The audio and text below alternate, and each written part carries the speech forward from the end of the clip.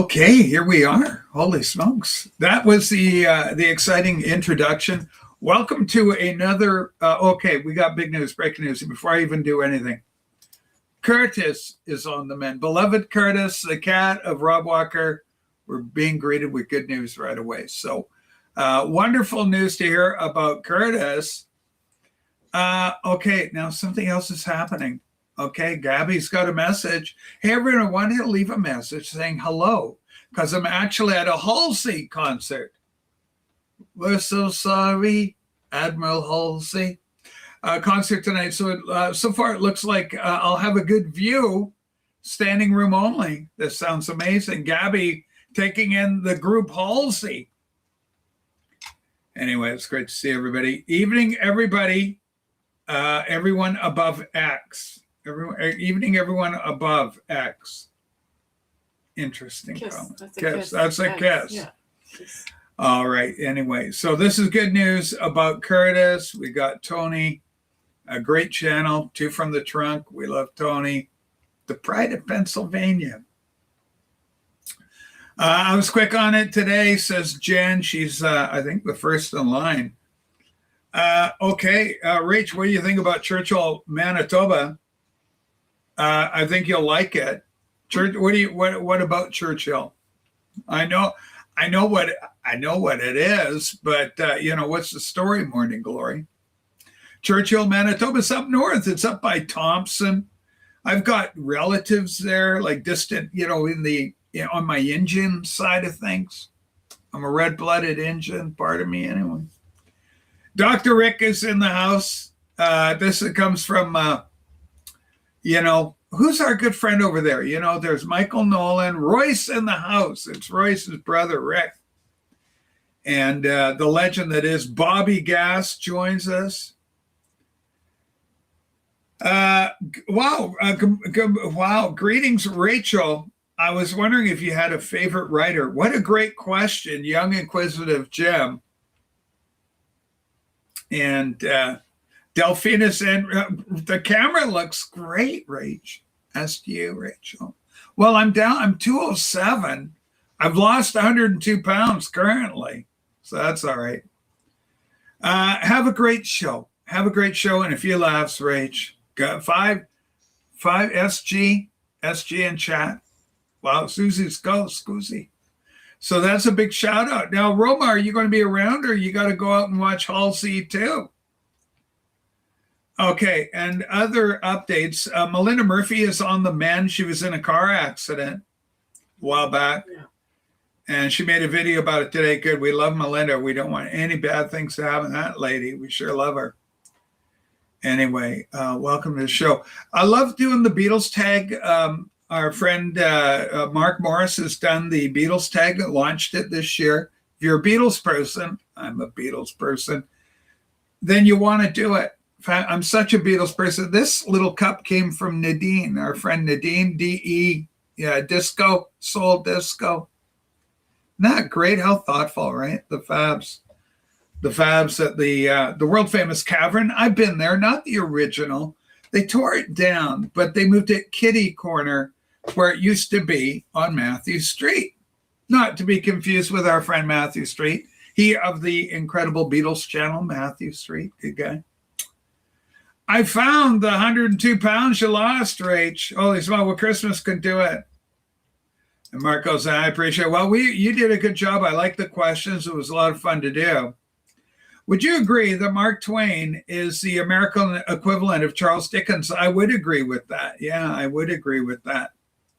Yeah, I think, well, I guess Walt Whitman, I guess the case could be made, but yeah, Mark Twain, right? Mark Twain, with the sage advice, kind of a Will Rogers, in the vein of Will Rogers. Good Lord. But favorite writer, is there anybody better than Shakespeare? I've been there. I've been to, where were we, Sue, for Will Shakespeare? Stratford upon Avon. Okay. Stratford upon Avon, Puddleby upon the marsh. But we were at Stratford in England, and I went into the church there where most of Will Shakespeare, apparently somebody stole his skull. Alas, Poor Yorick. I knew him, Horatio. How's that for acting? Pretty good. Anyway, Rix has joined us. That's good. That's what we love to see. Rach, I'm glad you figured out how to go full screen. Okay, yeah, that's one of the things you got to learn. It's not by choice. It just happened, but there is a way of doing it. There's a way of making you go full screen. It's in your settings in Restream. I forgot to, actually, I haven't even done that yet. It's just I'm covering more territory as it is. But anyway, Res per minute. Good afternoon, Rachel Scusi and the chat nuts, the beloved peanuts. So I had a lot of fun doing the Beatles tag. And it was fun to show my Beatles stuff, which I haven't really done en masse or, showing a large number of Beatles items. But I'm big on the singles. I want to get the picture sleeves, either American or Canadian. I'm not particular. I just want to get the North American sleeves. They were pretty much the same thing when it came to the Beatles singles. Okay, is this Chari? Chari, me, I'm love. Me too, Chari. Me, I'm love, Chari. Me, I'm love.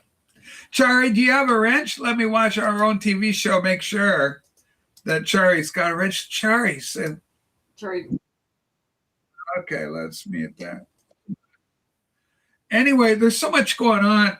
You know what? I'm one of the people, I killed Windows 11. I got rid of it.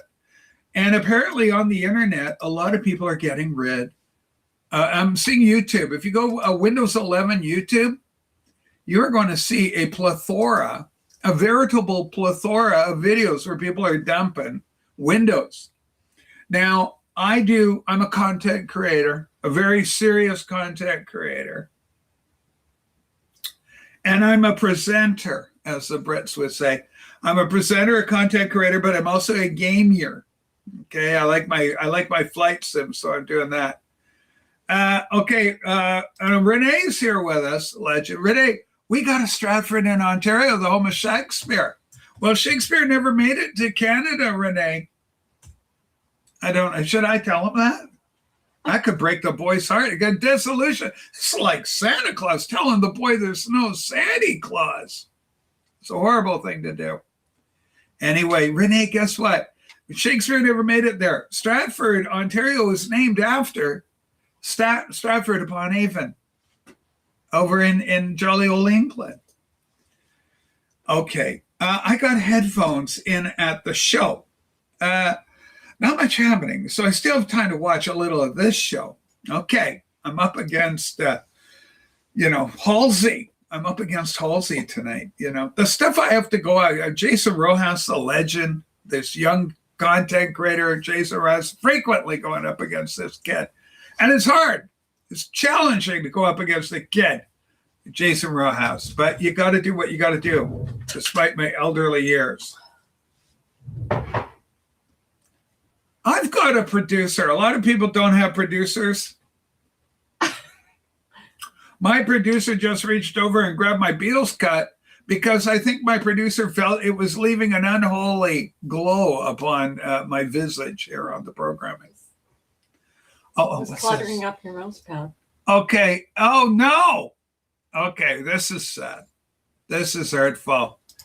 Little Annie Orphan, much beloved figure. God, she came to our attention during the infamous orphans charity scandal of some years ago. God, how the years go by. And little Annie, for her part, was in tears because all she got was a pea-stained calendar many weeks after the event finally arrived. Christmas was not a good event. And as a result, Annie has never grown fond. Disillusioned with Santa Claus. So that was very sad. Zatoichi, hi. Bob Weir, man. Yeah, we lost Bob. But you got to be ready for it because, I mentioned this last show. When you're young, you think you're going to last, you're going to be forever. Look at this. I'm developing a vagina neck. Very elderly now. The collagen is dying, everyone. And that's an indicator that I'm dying. It's very sad. Yeah. And yes, absolutely. We are a family-friendly show. At least you don't have a big Adam's apple. I don't have that. You never did that. I'm just a girl. Yeah. Okay, what's going on? Okay. And Rich goes, sadly, there's no old man coming down our. You got a Trump neck? Trump neck? I've never heard it called that, Bill. Never heard that called that. But maybe I'm developing one for my love of President Trump. It could be happening. I'm not sure. Anyway, so I got rid of Windows. I'm serious. Go look up Windows 11 on YouTube. You're going to find a whole bunch of people getting out of it. Rach, what you got there is you're developing what's known as a V-neck. I like a bit of a plunger. Does me good. Okay, yeah, I saw that porch. I saw it. What's going on? Is this for Renee? Yeah. Renee, look, I got your cup, little Renee. Don't walk away, Renee. Where's my other beetle cup? You take that away? It's over there. I got beetle cups. This is my Renee beetle cup, Renee. Actually, it's big. We should keep that in circulation instead of on. All right. Well, we give it a good clean. Yeah. Okay. Yeah, I just saw that over on the Instagram. I guess Michael over at the In-Groove, a guy was in his store, got a picture of him. He's got a bit of a burly customer. Seemed a little burly for being a record lover, a music lover. And he went and grabbed him. He went and followed the guy out of the store. He stole a Lady Gaga picture disc or something. Oh, my God. And so Mike tried to stop him. Oh, no. And I guess the guy mistook Michael as an ICE agent or somebody, attempted to run Mike over. What, with his car? And unfortunately, Mike didn't have his gun with him to put an end to this criminal. But anyway, we're glad Mike's okay. Okay, let's see. Okay, this is interesting. I saw a few corpses on Wax Show earlier today. Good Lord. It's everywhere. Is this a Beatles channel? Many people would think it is. I love the Beatles. They are my jam. But we do more than the Beatles around here, right? We talk about a lot of stuff. Anyway, so I've gotten rid of Windows and I've gone in for a thing called Nobara. And it's a Linux system designed specifically for gamers, which I am with my flight sims, everything. I've got them all working except DCS, but all the L2 games are going. I can fly my beloved Spitfire. Go England. But anyway, let's get Mazzy up here if he wants to come up and talk rock and roll and stuff like that. Because I love Normie. He's my cousin's family, right? I got to get him a Christmas present every year ever since we discovered it. And his family, oh God, what have I got? What did we get Norman this year? Sue and I will talk back and forth. Yeah, same for Melinda regarding cars and stuff. Be careful out there. Mazzy did the tag today, Rach. I got to watch. If Harry did it too. Harry did the Beatles tag. Mazzy did the Beatles tag. I'm so glad these big channels, these heavy hitters are taking it on, helping us out. But we like that. Hey, Nathan's got a tour of the inside of his shop.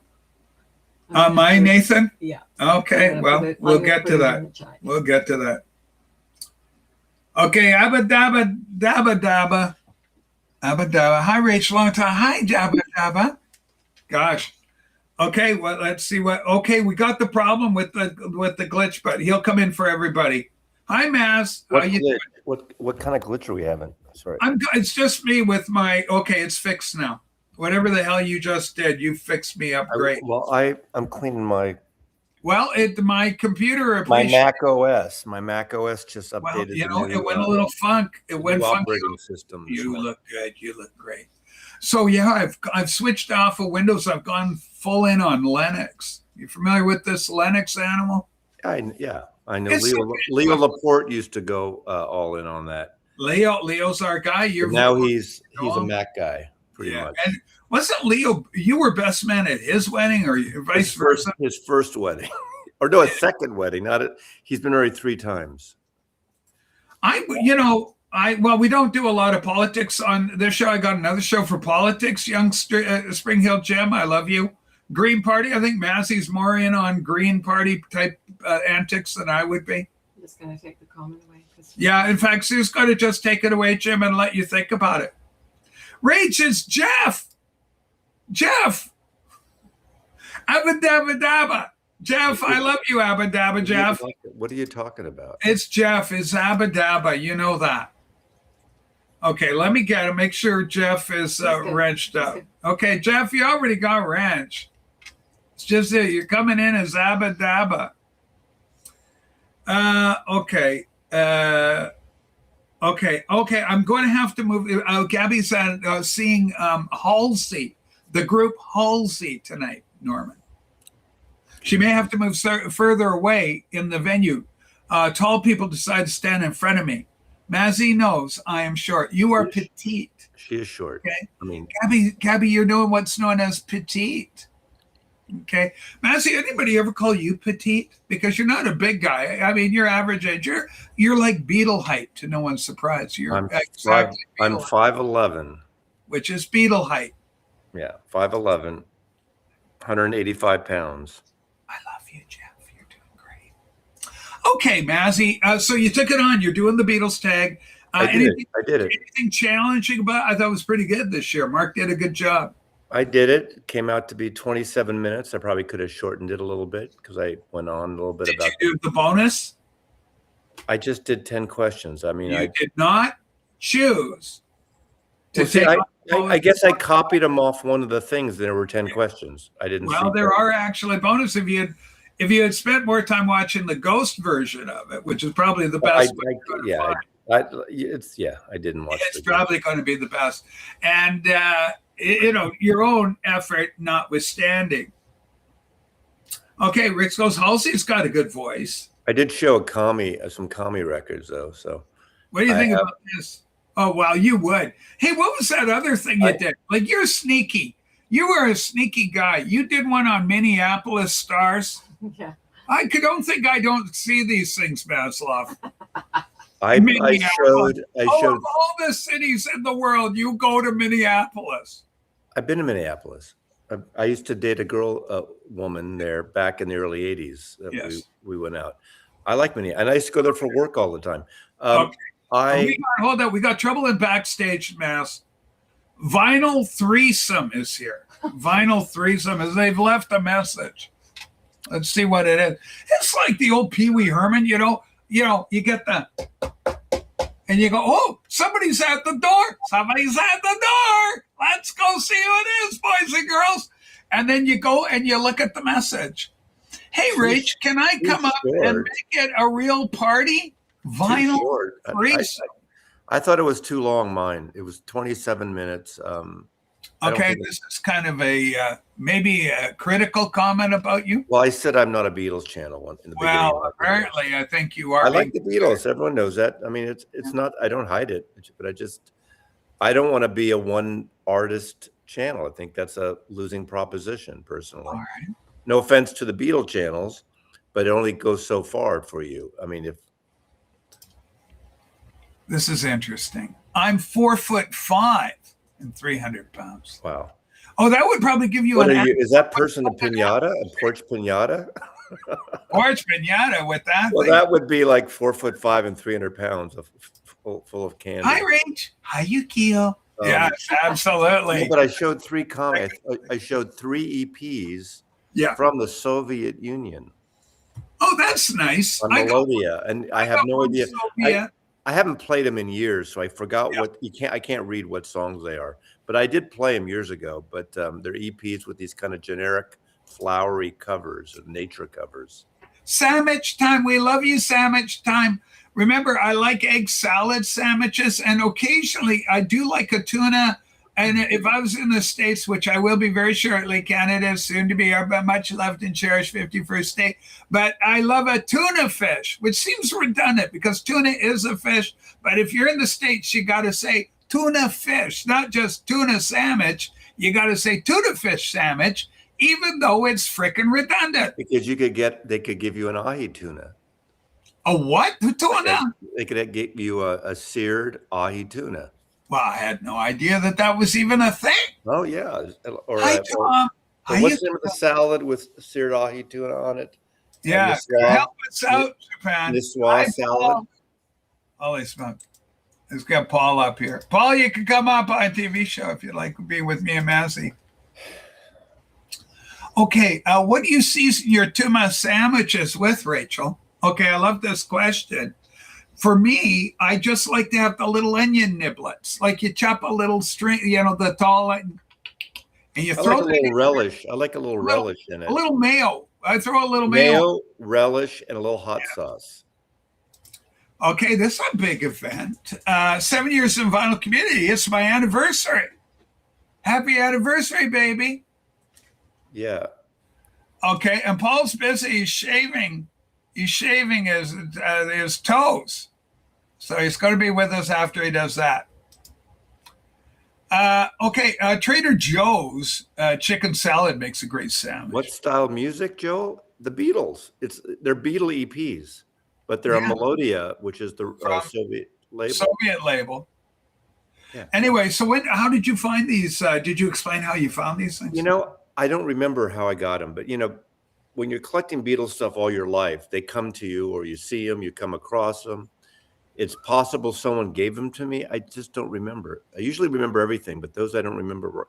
I think somebody gave them to me, and I hate to say it, I don't remember who gave them to me. Well, it happens, right? Because you're in the vinyl community, millions of people. They host a bed and breakfast establishment. There are 3 of us flying down from here, Pacific Coast Audio Show in Seattle. Okay. Who is Tim? Do I know Tim? You know Tim very well. Which Tim is this? That's Tim. Tim 99. I know have we seen him? Has he been up? I don't. It's Tim. Just to go roll. That's Tim. Well, put it this way. Friends of mine stay here free for the Seattle show. If I was to house people, and I know Rob Walker's going to love this answer. If I was Rob. If I was to house people who I don't know, I'd have to charge them.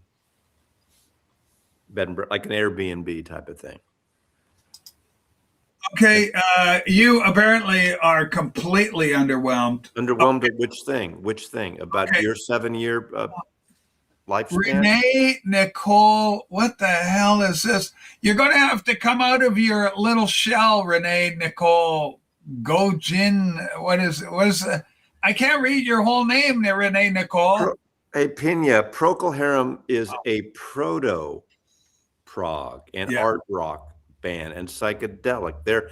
It's a mix, and and there's even prog bands are not all alike, as you know. So it's just crazy with the way the show works. Timmy is here. Is Lassie with him? Timmy? What is going on? I love that. Where did all the retards come from today? I don't know, man. They come flocking in. I don't see a Timmy. Timmy is here. Actually, Rob Walker. Timmy. Let me say something to Rob Walker. Okay, Rob Walker, listen up. Okay. Seriously, you could stay here for free because we've become friends, I think. Whatever you decide. We've met each other. We've hung out. We spent time together. We've broken bread together. We had half a Guinness together, whatever. So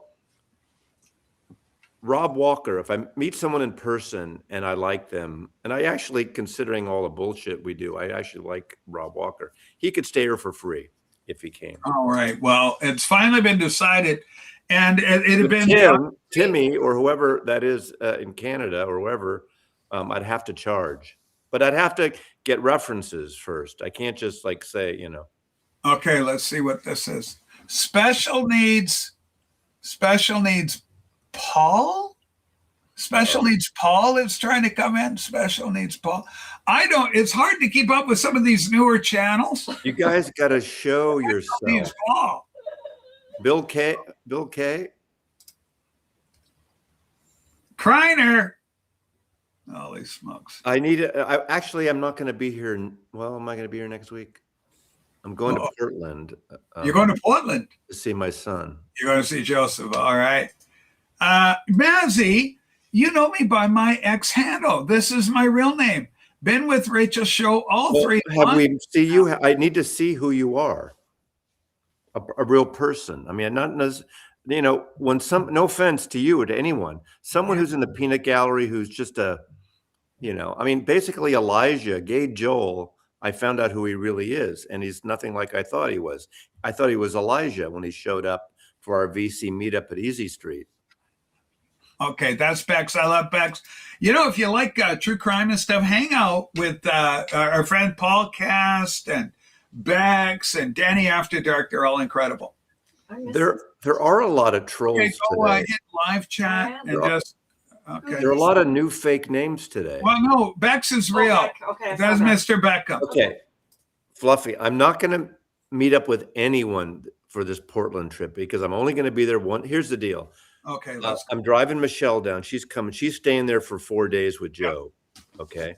I'm just staying one night. So I'm driving Michelle down. I'm going to hang out with all 3 of us are going to hang out one night. Oh, there's Richard. I do usually go to Little Axe. I don't know. This is probably not going to be a record week, a record time. Yeah. I've mentioned New Riders of the Purple Sage, but not in that Americana video. But I've mentioned them before. I love especially that first album, that cosmic country-ish album. Yeah. I like the New Riders. I used to see them all the time. I love them. All right.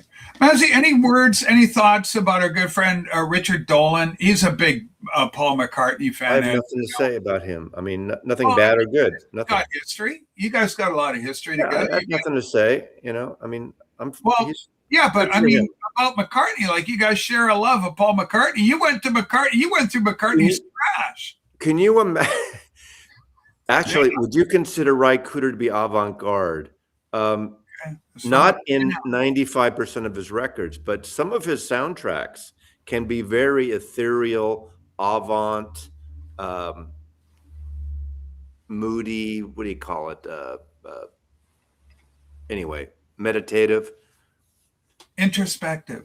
Richard was blocked, by the way. Richard, you weren't even blocked, by the way. He was just deranged. You were First of all, someone's going to be staying in my house while I'm gone, and I have an alarm system. I have insurance.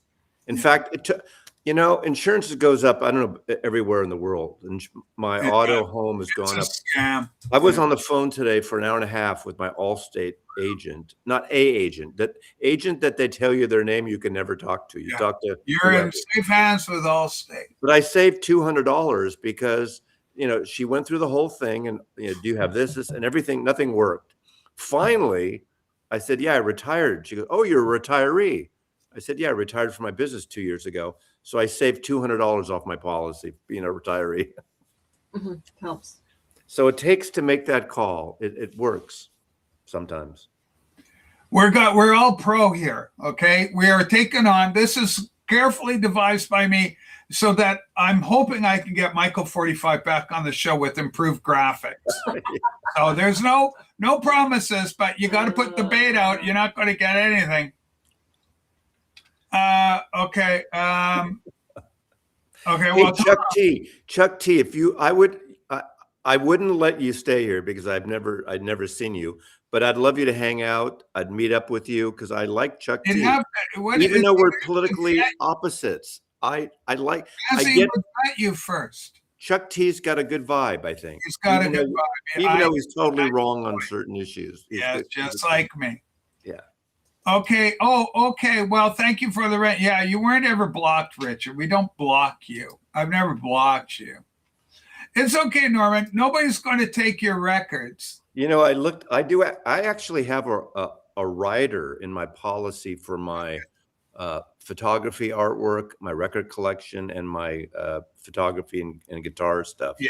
So I pay extra for that, for a rider. So, I mean, to be honest with you, if someone stole all my records now and I cashed out, I wouldn't be so sad at this point in my life. Wow. That's coming. It's big because Sue, we got to head down there. It looks like the be very great at this. Well, if you want to come and pay top dollar and buy them, yeah, that's all. I even said on one of my videos on the high end of Discogs, and I have about, I'm thinking just maybe 3/4, 2/3 of my records in Discogs. I'm at $400,000. If someone, and I still have another quarter or third to go. I think a quarter to go. So if All someone said, here's $400,000 and I want all your albums, I'd say, come and get them. Okay, we got 2 great comments. I literally just said they are insured. Yes. No, that's not the question. The question is, are your records inserted? Oh, inserted. Inserted. I could think he spelled that. It could be a typo, but it could be just may mean, are they inserted? To which I would probably answer yes. Anyway. Sympathy. But if you guys came down here again, Susie, would you not drink my lattes? That's right. Decaf. She's going decaf. I don't have decaf in the house, so you're out of luck. Okay. And then the second question comes from our good friend Jason, or Satan, I guess. Satan. Hey, Fluffy, what happened to you, Fluffy? Fluffy. What's this melody fact shit at the end? Okay, what's going on, Fluff? He just fact at the end of his posts now. Okay. Is that the real Fluffy? Hold on, let's look and see. He sure looks like him. But the fact comes from the melody school. It does. And his melody coined that. He made it a whole thing. Stop doing that. Stop doing that. He hates that. He hates those cans. All right. So anyway, the question is, Norm, is it true that you'll be attending VinylCon? An interesting kind of factoid here. I still haven't decided on my costume. It looks like I am going to be there. Okay. Are you going to have a costume? No, I don't dress up. No, this is my costume. Yeah, I haven't worn. Okay, I have about 3 Yeah. leather hats. Macon's hats. Woman retired. She used to be in New York City, Yes. and there was a place, a hat shop in the Mission. She was a haberdasher That was going out of business, and they were selling all their hats cheaper every week. Yeah. And at the time, these were like $300 leather handmade hats, and I ended up getting them for like $60, $70 by the last week. And I don't wear them very often, but they're kind of cool. Well, you know why? Because every time you wear that one, I want to point it and you go, oh, stop it, Henry. Get off. Go get out of that boat and come back and help with dinner. Norman, it's the loons. Yeah, that's it. It's your golden pond. The loons. Norman, the loons. It's his golden pond. Henry Fonda. Old man. But his name is Norman. What's his name? Was he a Norman in that? That's why. It's been years since I've seen it. Kate Hepburn says, it's the loons, Norman, the loons. Yeah. It's like she's back with us, isn't it, when you do that? Yes, yes. Oh, my God. So anyway, I guess Sue's just quit the coffee because of all the, the hormones it does or something. Okay, I got to answer this insurance question. It depends on your carrier. But you have to get a rider. I mean, you get coverage of contents, and it's X amount, whatever you pay or whatever you want to pay. You can up it. But in terms of a rider, you have to itemize things. Now, in records, I take my medium value, but I probably won't get more than my low value on that. My guitars, which I have to update because I got sold guitars. All my stereo gear guitars I have listed in the rider. It's on a PDF or whatever. Yeah. And I upload it and I say, this is worth X amount. So I have like stereo and guitars worth, I don't know, $50,000 or whatever it is. And then I have photography and artwork, X amount, my record collection. And you pay more for it, but it's a rider. And if God forbid, no one's going to come and steal my records. The one time I had my apartment broken into in San Francisco, like in the 80s, they stole my stereo, camera equipment, guitar. They stole my cutlery and blenders and shit. They didn't touch my my records, of course. It's too hard to steal records, really, if you have a whole collection.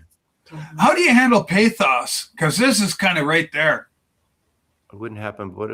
But if I did stay at your place, if you would let me, I would be great to hang out with a real friend in the VC. Be gentle. I would let Johnny stay here. I know. Yeah. Okay. Dodge the bullet. You're a Canadian, so you have to pay. Canadian. The pay would be different. The pay would be. Speaking of course, I like Johnny, but okay. Well, speaking of Johnny, look, here's Rachey. Mazzy, would you take $4,000 for all your records? 4,000 Canadian dollars. No. Okay. Sorry, Rachey. It may not be enough. You know, every insurance company is different, and here's this thing: you can pay for whatever the insurance is and whatever you tell them and stuff. The fucked up part is, God forbid, down the line you have a claim for stolen goods or fire. You fucking got to justify, and you got to fight for the money they owe you. Insurance companies are notorious for fucking you over. Okay, this is kind of great. Timing is everything. Jeff is here from Jeff Fletcher Insurance. He writes, "Let me know if you need a good plan with great benefits." From Jeff Fletcher Insurance. I have I get 10% off because I've joined my homeowners and auto. The problem is, in California, AAA actually does insurance, and I was with them since I was 16. So for almost 50 years, I was with AAA, and every single year when my auto policy, the premium went lower every year because your car gets older as long as you don't have a claim. When I moved to Seattle, they don't have AAA here. They only have AAA as a auto thing, and they sell other insurer companies, so they don't self-insure. But every year in Seattle, my auto has gone up, which is fucked up in Washington State, and I've never had a claim. So I think that's bullshit. But insurance is fucked up now, like everything else in America.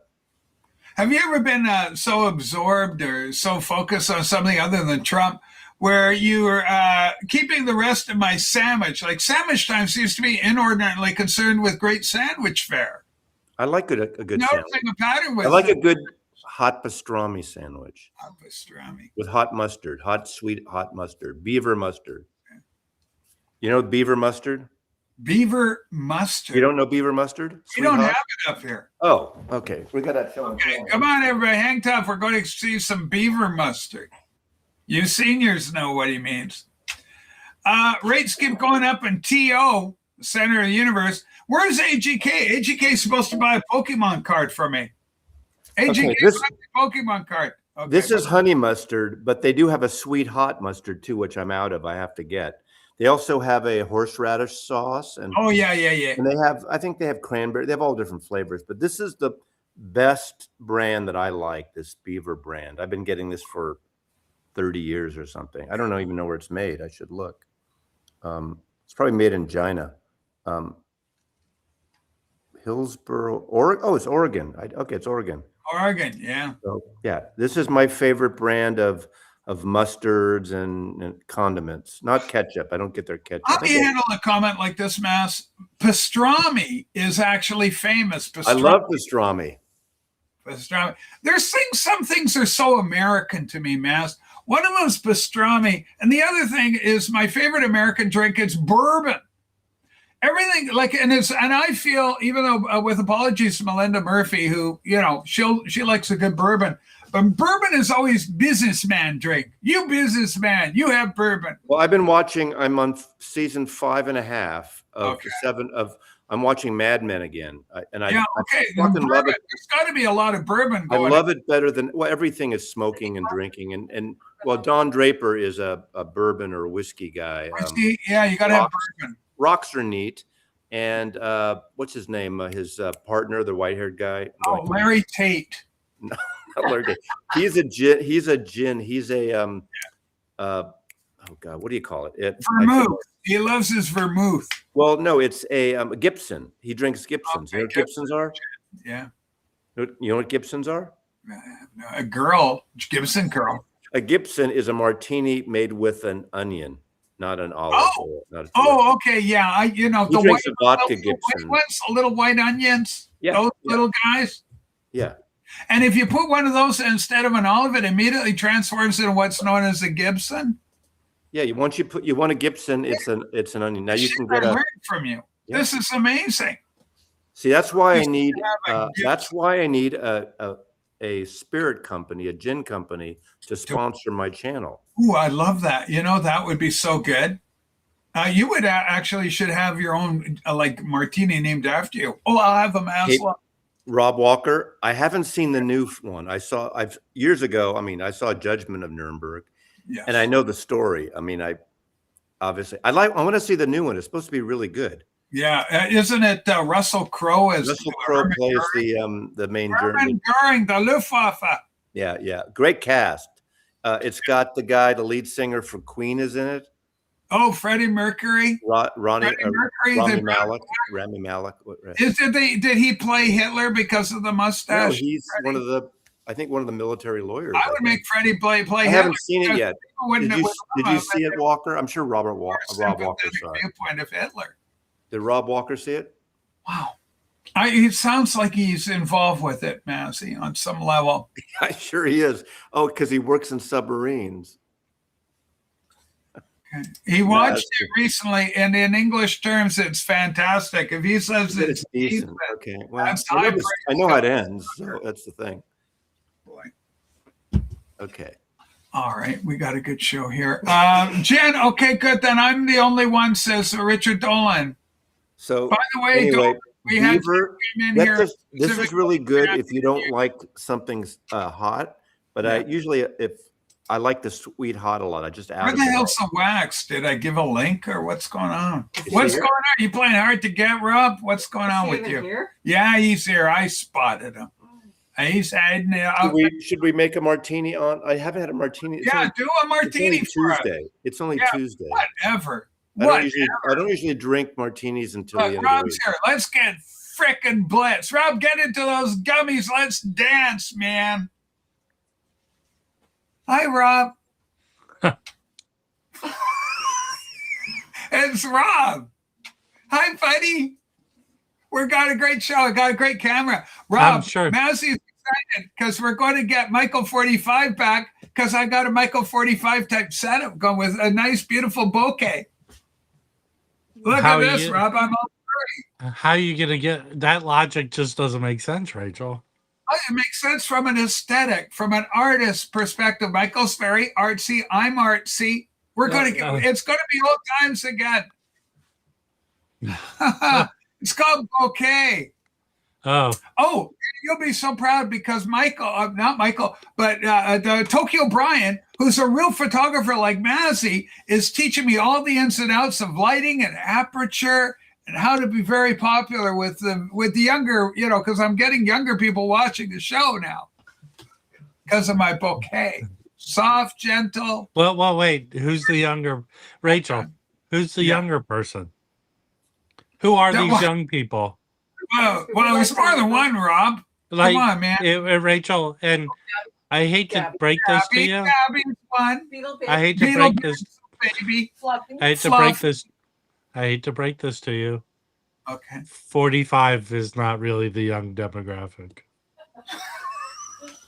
As you're not pulling, 40 is young to somebody Mazzy at my age. I'm surprised you didn't talk Sue into getting you like a whole new Einstein system.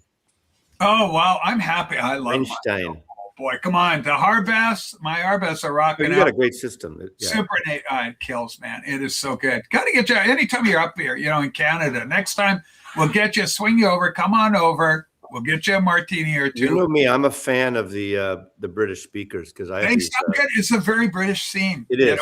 I have these Rob Spenders. and I are rocking very similar kind of, we're right there. Spenders really changed the tone of the vibe of my system. Rob, we had Rob Walker come in, and he was criticizing your program earlier. He was worried that you were getting an actual demographic that was over the age of 70. Wait, I'm right here. Me or him? You. He was going, you should have seen the wax show. It was like a graveyard. I went, what the hell? Rachel, we had over 200 people watching this morning. Oh, very nice. You had what? Over 200 people watching. You had over 200 people? I haven't had numbers like that since 1994. Holy Rachel, shit. Let me tell you and Rob Walker something. Okay. You nurture the people you have. You don't go after the people who aren't even there. Right. So you've created what I'd call a safe space.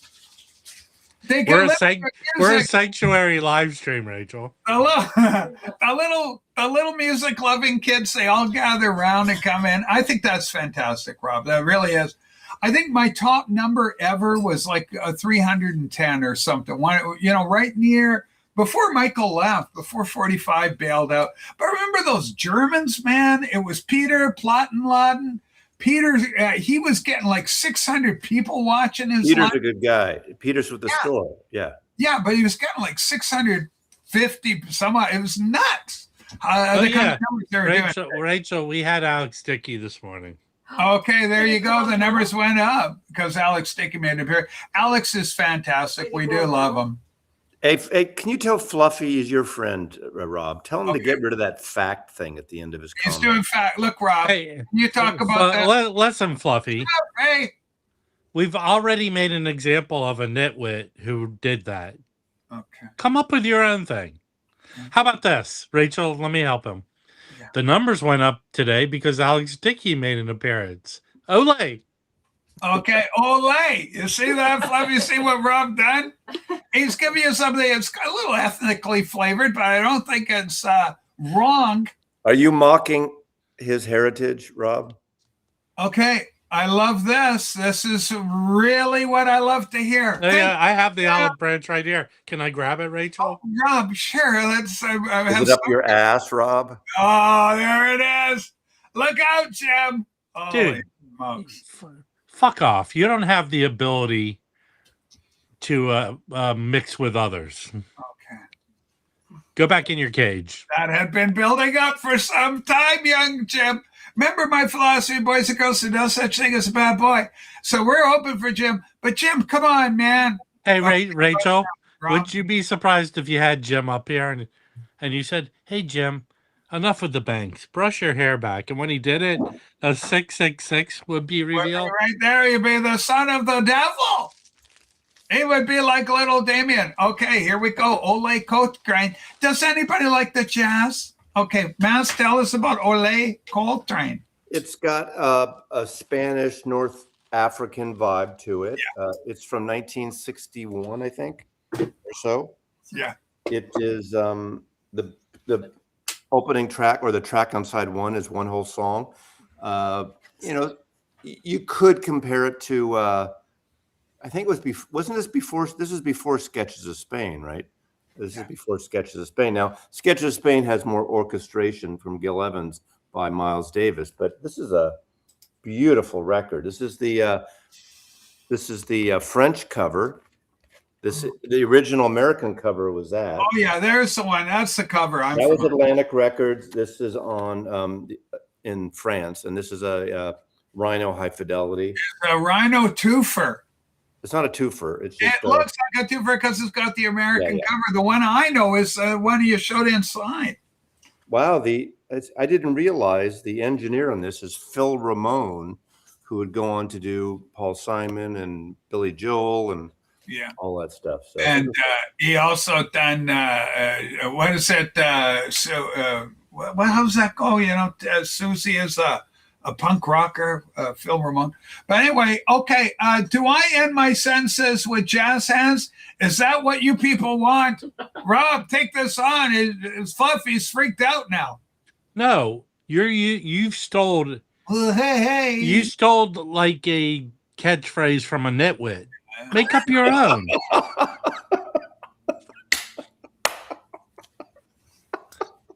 That's funny. That's funny, Rob. I like that. Okay, Massey, this goes right back to you. Who was Alex saying Shell a Man this morning? His delivery and Massey's reaction were hilarious. Yeah. Okay, who's a shell of a man? He said he talked about Arnaldo Fidelity. He says, "Oh yeah, we love Arnaldo." But not him in general. But when he sold that. Remember, he got screwed by some guy in Discogs. I don't even remember that. Some guy, like, the bait and switch and stuff. He goes, after that, he was a shell of a man. And I just Rachel, did Mazzy bring this up?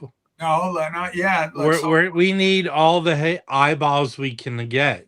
Yeah, what's going on? Someone tried to kill the Engroove. Okay, I heard about this. This is over on the Instagram.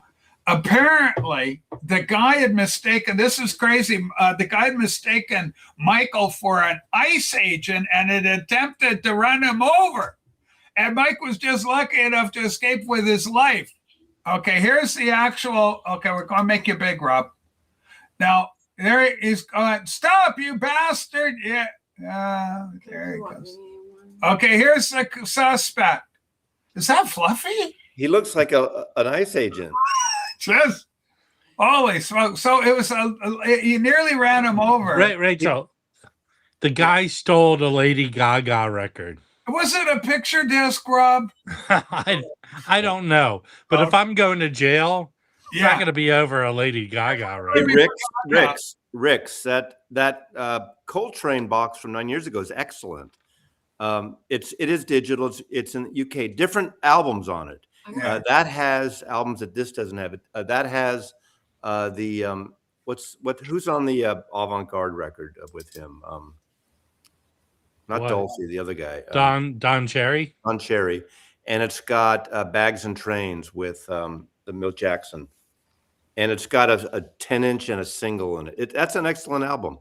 And it's digital. It was created in the UK. It wasn't the best picture, Fluffy. I just saw the figure of the individual, and I thought the one it just popped into my mind. I went Fluffy, but it may not be you, Fluffy. Please, I'm not saying it was you definitively. I'm just saying it could have been you. And have you talked to Michael lately at the In Group? Let me know when you get a chance. Holy smoke. Some people get touchy if you accuse them of thievery. Okay. Mike Tripp, when that happened, imagine what would have happened if Mike had had a spill. Well, wouldn't have been good. Okay, look at this. This is interesting. Jim goes, the thief is absolutely wrong in the wrong. Okay, he's in the wrong. But yikes, that wasn't the best decision for Mike to run out. He's running on instinct. You don't chase a guy because these days anybody could have a gun. When you have adrenaline, Rachel. Yeah. I think Arnie Fuckhead's here. Oh, he needs to be sent away. Arnie, you son of a bitch. Yeah. All right, where is he? Where the hell is Arnie? Sue, kill Arnie. Figuratively, never hurt Arnie. Okay, let's responder. Okay, Rob. I was gonna say something else. Well, okay. Did they steal the George Harrison box set with the gnomes? Yeah, that wasn't available in stores. That's only by mail. Look, the guy was thinking he was scot-free. Yeah. He pulled out like a basic canvas bag that you put like your records in. Tote bag, it's called. He slid the record in. He was eyeballing that Lady Gaga record. Right there, the way you're describing this, Rob. Now, Rachel, I believe. Here's what I believe happened. What's going to go down? The guy escaped with all the adrenaline running through his body. Sure, he ran home, ripped that record open, put it on his Crosley, and then put on his meat dress. Hey, Rob, maybe. Well, that was meat dress. Maybe he put on his meat dress, right? Gaga's got. Maybe he thought he was an episode of What's in My Bag. Holy smokes! But poor Mike. I mean, I'm so glad that Mike's okay. Can you imagine if he had actually struck our beloved Mike at Ingrove? That'd be awful. You know what? Our shirts would go up in value. There is always a silver lining. But anyway, but thank God that didn't happen. Thank goodness. You know, there's a lot going on. There's fires. There's people trying to hit people with cars out in front of his store. Richard, I got very bad news about McCartney 3.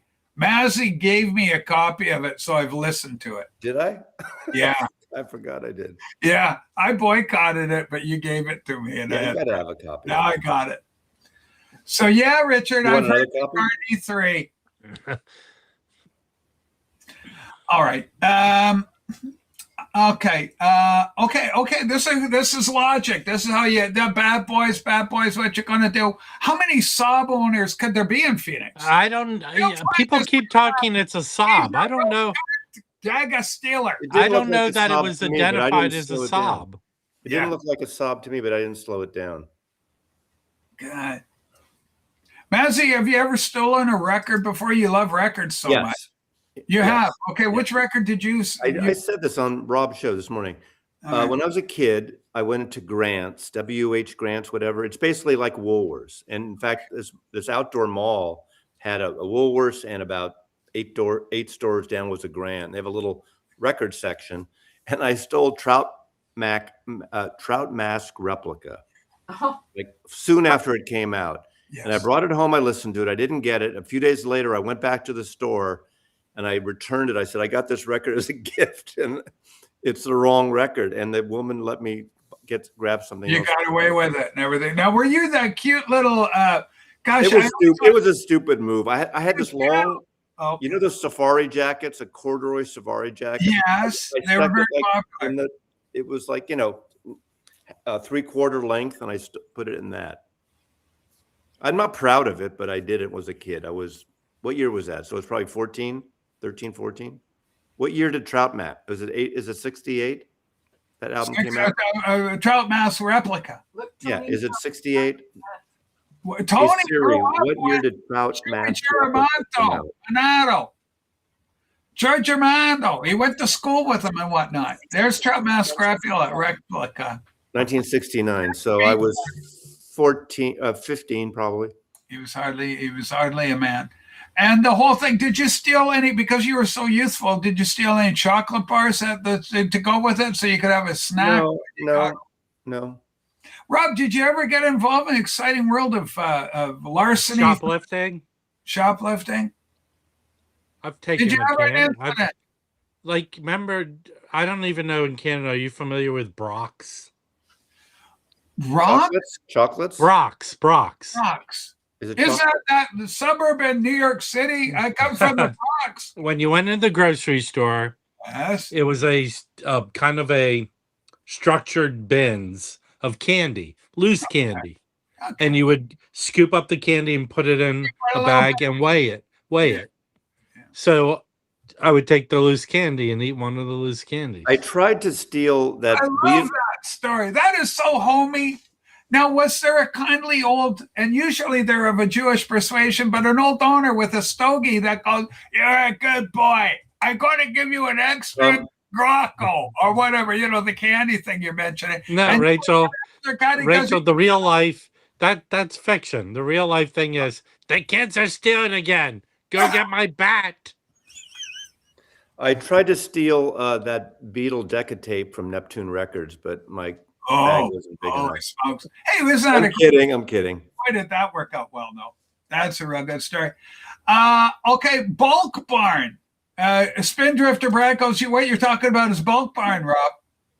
It was the Brock's candy setup. Bulk Barn. Here. Matt, have you ever been to a Bulk Barn? Let me pull it up. Okay, something's happened to Massey. I was reading something. What are you talking about? I was just wondering if you ever experienced the joy of a Bulk Barn. No. Okay. Okay. Here, Rachel. Okay. That was it. Oh, I remember that. Okay, hold on. Here we go. Look at this. It's the Brock's candy shop. That's Brock's, yeah. Yeah, and they're all in the little twisty silver packaging kind of thing. They'd come into the display. You'd have the rep would come and wrappers and paper wrappers, wax paper wrappers, parappas. Holy smokes! Okay, here's something for you, Rob. This is like on the literary scale. Yeah. I'm an avid reader of the UK Police Blotter, looking for your name on there. All right, holy smokes! Down at the post office, young boy scallywag, a scamp. Call him a scamp, Rob. Holy smokes, we sure got the kids. So, and Rob, I'm so happy. So 200 freaking people are gathering around. You're getting Alex Dick in, the heavy hitters. Gosh, how's Alex doing? What's up? What's he into? What's his thing right now? What was his thing? What is his thing, Massey? Maybe you'll recall. He Dicky, as we're talking about. He was worried about people's, like what Mazzy said earlier. Okay. Did you hear about that, Norman? What Yeah. did he say? He was very concerned about that. Yeah, he's concerned about that record values aren't going up, but who gives a Oh shit? yeah, he said his Discog his discog value has gone dropped. down. But So it's all over. The dream is over. if you're looking at your record collection as a value thing, I think it's the wrong way to. The difference C's candy is it's not Chocolate. put It's in not wrap. It's not wrapped. It's I not in grew up wrappers. I It's grew up with fresh candy. Rachel, if you ever come to the California, there's C's candy. C's candy's famous because they make all their candy fresh, and you can go in there and ask for a sample, and they give you it's not even a sample size. They can customize boxes they can customize boxes by piece. Or you can buy pre-wrapped. My grandmother, when she lived with us for a few years, she's one of the little old ladies in the white things selling C's candies for a while. She loved it. You kids, this vinyl community sure knows their candies. C's is a higher class than Bucks. Everybody's saying it. Everyone knows that C's is the basically top. Mary C looked like Barbara Bush. Mary C. C's candy. She's another one. Have you heard the story, Massey, that Barbara Bush may have been a guy? Did you hear that? Yes. There she is. There you go. Hold on. Barbara Bush. Sorry, Rob, you got caught up in a Massey misfire. Here Mary we go. C's. There she is. Or she looks like George, but Rachel, look here. Here's how you get it. For years, everybody that worked there looked like Mary C. My grandmother. So most people are familiar with the Whitman sampler, right? Yeah. But with the C's, is you can choose all the candy that's in the box. Whitman sampler, you're at your whatever they put in there. So it's high end candy. Brock's is not. Brock's is a step up from like typical, candy. Holy smell! But now, is there any concern about dentistry or bills? No, that stuff will kill you. All this stuff will kill you, Rachel. It's not as healthy as some would think. Coffee Dave gave me like at Christmas time a big bag of those individual squares from Ghirardelli chocolates in San Francisco, which is actually San Leandro now, but Ghirardelli Square is still in San Francisco. They're excellent chocolate. Okay, I'm just saying there's rumors that Barbara Bush could have been a guy. Yeah. And it's just one of those stories on the internet that's going around. Barbara Bush is a guy. Okay, so it's there. And the type of guy that Rob Walker seems to like. All right, Barbara Bush. Holy Ricks, do you have to post that question twice? Okay, let's take a look. Go ahead, Massey. It's for you, one of your fans. Our collection from the early 70s was that Miss November 71. Holy smokes. Rob, I've got what's called... Beetle Babe. Are you somewhat interested and intrigued by the exciting world of high-end content production where you get a soft, gentle, kind of a blurred-out bokeh effect in the background from your scenery? Like, can you imagine Pasto just being so gently blurred and your own beautiful skin tones natural coming to the fore? It's incredible. These also had these great thin mints too. Their thin mints were great. The little yes, Rob. It's the content of what you're talking about, not how it looks. I went to Vistaprint and got my airplanes on a mouse pad. Isn't that great content? I'm showing stuff and talking about it. This was a gift from Coffee Dave. Maybe I should call him Chocolate Dave now, but if I do that, someone will think it's a racial thing. Yeah. Which is not good. But these are Ghirardelli premium assortment chocolate squares. I'll make you bake for your Ghirardellis. There are Ghirardelli chocolates, not Ghirardelli, but Ghirardelli. Ghirardelli. There's let's see. Okay, there's this one is dark chocolate with sea salt caramel. Yeah. There is just milk chocolate caramel. There is okay, Massey, I'm sure we love your man. Rachel. This is slowly turning. Massey's turning into remember Bubba from Forrest Gump. It's horrible, Bubba. Yes. I got sure. No, this was a very. It was a very Rachel. nice. Rachel, it's mint chocolate. It's It was a caramel very chocolate. nice gift that Coffee Dave gave me. Okay, listen to this, Maslov. The thing I like in those is when you go in at the bottom of the bag and you're going to get the little circle thing with the little steel balls. You shake them around and they go in the little holes. That's a Guinness. You're talking about I a love Guinness. that. The Guinness with the little ball. No, it's just a little disc with a plastic top. Maybe have a little clown face or something, but the little balls go in the holes. Do you like the balls in the whole game, Rob? I remember those. Yeah, I love that. Rachel, you know what I like? Yeah. The ball-headed man with the magnets, and you put the hair on his caramel face. and I love that chocolate. you can shake it around and you can give him a beard or whatever the hell you wanted. chocolate caramel with sea salt is like the fucking best. That is so good. And all you need is one. You don't like. You don't have Hey, to. Don't Rachel, I hope Coffee Dave didn't put like Malox in that. You know, bags. Rick. Yeah, That's with practical. coffee. But you know what else goes great with chocolate What? like this? What? A glass of red wine. Red wine. No, Rachel, Oh, I'd love that. if you were any kind of live stream host, Yeah. you would say, "Listen, Mazzy, Listen, Massey. did you bring enough for everyone?" Did you Yeah, bring it up for actually- everyone? Actually, how many people are watching? We got, what do we got? 95. God, the numbers. Yeah, I have enough for everybody. tripling up on me. Okay.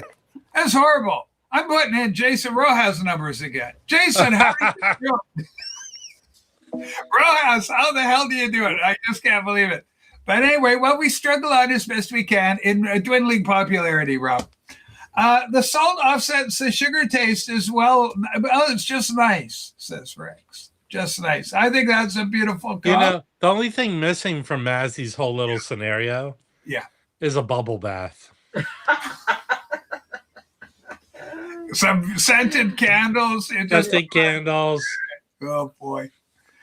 You know, the other great toy that you get in the Cracker Jacks when you get the fingernail, the one fingernail you put on is a fingernail. I love those. That is a Cracker Jack. I never got any. Rachel, to be perfectly honest, Yeah. I never got any of the good stuff in a Cracker Jack. Did you have? It was always those shitty tattoo things.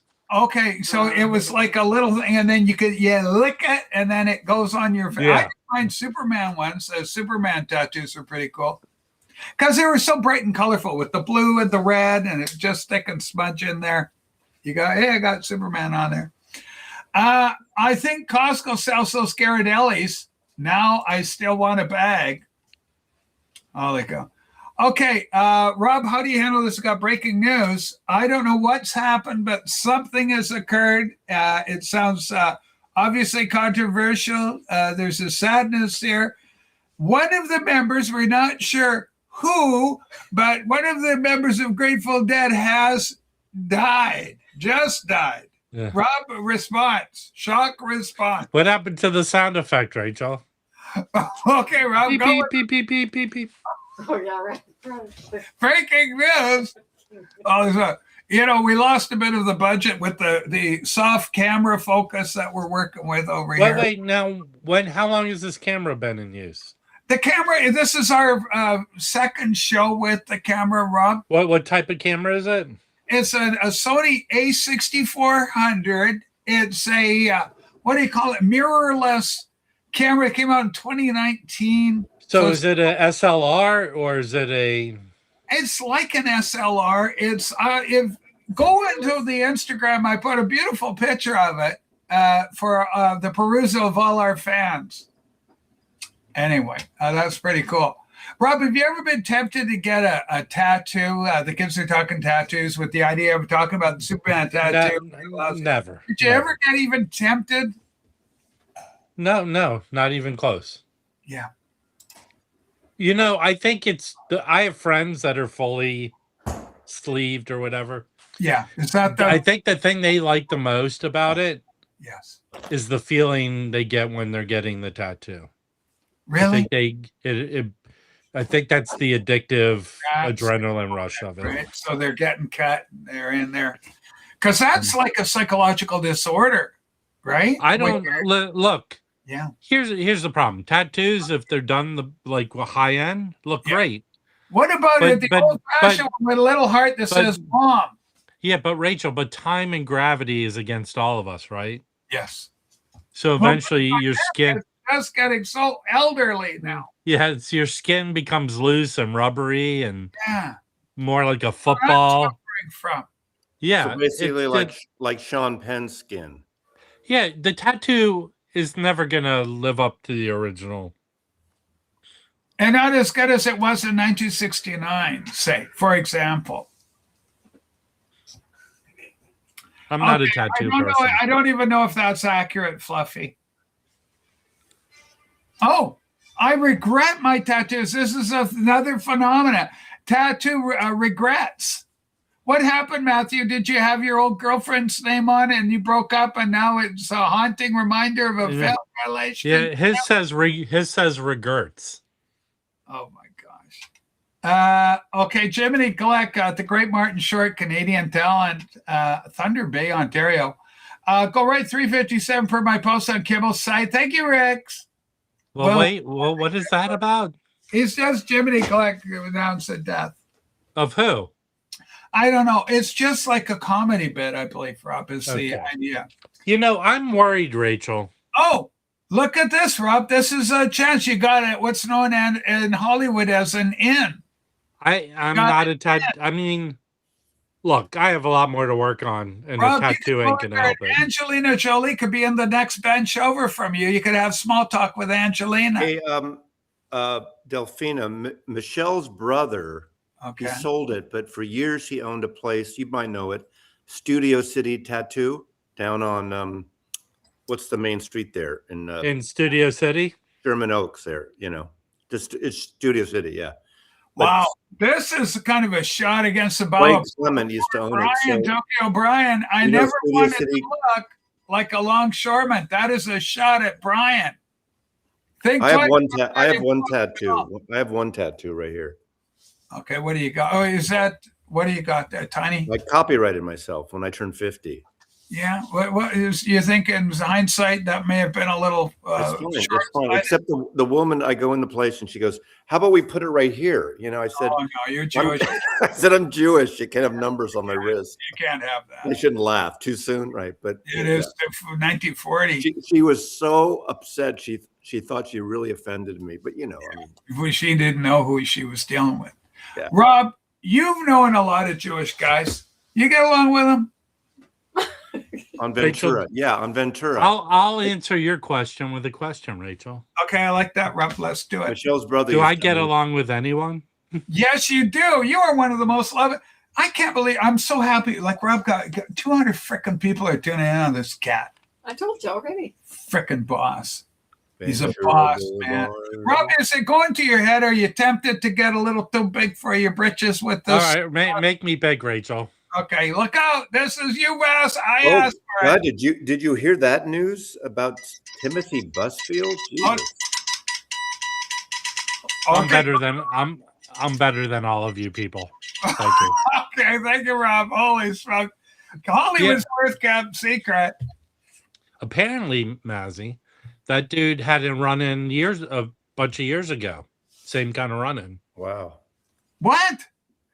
Timothy Years ago, the You same. know, I thought he was about to make a comeback in television in 13 something. Yeah, I guess this. See what I did there? See what I did there, Rob? He was a Hollywood guy. And He he, laughed. I got Rob to laugh at a joke. That wasn't. I didn't laugh. I think shook Rob my head did. into. You totally This is laughed. okay. This is I think shaking it your was head in disbelief. involuntary, yes. Rachel, I heard can I Rewind. give? Somebody rewind the tape and tell No, me. if here's Rob- me laughing. Here's me based on what you just said. It's a whole. Shaking my head in disbelief. Did you get the joke, Rachel? I got it, Massey. It was a beautiful joke, and it was so beautifully. I mean, done. it's scary because it's true. Right, That's right. the You know scary what, Rachel?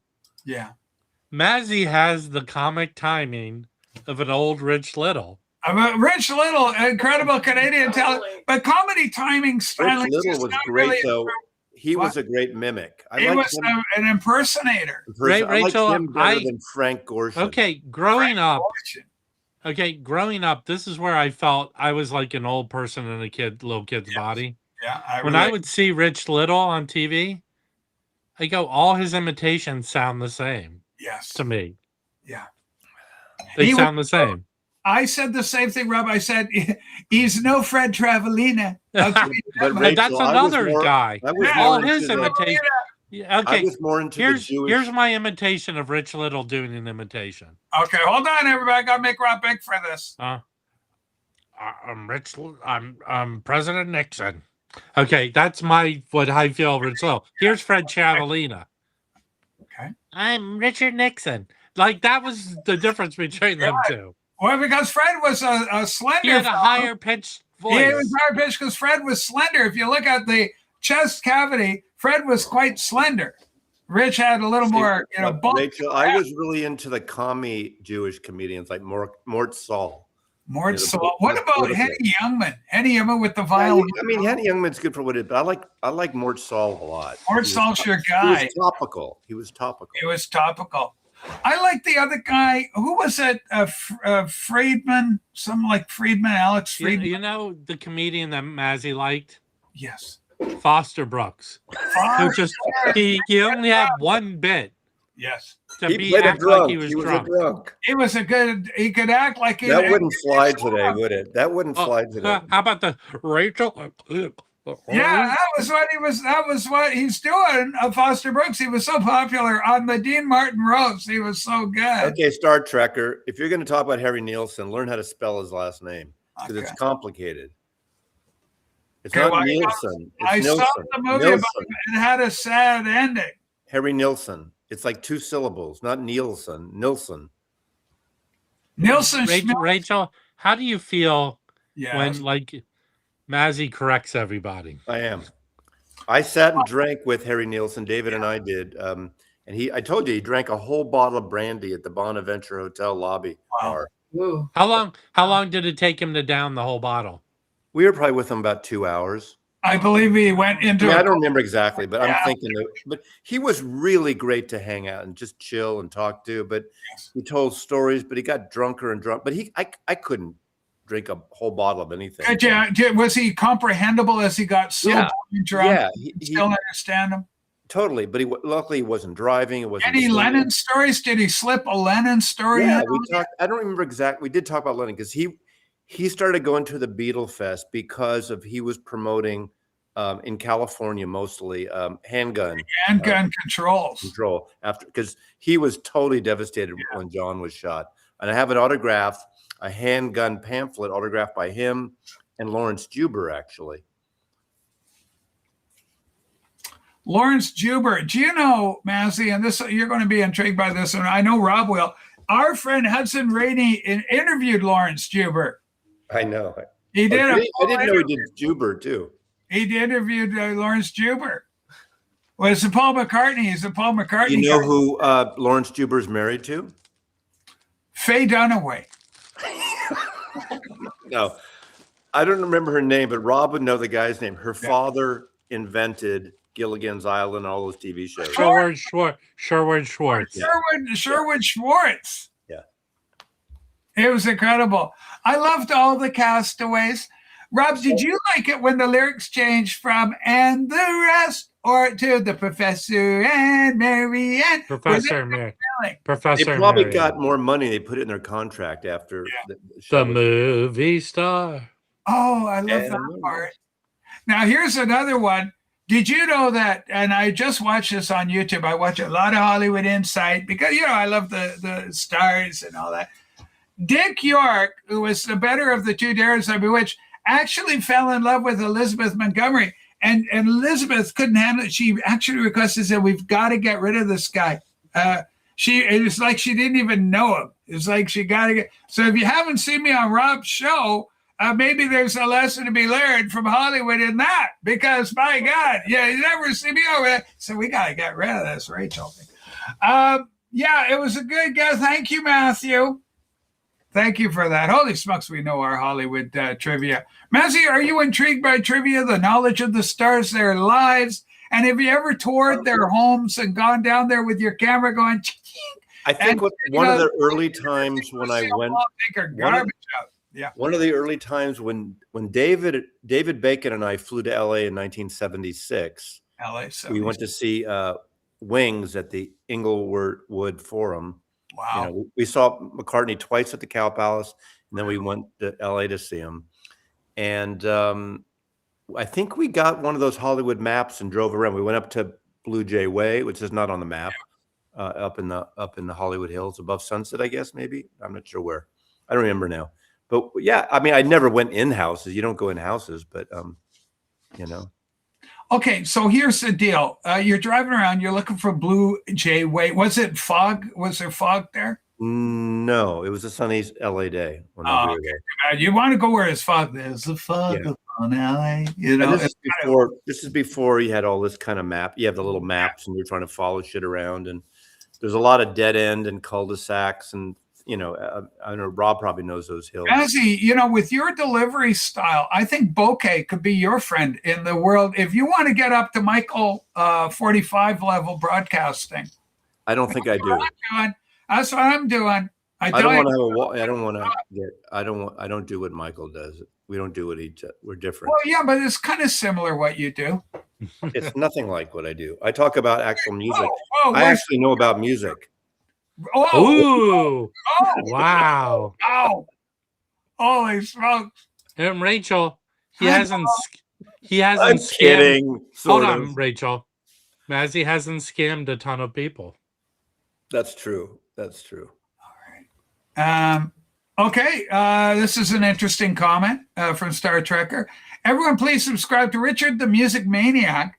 Keep him above 1,000 subscribers and help ward off the trolls. Yeah, you don't want trolls. Holy smoke. Richard, are you getting trolled? By gum. I don't see the trolls as much anymore, Rob. Do you see them much over in your neck of the woods? They were just fucking here earlier, Rachel. What? You don't mean Arnie Zanzibar. He's the first responder. Rachel, a mall security cop is not a first responder. I'm sorry, I'm talking beside the mic. Instead of in front of it. But listen, here's the deal. There's some great pics of the Hollywood Vampires softball team with Mickey Dolenz, book published by Andrew Sandoval's Beatland Books. Andrew Sandoval. That you just reminded me. In about a week or two, we don't have a date set yet. I'm going to do a conversation with Andrew Sandoval because of his new Kinks book that's coming out in February. I actually pre-ordered one. I paid for one. Yeah. But he's sending mine sooner so I can look at it. We can have a conversation in the next 2 weeks. I think mine arrives tomorrow. Yeah. So Sandoval's an expert not just on the monkeys. Well, all the Kinks mono box, yeah, all those box sets of Village Green and Arthur, he curated. He used to work in-house for Rhino, and then also he does projects for Rhino on occasions. The Rhino Hi-Fi, the Monkeys thing, all the liner notes are from his books. Yeah, he's Rachel, I was there when Mazzy got to meet him in person. I met him. Wait, Rob, you were there at the same time? Yes. Was Mazzy Andrew Sandoval's a very gravitate towards you, Rob, more than Mazzy? Rachel, I heard a noise. Yeah. I looked down. It was Mazzy's knees like banging together. Maz got a little scared because he's meeting a kind of a big celebrity. No, he actually knew who I was. I knew who he was. Really? He recognized you? He knew your story? Well, I don't know if he knows my story, but he goes, watch your videos. I've seen your videos. That's what he said. No, really? Yeah. See, we don't know. I do. Nobody watches my show. But for you, you're a big deal, man. But I bet you, this is going to sound egotistical to Joe Williamson here, whatever, but I bet you a lot of the record labels, whether they acknowledge or not, know a bunch of us who make videos on records because that's part of their job to kind of. Do they know this cat? Yeah. I mean, even if they don't know my name, they know his every movement and his loves and dislikes. Rachel, here's usually, as a very experienced person, here's usually what happens. Yeah, the Bee Gees. He did the Bee Gees. Come on. See, here's how it breaks down. Yeah, they go like this. I know who you are. Eddie, have you ever been recognized? Because you go out to record shows and fairs and stuff. Nah, I'm just recognized by the same old dealers that I've been dealing with for the past 10 years. Yeah, the veterans of the industry. Let me ask you, did you ever get chased by the in groove out of his store, like when you stole a record? Not all owners of Red Sobs, lift records. Okay. Yeah, what a story this thing is now, Eddie. You think we're going to capture the perp? I guess it's known as perp in crime lingo. I mean, I got a good description of him. It won't be hard to find that guy. Well, yeah. Rachel, this happened also like about 5 days ago in Easy Street, and they post a video. A guy goes out by the register, and by the registers, they have this little display with Audio Technica turntables. Yeah, Some yeah. guy grabs a turntable and goes out, and they have a video of it. And they said, if anyone knows this guy, let him know he can come and pay for the turntable, and let him know that we have the license number of his car. So I don't know how it's turned out. They got the plate. They know walked out with a turntable. Well, the whole thing's nuts. Like, this is stupid. To take we used to get people stealing shit in our record stores. Do you ever see that movie? Not High Fidelity. What's the other? I know. Empire Records. And those two kids. Yeah. Do you prefer Empire Records or High Fidelity? Oh, High Fidelity is a better movie. Yeah, I got that. The only good thing about Empire Records is at the time was Renee Zellweger's legs. Whoa. So for you, the whole thing was a sexual. Rachel. Her and Aerosmith's daughter. What's her name? Yeah. Rachel. Tyler. Rachel, I need some help. Go ahead, buddy. There's a thief, and I have a picture of him. And we got a thief. There's a picture. We have evidence. Yeah. Let's take a look for the public. Okay. If anyone sees this guy. Okay. There it is. Please let me know. He seems to be stealing YouTube channels. Yeah. Their shtick. He's like doing the same thing. A lot. Yes. Hey. Yeah. Look at that. Yeah. Mazzy, in that picture, it looks like you drank the liquid from inside. I did. Mazzy, I like the graphics. So with the font and the vinyl liquid, you're really expanding. I mean, for a guy of your vintage to be learning new tricks like this is an absolute. Yeah, you know what I did? I said to ChatGPT, draw me out, put me in here. Add some type, snarky. Yeah. And then I said, make me more excited. And that was it. So that's it. So it's not actually your real expression. You were actually artificially enhanced. Well, here's the expression.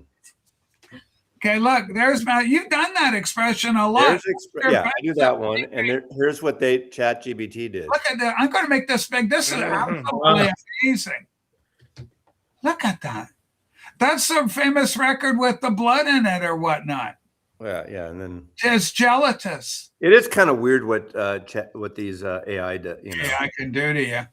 Eddie, have you ever fantasized or played around with the AI, artificial intelligence? Not at all. I've got all the functions on my phone, and I've yet to explore them. Hey, Rachel, I have. Okay, Rob, what's happened with your experimentation with the exciting world of artificial intelligence? Take a look. Let's take a look. Mazzy's World. Holy smokes, it's like Disneyland. Only it's Massey, and he's looking a little, he's underwhelmed, quite frankly. That's underwhelmed Massey at Massey. Rachel, if you come to Mazzy's World, the most popular ride is the Whack-A-Mole.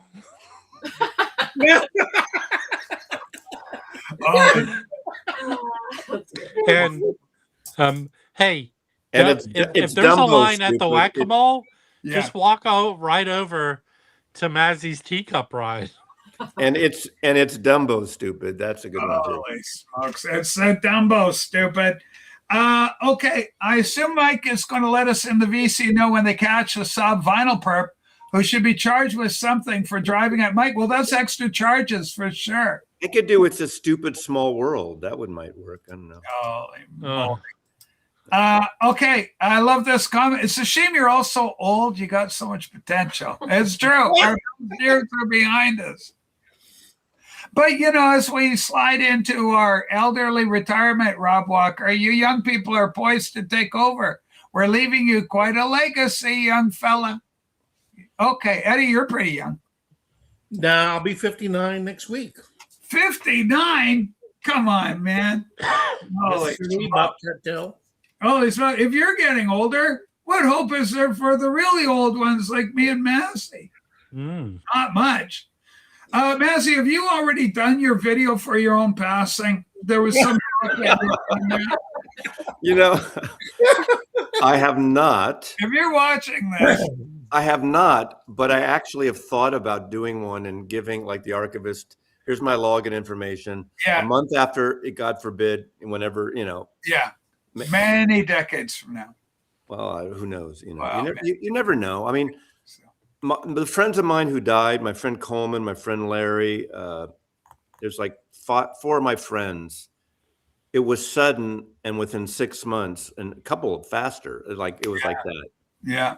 So, Massey, are you going to have Star David on the tomb? Are you going to have a little tomb? I'm going to be cremated and probably scattered in Golden Gate Park. Really? So no Star David for you? I don't want to be buried in a cemetery. We have a place to go where we can. I don't want to be buried in a cemetery. No. I want to be in a cemetery. I don't want to be in a pet cemetery. Rachel, apparently I can't be buried in a Jewish cemetery because I'm saying this publicly. What? There's a law about Jewish cemeteries.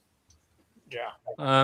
Wow. Rachel, when I would like to be cremated, I want my ashes sprinkled at Massey's World. Massey World. Holy so that sounds like a movie. Isn't it a movie where somebody's died and they got What's that Nick Cage? What's that Nick Cage movie? There's a sequel, but Nick Cage is not in it, where they go to the animatronics like Chuck E. Cheese and they kill people. He made a horror movie. It's like the Friday night, Five Nights at Freddy's, but it's like it's a, you know. I've seen it. I've seen it. You know, my cousin's passing, the celebration of his life was probably one of the best I've ever attended. It was just all close friends and family. Yeah. One of our friends, who was a DJ, that DJ back in the 80s, you know, hit the turntables and just started playing all the kind of music that my cousin liked. They served tacos, there was beers, there was shots, Yeah. there was alcohol. It was a great farewell. You know what I liked? We did a live stream when Billy died. Billy from Brooklyn, you know, and a bunch of us were on it, and Dom was on it, and I think Rob, you were on it, weren't you? Yeah.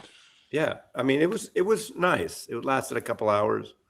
Holy smoke. My fear, I guess, a very high Keith Richards could, in fact, inhale your ashes. He did that with his. You know how many times people have sent me links to, you know, you could get your ashes made into a record. Like, fuck that shit. Okay. So you don't want to be. What if it was your memorable teenage record where your ashes are in your own 45? Nope. I would love that. There I go. So put Massey on, and then we'd have it. You know what you could do? You could just turn on YouTube. Yeah, Like, At least for now. Who knows how long this will be here? Do any of you go visit your dead kin at a cemetery? Yeah, I do. I do. Well, I'm in the Bay. They're in San Francisco. They're in Colma. Are you like the Hispanic culture that goes like 3 or 4 times a year, or is it just whenever you think of them? Randomly, I go as the spirit moves. I got to go see mom and dad and little Scotty, my kid brother, and I go visit their graves. When I lived in San Francisco, I'd see my mom and dad on their birthdays and on Mother's and Father's Day. You know, it's wild, Eddie, especially like if you go back to England and you stand at the foot of your great grave, or if I go into America, if I go to Pennsylvania, I know where like my 6th and 7th grade grandparents are buried. Hey, Rachel. It's like crazy. Hold on, we got news coming. Something's happening. Easy now has breaking news. Easy now. Rachel, I would like to. I will say this. I offer my services. There are a few people that have come across doing these streams. Yes, Rob. I'd like to stand over their dead bodies. Oh, Rob, hurtful. Okay, what's happening with Easy? What's the news? What's the word on the street? Apparently, Easy. Kiefer Sutherland.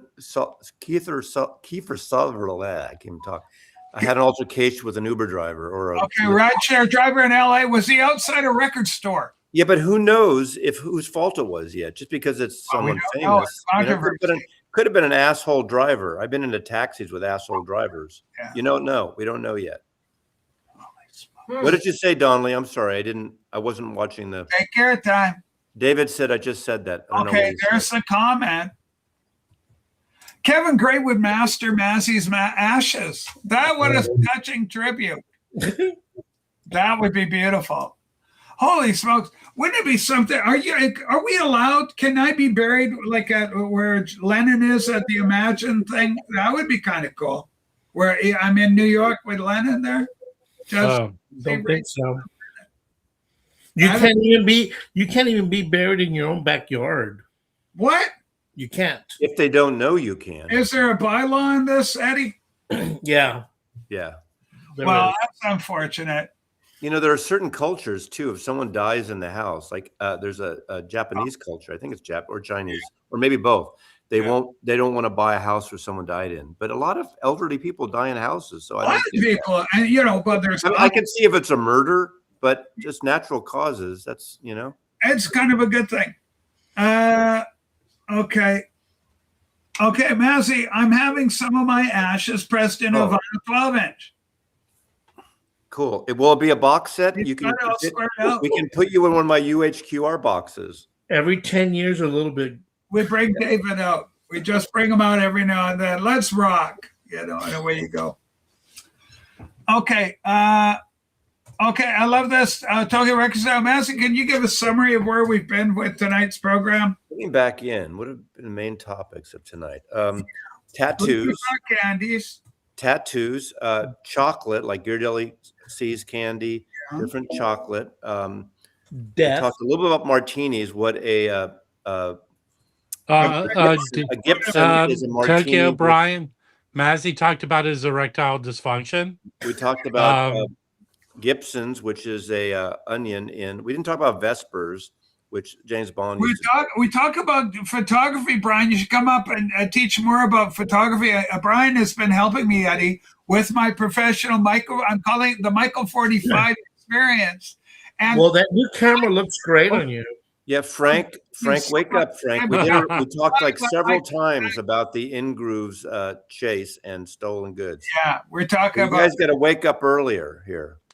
Rachel, you should have been up this morning at Wax's show. You missed it. Everybody was there. I mean, I don't know what the hell I was doing. Not only that, but you missed the audition of Wax auditioning for Mazzy's second for Mazzy's show. Yeah. Oh yeah, Mazzy is threatening the world with doing a live stream once a week. I've heard this. And he says I can't be his sidekick, but I wanted to audition, Rachel. Do you want to see my audition as Mazzy's sidekick? What, you didn't want Rob? Rob's the best sideman in the business. Hold on. Okay. Rachel, pretend you're Mazzy and say something like you're Mazzy. Oh, yeah, sure. Oh, gosh, that takes me back. I was outside the Winter Palace. Oh, it would have been 19. You're right, sir. Yeah. I love that. That's right. That's exactly what you want to have. No, what I said is I don't want any, if I'm not going to have a sidekick, but I don't want any of the same people. I need to start fresh. I'm excited. I'm giving you a bad time, Frank. Mazzy, have you settled on what about Harry? Harry would be a good side. I don't want any of the same, no offense to them. I like Rachel, you see what's happening right now, don't you? You want somebody outside of you. Mazzy's turning his back on us. Okay. Hey, the Beatles left Liverpool, right? What a way to start 2026. Okay, I'd feel uncomfortable with a guy of Mazzy's vintage with a young girl like Gabby. It just would look. I'm not going to even have a sidekick. Oh, you need a sidekick. You know what? You're the kind of guy that needs. Rachel, Mazzy's too afraid to say this, but I'll say it for him. Go ahead, Rob. Say it. It's the Mazzy sphere. It's like the manosphere, but it's Mazzy sphere. You know, after Sydney Sweeney had that boxing bomb, I mean, people wouldn't even go see her in a pair of shorts boxing as a lesbian. But she did do that other movie that's a hit. So, she's made a comeback since then. I think Coffee Dave would be a great second. Coffee Dave. Well, Coffee Dave, Coffee Jewelry, The Archivist, they'll be guests occasionally. Oh, so you want are you going to have any of them as your regular? No, I don't think I Okay, want a Ray- regular. Honestly, I Rachel, don't think you got the. Okay, I didn't want to say this. I don't think you have the chops to go it alone. You're going to have some help. Rachel, can I predict the future? Okay, Rob, it needs to be said. Somebody's All got to right. come down to it. Okay. Here's the scenario. Listen, Mass. Saturday night, Mazzy decides it's Saturday night. That's the night he goes Okay, on. that's who's doing Okay, it starts. it. Hey, it's Mazzy. No one's here yet. Well, while we wait, and then you hear crickets, Yeah, a gust of wind, a nothing. tumbleweed comes rolling across the screen. Forlornly. Now we cut to me sitting at home. Yeah. Rob, get up here. I'm dying. And scene. Massey, do you think that something like that could happen to you? Because you're like I've noticed this before. You get a little deer in the headlights. You get a little nervous when you're out there when all the kids are just looking at you and they see you there and you're going, oh gosh, and you're going. No, I like what we did. Beatles. We did this Bob Weir thing, and of course, there was a reason for it. I want to do segments, but I liked having different people coming. I heard that, but Tokyo Brian, I heard Brian took you out of the fire on that. Like he saved It's you. all You were Rachel. dying. Brian was It's great. all going to go Brian was downhill when Richard the Music Maniac comes up on screen with Mazzy. Oh, Massey says, please, Richard, turn the camera the other way. That's really the first week is, like when that guy premiered on the CBS News, Mazzy? Yeah. You're going to spend a half hour telling people, I'm going to get turn guests your of the week. camera this way. 1 week, it's going to be Joan Rivers. 1 week, it's. Okay, so have we tried to pull some clout? Maybe I think go. Johnny be amazing. Johnny would be a good I need new blood, and yeah, whatever. You're a vampire. You know what? I've been influenced lately by watching. I told you I'm watching Mad Men again, right? Yeah. You know, all those actors for the most part, like Don Draper, nobody knew who John Hamm was really when that was. He did a few things before that, but it was better that it wasn't some name actor, I think. And he became Don Draper. You know what? Yeah. Here's the best way for you to start off, Mazzy. You say you need new blood. You have someone come up and give you a blood transfusion on the live stream. That would be interesting. You know what I would like? Some of the elderly, because some of the old Beatle people are so elderly, they don't know who they are anymore. They're one step away from being in the home. And you got like Peter Asher on, and he's like, do you remember when Jane Asher was your sister? And he'll go, I'm so, Jane. And it would just be so interesting. And everybody would go, did you see Peter Asher on Massey's show? He interviewed him. Because right now, Steve Westman is taking all the big names out of Beatles circles, getting on his incredible show. So you're just getting kind of leftovers, man. Well, I'm not going to do a Beatle channel, that's for sure. Yeah, it's like Beatles Fest. Right? Man, do you think the Beatles will last? I mean, their legacy going forward. Oh, Because you guys are the last of the of the. I know what you mean. I think Didn't we talk about this on some show recently? I think it's not going to be the same, but they're going to be an audience, like people talking about Shakespeare or Alfred Hitchcock, or they're going to be culturally important. There'll be a footnote. More than a footnote. They're going to be iconic. They're the Beethoven and the Mozart of our age. Yeah. They're going to last. They're going to last forever. I mean, they're going to be talking about the Beatles, the Beatles, the Rolling Stones, and baby metal. And baby metal for you, Eddie. The baby metal will endure. Hey, they've been around 15 years. Yeah, but here's the thing, Eddie. Isn't there a rotating cast of new baby metalers all the time? 60 years. 60 years. They've only had one person quit, and they replaced them. I would swap out all those little hot Japanese girls for more hot 60 years. 60 years, Eddie. 60 plus years. 60 years. Right. And It's 50. just like everything else. Like like I remember in the 80s, Elvis records at record shows for $200-300. You know, Yeah. people were paying them. There was a niche of collectors for Elvis. Now that that generation has died off. That's two different things. The collector's thing is going to be different. Who knows? What about the wingman from Japan? Now it didn't Rachel. work for Marty, but that's because it was a very intense relationship that they had. It was like Martin and Lewis. Right. Here's a gold idea from Mazzy. Listen to this, Massey. Remember, those news roundtable shows. What was Yeah, it Charlie was Rose. like Charlie Huntley Rose. Brinkley. not Charlie Rose? Brinkley. The McLean. What's his name with the The name? McLaughlin group. Yes, McLaughlin. Mazzy's sitting there. He goes, "Today's topic: blood-filled Beatles records." Yeah. Hold on, wait. Let me back up. Go. Blood-filled Mazzy Beatles records, and then he turns, Harry, what do you think? Well, wrong. Yeah. Wrong. Cokie Roberts is going to be there.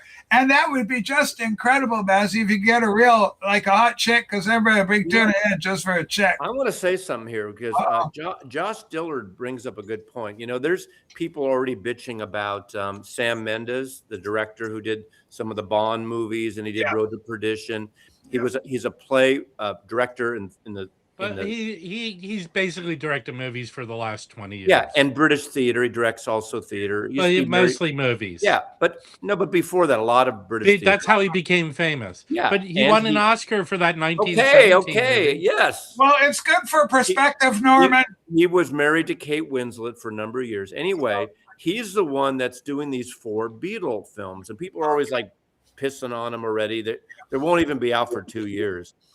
If anyone can pull it off, I think Sam Mendes can, and they're going to be really smart films. Now, they may go bust. Who knows? We don't know yet. But I think Josh is right. That if they're done right, that could bring a whole new audience too. I believe the Ringo documentary is going to focus on his hobby as a gardener. Right. They're not documentaries. It's a biopic of Ringo's gardening. He's out there. Oh, Barbara, I've got a lovely tulip in the back. You know, actually, Tokyo Brian, that's one thing I've been thinking. Tokyo Brian, that's one thing I've been thinking about. So I thought of that, but that's that's smart. So the idea is that you're going to have a new person every week. Maybe. I don't know yet. Special guest. It's going to be like Mazzy's. Hold on, Rachel, it's going to be like this. Can I? Yeah, Rob, I'm kind of curious about how this is going to play out. Hold on. Let me. All right. Hold on, Massey. This is how this is. This is how this is going to go. Well, this is how the guests are going to be on Mazzy's show. Right, very curious. Right. Oh, look out! Hi, Mazzy. It's Rob Hitler. Holy smokes! Horrible. That could be very controversial. It could bring some I'm not the waxed. I'm Rob Hitler. Rob Hitler. Holy smokes! And I love the Jews. I think that's fantastic, Massey. You get your emotions get a little hurt when Rob teases you about your talent. Oh yeah, it breaks my heart. But remember that Spooky Tooth album? She broke my heart, so I busted her jaw. Not totally politically correct now, but holy smokes. Okay. Hey, here's the next one. Okay. I love this. That's like what Brian's ex-friend Marty does. Hey, here, Rachel, here's the next one. Okay, look at this, Mass. Here's your next guest. Here's the next guest. The Hitler. No, I'm Rob Potter. He's got a lightning bolt scar, birthmark, in the form of a lightning bolt.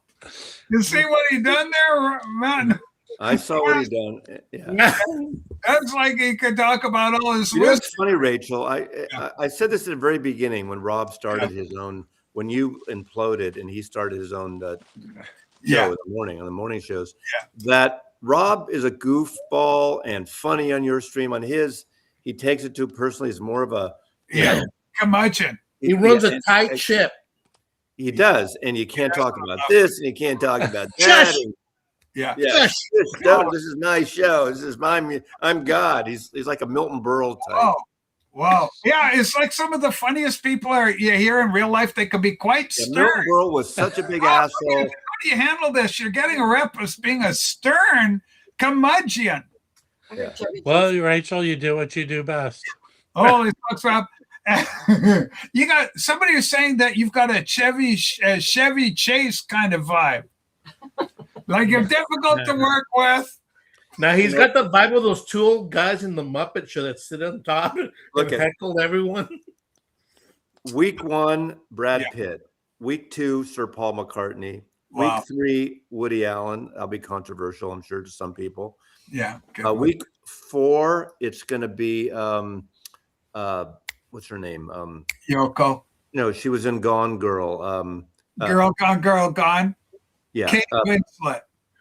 No, not Kate Winslet. Rosamund Pike. Week 5, David Fincher. Matt Damon. Matt Damon. Week 6, Matt Damon. I'm not going to book Ben Affleck, though. No. Holy smokes. Where does Melody fit in all this? Melody week 10. That would be, you get a lot of eyes on with that one. I get the same fucking eyes. They already got these eyes. These eyes we got. These eyes, they cry every night for you. With you. Yoko Ono's too.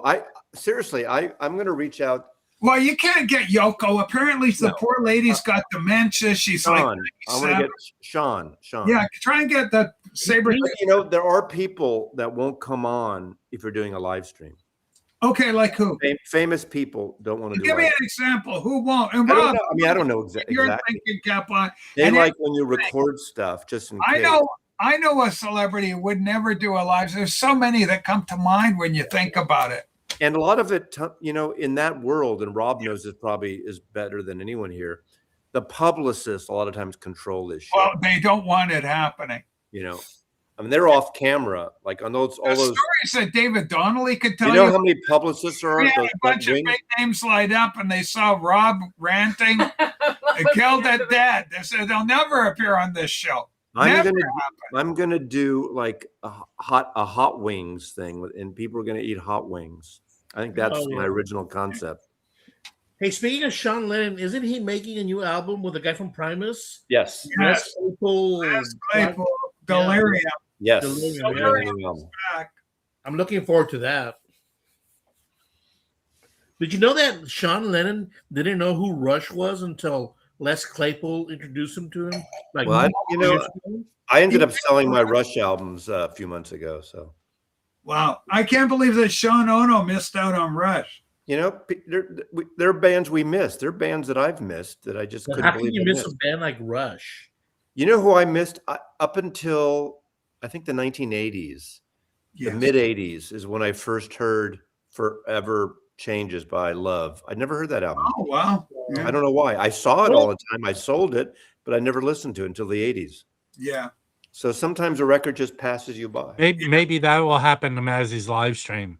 People won't catch on until like 20 years after. That could be sad. I'm excited. Sarah Tomato might be my first guest. I'd love you to have Sarah on. Sarah's great stuff. Rob, you've had a rocky relationship with Sarah, but I think a lot of that is in the past now, as you both. No, I've had a zero relationship. Yeah, and exactly, it's still the Josh. same. That's what I said. They're not going to do a live. Yeah. Eddie, you're a fan of Sarah's. You've come out publicly and said you're a tomatoite. I mean, when she's not doing those idiots up, on her stream, it's okay. But most of the time, it's those idiots.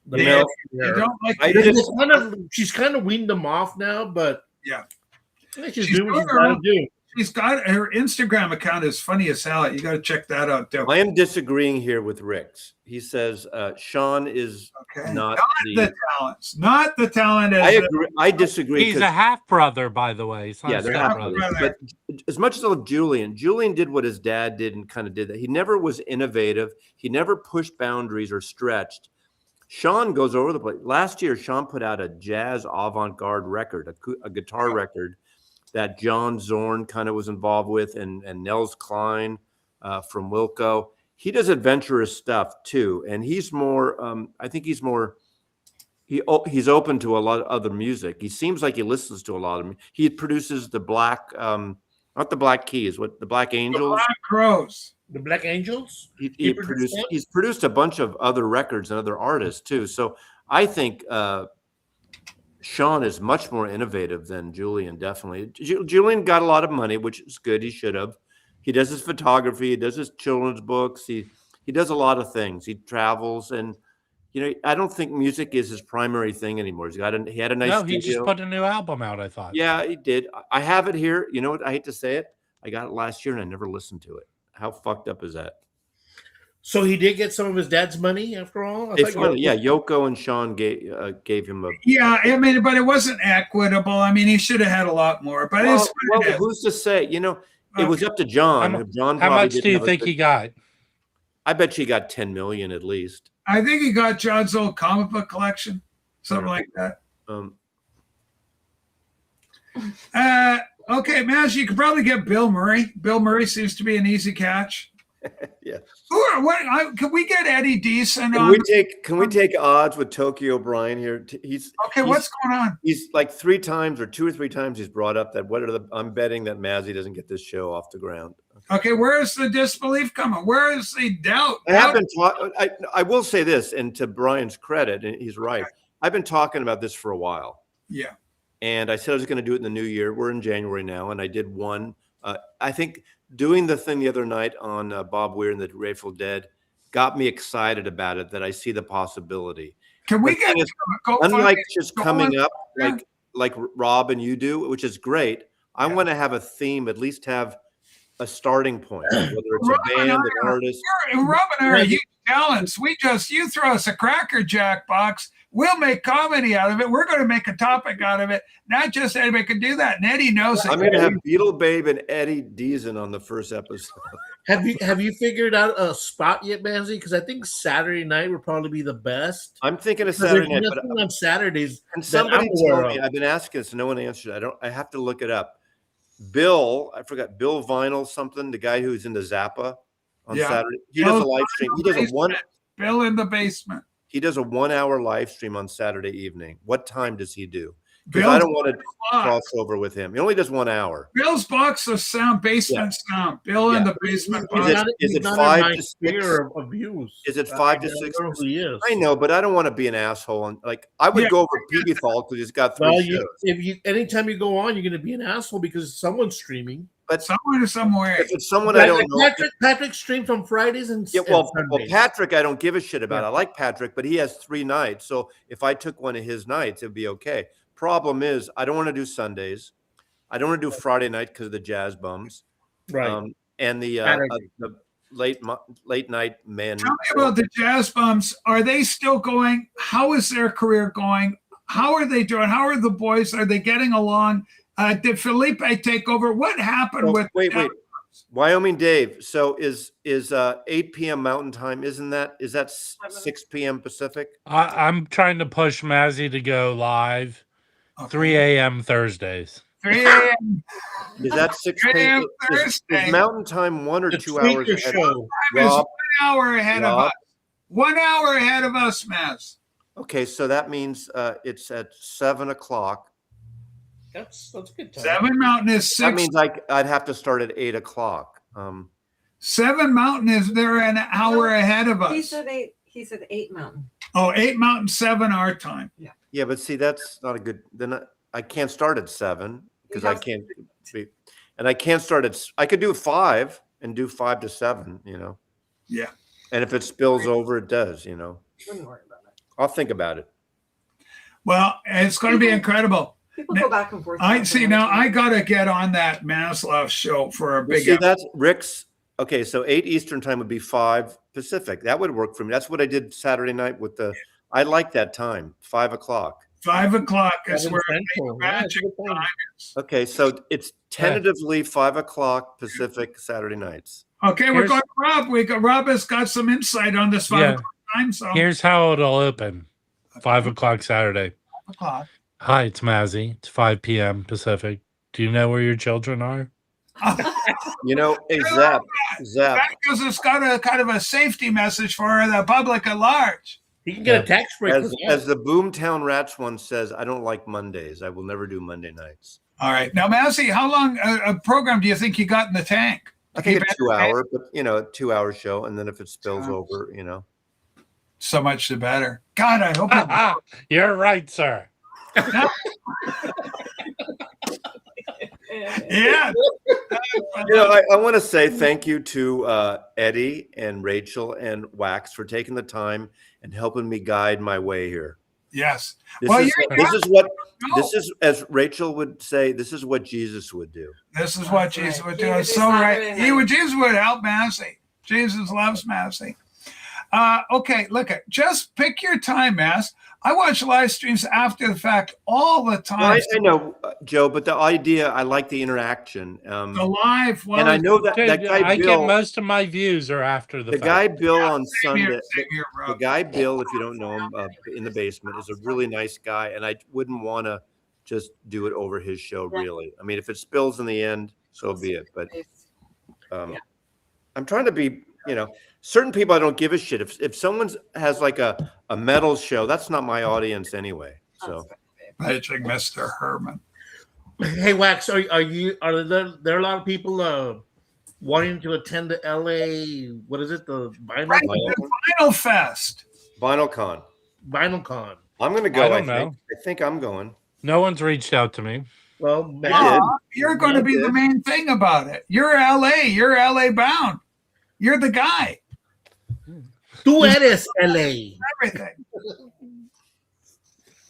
Okay, Maslovian Coffee is a good name for you, Mass, if you want to rebrand.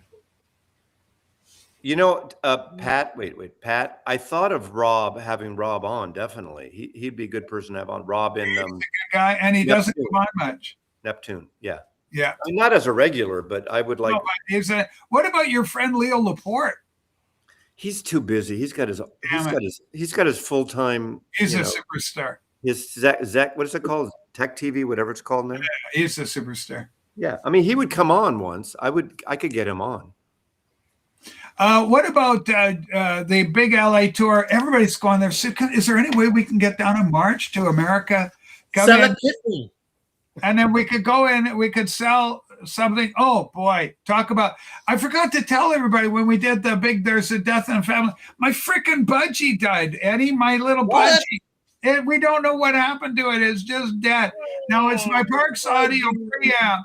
It's a photo stage. I don't know what's wrong. I'm going to see what we can do with it. But the poor little guy's all struggling. And Nick Fantasy, wherever the hell you are, I need your help on this. We must resurrect Budgie. Have you talked to Patrick about it? I haven't talked to Patrick. I didn't want to even tell Patrick about Budgie. He may cancel the show tonight. It was just sitting in the rack for months. And then I went to play it, and we went to power it up for some shots. Good thing I did, because I had it on the market, and I had a buyer. Guy had phoned me, and I said, I just found out the little Budgie's dad. So anyway, we got to figure out what's going on. Maybe it's your power supply. No. Do you know who I'd love to get Nardwar on this? Nardwar would be a good fit on my program. Nardwar would be a good fit. Okay, here we go. Speak of this next guest is the guru behind every good thing I do, photography. He is guided Sue. He's guided me. He is our guru, and I use that with a lot of respect because he talked a lot about gurus and his build tech. It's Brian for Tokyo. He's knows about cameras. Brian, hey, great to see you. Hey, you sure taught me a lot of stuff about cameras. Learning as I go, Brian. Lighting, scrolling, trying to do a good job. Like hold on, Rachel, I'm gonna venture off. Oh, Rob, no, really? Yeah. God, you're getting too big. Rob, I got 30 seconds, and then I'm out. 30 seconds, and then for you. Yeah, no, but I mean, I'm gonna go regardless. So. Okay. Did you want to address something with me? No. I just had a quick idea for Mazzy, and it would take too long to type it all out. I don't trust Brian anymore. I like it. I like where we're going. Mazzy, you're always saying this stuff you're going to do. You never fucking do it. You know me by now. You know I'm just giving Are you you. going to watch a movie or anything, Rob? Don't take it. I have other stuff to do. I I have stuff to do. get that. I'm so glad you were able to come by for a sec. Eddie, go right ahead. What's happening? For a No, second, wait, I've been Rob. up here an hour. Come on. What? You're off too, Eddie? Rob? No. Let's let I'm Brian. waving to Rob. Okay, it's just a wave. Let's let Brian. I just have a great idea for you, Mazzy. I have a really good idea for you. Yeah, this Pitch is me, baby. Okay, go ahead. why don't you suggest, and I think he might be up for this, suggest to Bill at Bill's Music Box, ask him if he would maybe bump himself an hour and you will raid his stream, essentially. Yeah. Tell him, like, I want to stream, but 5 doesn't really work for me. I don't want to railroad you. 5 works for me, actually. No, 5 works for him. 5 works for Matt. Well, even if you spill over into his time, which you definitely will if you really fucking do this, which you won't do. But even if you will, if you do, Thanks for the voter pay. I'll bet you $10, Mazzy. I'll bet anybody $10 he doesn't. As he says all this shit he's gonna do, he's never gonna do it. But that would be the what other shit do I say I'm gonna do? I'm gonna get a fucking gin sponsor. I'm gonna get an airplane. I'm not going to somewhere unless something happens. You just say these things. They never fucking never follow through on them. But I'm cheering for you, Mazzy. I said I was gonna do the Beetle tag. I fucking posted it today. Did you watch mine? I haven't watched yours yet. You did? I did. With Thank all of you. and you even said I don't have any. All my singles are Japanese. I don't have any non-Jap. I watched it all. Oh, cheers for you! I just watched the first 5 minutes of yours. I'm excited to watch the rest of it. Oh, 5 minutes, 5 fucking minutes. Fuck you, cock. I'm gonna watch it. Don't worry. You fucking But Tokyo hey, cunt. that's a good idea, though, right? Mazzy, if it's reverse psychology. I want you to have a stream, and I think there's a win-win for everybody. And actually, and if you go 3 hours or 2, call it 2.5, and commit to it. 2. 2 is enough usually. Yeah, but you'll spill over, and then you'll feel bad, and then it'll be just like. You know what we can do is we can say, okay, we're taking a break now for an hour. Now go to Bill's, and then I start an hour later if I'm into it. Well, I think if you said like, "Hey, I don't want to railroad you, and I will definitely will drop the link, and we can get a little thing going, and it can be like great for." What Bill, you think? Last night on the Colbert Report, on Colbert, Jimmy Kimmel was on. Different time. Yeah, exactly. It's all Guys, there's a lot of assumption here that same people that view Mazzy view this other Bill guy. Bill's big boss. It's true. It's true. But I like Bill. I love Bill. Yeah, it's true. Bill's a good guy. Yeah, I heard about Bill. Bill's not going to give a shit. He's not going to give a shit if you stream. In fact, Eddie's correct. Eddie's 1,000% correct. Those diehard Zappa heads, they're not. They're unique. I'm trying to be a good guy about it. I know. So why don't you say to Bill? I can stream over you. I know you don't care about it. Someone's going to tell him about this because it's a small world. People hear this shit. Maybe Bill. Mazzy's gunning for Bill. I'm trying to I want to watch Mazzy and I want to watch Bill. So this is this is. You can watch one live and you can watch the other one after. Yeah. That's a great Sunday morning for me, I think. Who do you enjoy more, Mazzy or Bill? Come on, Brian. I really like Bill a lot. I really like. Bill's a good guy. I know Bill doesn't have anything wrong with him, as opposed. Bill's really sweet. You know, Brian. If you don't have people that hate you, you're doing something. You're doing something wrong. I'm serious in a way. You know, very violent for a pacifist, Brian. You know, there's there is that dark Brian element to our Brian. Everyone's got. I'm gonna get busted if somebody sees me online during work hours, so I'm gonna bounce. Okay. Yeah, I gotta take off. But thank you for your advice. It was just an idea. It was just an idea. Good luck. Good idea. I know. Good idea. Bye, Brian. That's a camera guru. He's teaching me all about cameras. Oh, look at us. We're all squished in. Okay, hang on. We're going to spread the. So, Mazzy, this is all exciting. You're going to get your own show. Now, have you got a neat name like Mazzy's Talented Show of Shows, or have you got a thing for it? I have a few ideas written down. So, Mazzy's Mosh Pit. Yeah, that's one of them. That'd be great, because the high energy, it speaks to high energy and all that. I'm thinking of what was it? And so now you're thinking it's going to be all thematically arranged. So No, I want to have certain segments. Like I want to, you know, I want to take requests, but I want to talk like have something like a one band or artist each week featured, but not the whole 2 hours. Like maybe a half hour we're going into the Kinks or we're going into whoever for a half hour. You know, The Beatles. well, you know, whatever. Like we did. Well, what I really liked the other night, even though it was one thing, unfortunately it was a tribute, but the Bob We're Grateful Dead was nice because now that adds something because the guy just died. So yeah, you can't have all the celebrities dying though. Arranged for death. no, I can't. But I'd like to have something about that. I'd like to have a section of new releases that are coming out or new albums that come in. I want to be, World. it's probably like more of a magazine. No, that's like too. That's Rob's idea. Mazzy's World. Yeah. That's kind of nice. It'd be good if you had a little segment where you share like bands that you've seen live because some of the greatest bands. Obviously, they're surprised. No matter what someone like Rob Walker or someone will say, there's a lot of people on my channel, at least, who watch it that like my story. So I might talk about one show I saw at Winterland or something. That's not going to take 2 hours. That's 10 minutes. Right. Now, are you going to have an exciting introduction like I have on my program? As you've seen the intro, it's good. I mean, people I get a lot of fan mail about that intro that we do, and it's just fantastic because the best part of it. If I do it on this time period, Rob Walker will be asleep unless he just wakes up in a submarine. Rob, you're going to be asleep, so don't worry about this. Yeah. So. Holy smokes! Hey Joey, are you watching? Can you come up now? Can you post a link? Where's Joey? Get Joey in here. Well, put up a restream link. Well, look, there's a link. Come on, Calio. What the hell are you doing? Get in here. Legend. Guitar God. I love you. He was sick. He had like a cold or a whatever. Oh, no. I hate those colds that go around, all that stuff. Eddie, how do you do with the cold bug? Do you manage to go through a year without a cold, or you get No, I get it every year. Some people get it every COVID, it's been more frequent. Hey, yeah, I've been kind of lucky, knock wood. Go ahead, Mass. Joey. You know, my son's name is Joe, so that's why, Joseph. But that's a good idea. I thought of something about answering things, but like a Dear Mazzy segment would be great.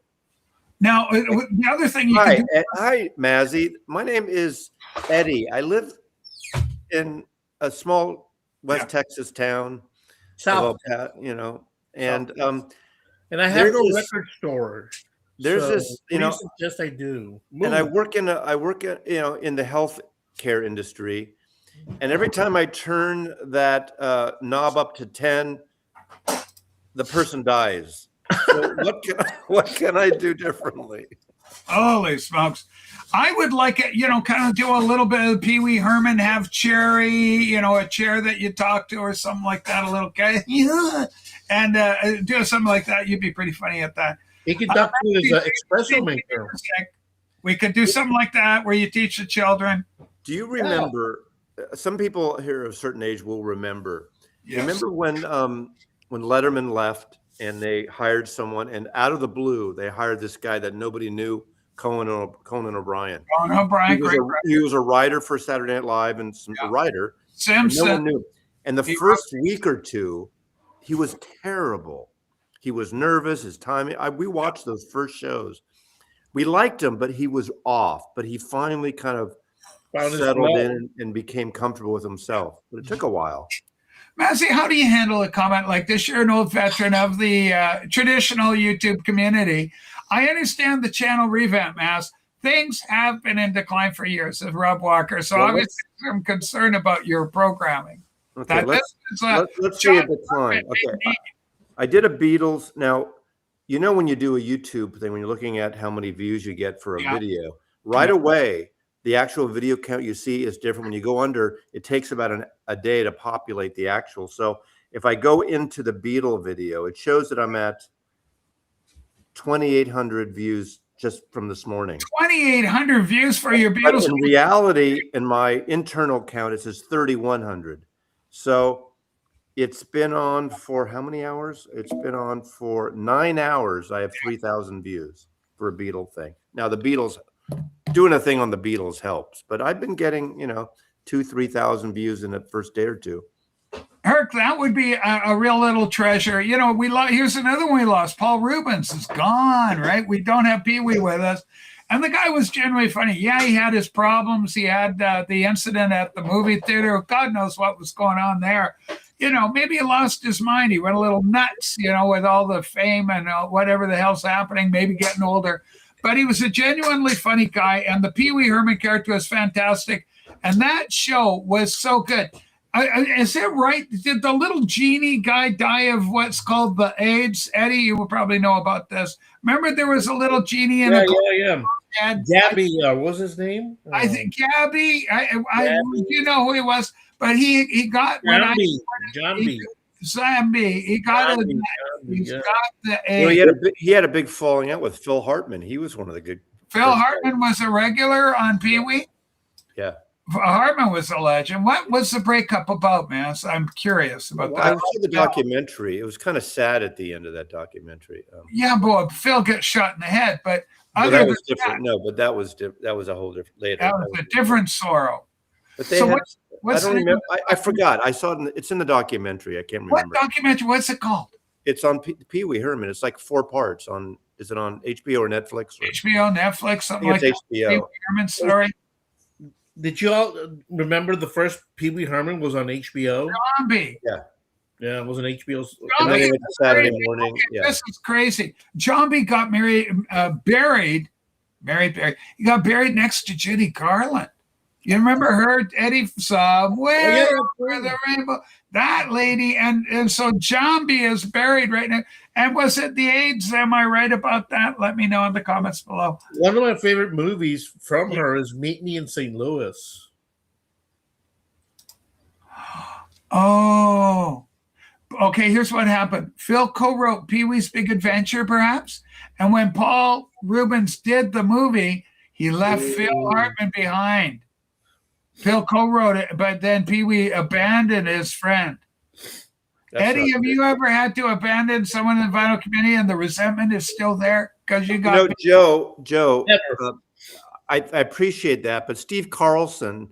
If you ever watch Steve Carlson when he started his show, his Sunday morning show years ago, he always started with the parody of Mr. Rogers. Remember that? Parody of Mr. Rogers. So that's not my style anyway, but Steve Carlson has done the Mr. Rogers. Steve Carlson is perfect. Taking his sweater off. Yeah, and the shoes, he puts the shoes on. Yeah. And he's so believable in the role, Steve is. That's the thing. Joe, as you know, there's no new ideas. There's just you take a different take on it. Yeah. Yeah. That's not my style. It's too I'm not going to parody something. Okay. Phil was left behind when Pee Wee did the TV show series. Okay. Oh, okay. But remember, they were in LA. They were doing they were in a theater doing the Pee Wee's Playhouse as a live show. Phil was partner with all those people. It was like, you know, these comedy actors and comedians and sketch artists. Yeah. And it became a big thing, and all these Hollywood people would go to it and show up to it. But Pee Wee did a lot of movies. Like he starred in a couple of the Cheech and Chong movies. Paul Rubens, a couple of the Cheech and Chong, like the ones in the 70s or the ones in the 80s. It was the one in 80, I think, the second one. The thing that I never understood, the big deal of him getting busted for masturbating in a porno theater. I mean, if you can't masturbate in a porno theater. We didn't go into that much detail, but apparently Massey wants to. Okay, let's get into it. No, I mean, if you can't masturbate in a porno theater, what's the point? Because he's psychologically damaged at this point. This is a low point for Pee Wee. But the thing is, I think it's more because he was an icon for the kids. Yeah, but even though I never thought of him being as was it a gay porno theater? I can't remember. No, I don't think was Rubens. Was he attractive? Was he what's known in the business same sex or Norman? I think he was more asexual and asexual, like Michael Jackson. They say. Eddie, you feel Michael's asexual, don't you? You've talked a lot about Michael. You say, "Oh, that guy, he just had no interest in anything." He loved them all. He loved everything. That's pansexual. If it's got legs, I'll go with it. It's crazy. I agree with Massey. I never understood what point was either if it's forbidden there. Well, obviously, clearly it's a psychological. It wasn't a smaller town, but it's still a porno fucking theater or fucking porno theater. Porno theater. Okay. I mean, seriously, come I on. wonder who made the call. Why would they bust you in a porno theater? They usually have the guy with the mop after. Who was the person like, hey, I think that's Pee Wee over there. Okay, hold on. I don't think they knew who he was. That's seriously, when they busted him, they didn't know. And then they. Oh, okay. This is breaking news. Guys, girls, we everybody. know he was gay, but he was more. Are you sitting down? He was gay. We know that. We know that. No, but I didn't know. I couldn't. Didn't I know have no Paul radar. Rubens was gay? I had no idea. You know, the documentary is depressing towards the end. Now, why? What is it? Because there's too much gay stuff going on? What made it go that way? Indecent exposure in adult movie theater. Fuck. I mean, give me a break. It was controversial. It wasn't a porno. He was watching Top Gun.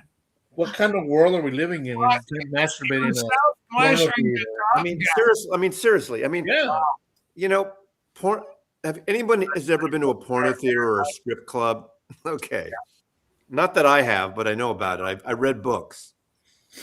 He was great as Prince Gerhardt on 30 Rock. Prince Gerhardt. He was great in Buffy the Vampire Slayer, the movie version. You know, one of the funniest things is that Pee Wee Big Adventure where he's hitchhiking and he's got his little kerchief on and the guy's checking him out. It is so funny. And he's like, that thing cracks me every time. I got to get that movie back in the collection, Sue. We need a Pee Wee Herman. It's too funny. I love Pee Wee. And I like the fat kid that wanted the bike. Oh, sure, Pee Wee. Give me your bike, Pee Wee. I love the bully guy. He was funny. I think he passed away, too. I think that guy passed away maybe in real life, too. Mazzy, why do our beloved Hollywood stars die so young, so tragically, so Not frequently? all of them do. Not all of them do. Oh, no, but a lot do. Like Pee Wee. You know, Pee-wee's it's probably the same percentage as, you know. Is it the same percentage or is it? There's a 27 club for music, you know, but Wow. I don't know. Wow. How old was Bruce Lee when he died? Was he 27? No. He was like 31. Pee Wee was in the movie Blow with Johnny Depp. He played the drug dealer. That was good. That was a good movie. I got that on DVD. Rachel, do you know how old Bruce Lee was when he died? Yeah, I want to say 32. 32? Okay. I believe Paul Rubens also he was born in 1940 and he died in 1973. But I believe he was 32. He hadn't turned 33. Didn't Paul Rubens also play Bruce Wayne's parents in the first Tim Burton Batman movie? And he played in Tim Burton. Pee Wee was a very small part at the beginning. Yeah, what's his We name? need to revisit that. His name? Frank. I mean, it wasn't a big part, but he, you know, when they're in the bedroom or in the alley. There, if he's playing Bruce Wayne's dad, he gets. It makes sense. Tim Burton directed it. Of course, it makes sense. Yeah. So, what about Tim Burton? Is he lighting the loaf for his stew, Eddie? I guess that's the term they use. Tim Burton light. Can you post a link again? I don't know. Yeah, he is a character. Yeah, let's find out who is and who isn't on today's Rachel, episode. post a link again. Yeah. I just posted it, Norman. Please, Joey, come on. Who played Vampirilla in Ed Wood. Well, they married. Weren't they married for a few years? No. I don't think he married her. I think She was the alien on Mars Attacks too. Yeah, yeah. Floated. Oh, Lisa Maria is the alien in that? The one that kind of floats. Yeah, the good looking one. Yeah. All his women look the same, you know? Yeah. I mean, they're dark haired. That's a dark show, that Mars Attack. Funny as hell. You know, Michelle and I brought Joey to see that, and we're in a big theater, crowded theater. Okay. The movie kind of bombed. Joey right now, he's going to see it. Remember when he took you to see the little show, Joey? As soon Joey? as they shot the first alien of the people, and they turned a skeleton. Yes. Joey, I don't know, he must have been he started screaming. Yeah. And Michelle had to take him out of the theater. Yeah. My kid was scared the shit out of him. My kid got scared when we took him to the Lion King. He saw Scar, the big thing, played by Jeremy Irons. And my little kid flips on me. He started crawling up my shoulder. He's gone 1995, right? He's 4. And he's going, I want to go home. He was 3. Yeah, he was 3. I want to go home. I go, hang on. We're going to, no, you're going to be okay. We're going to get that line. Don't you worry. You stick there. We're going to win. He managed to make it through the movie, but he freaked out when he saw that Jeremy Irons. Joey, you're traditionally afraid of scary cartoon lions yourself, presumably. Yes. Yeah. Joey, I've knocked it up. I've taken it up a notch. Look at this. It's called Bokeh. It's a beautiful, blurred, soft, gentle background with my J160E, John Lennon acoustic. It's that thing of beauty. Doesn't even see the guitars. Yeah, isn't that beautiful? It's just a hint of ghostly spectral instrumentation. Fantastic. Great description. Fantastic. Anyway, how you doing? It's been. I don't know. You're here to tell me. I've been Okay. sick this whole year. Well, what's going on with, you've been sick all year. What's going on with you? You're a young buck. I don't know, man. You young people. What the hell's wrong with you? It's just a stupid cold, but Okay. The rock and roll lifestyle. What Well, are we you want you getting better with that thing. Yeah. I'm having an espresso right now, dude. Okay, enjoy that, please. So tell us what you've been up to and what's going on with the latest record. I tell you what, I'm going back down in a couple weeks or a few weeks, yes, to LA. Back down is what I mean, to LA. And Dave Way, I've been in touch with Dave Way. He's going to start mixing the record. And I talked to Phil. Phil had a good idea. I don't know. I have to admit it when he comes up with a good idea. What's the idea?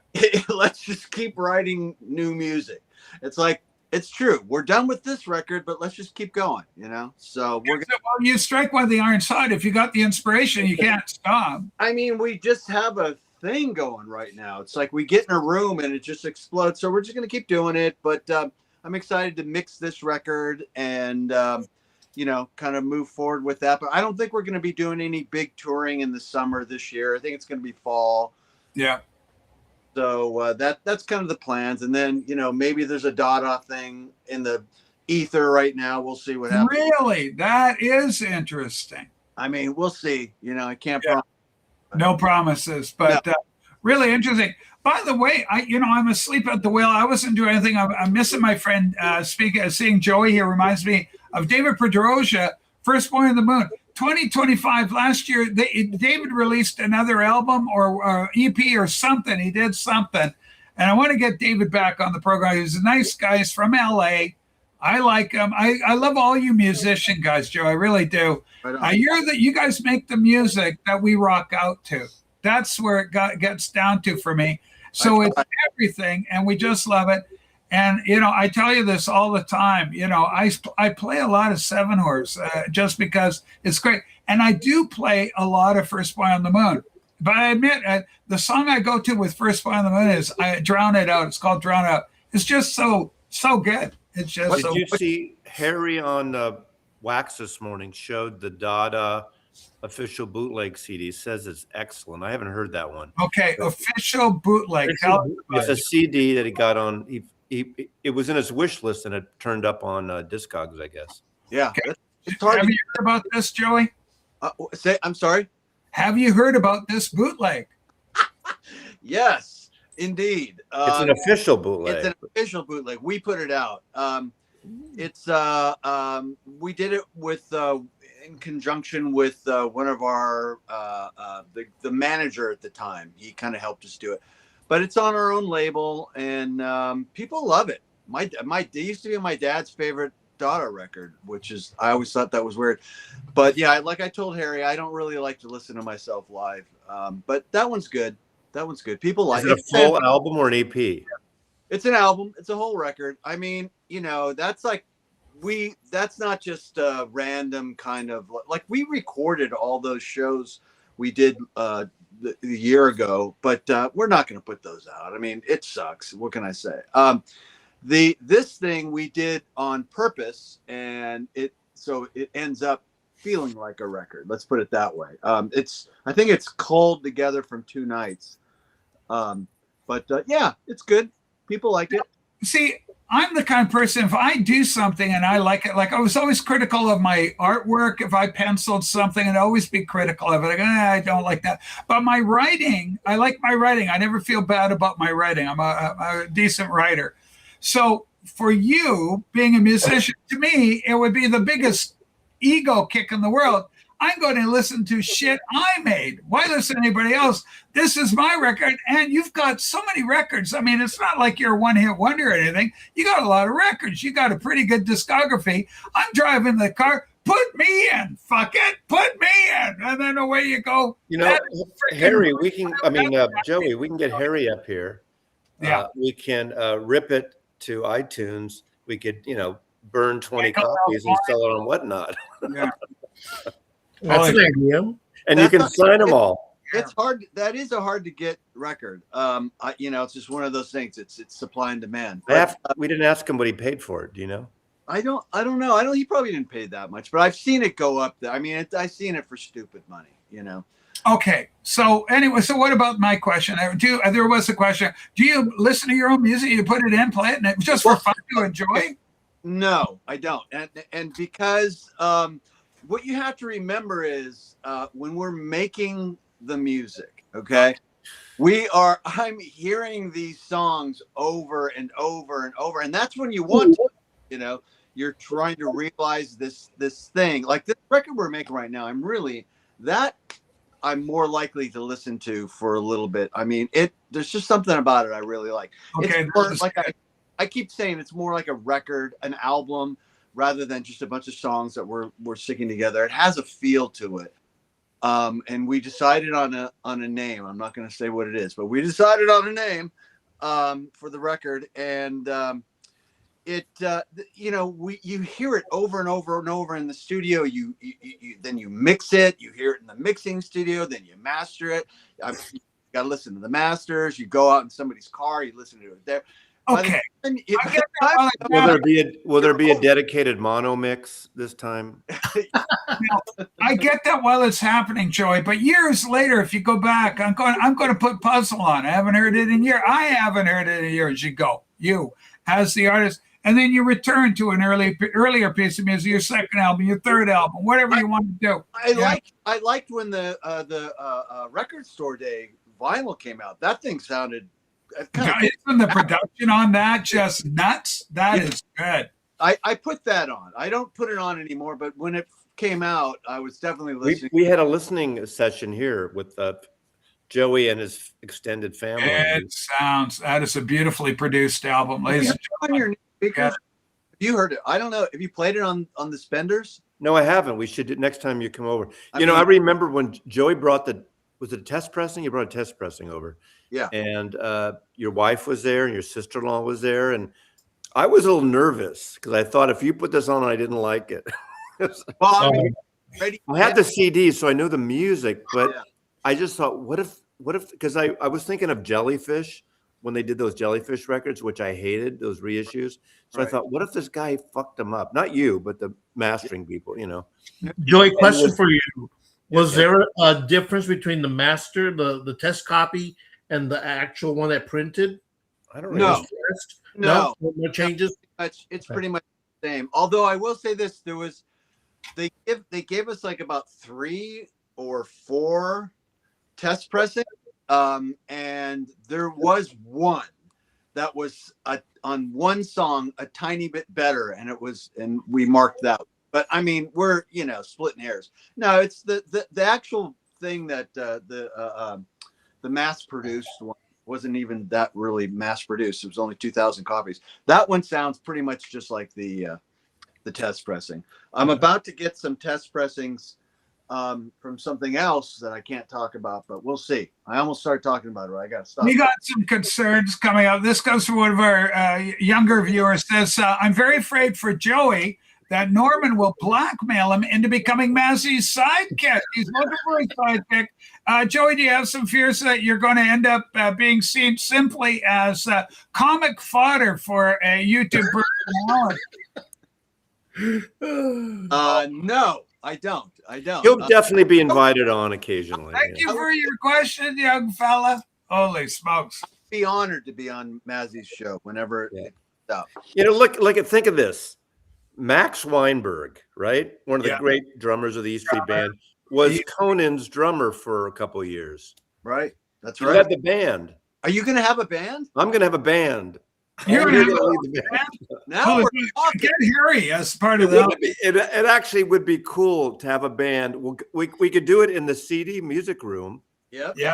Oh God, that would be so fucking cool. You You know what we could do? We could do the first episode of that and just then cut that in every time. We could do a whole session. And at the beginning, do you know any drummers? Do you know any real drummers in Seattle? In Seattle. Because I'm not a drummer. Everyone knows that. No, not really.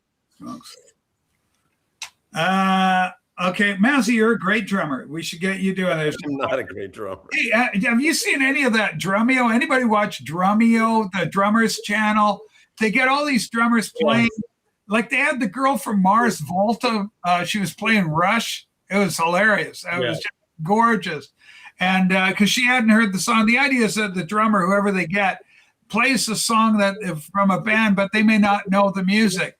And it's just fantastic. And they get a great variety of drummers. And I just think it's great, especially if you're young and it gets people excited about an instrument. You want to learn how to play drums.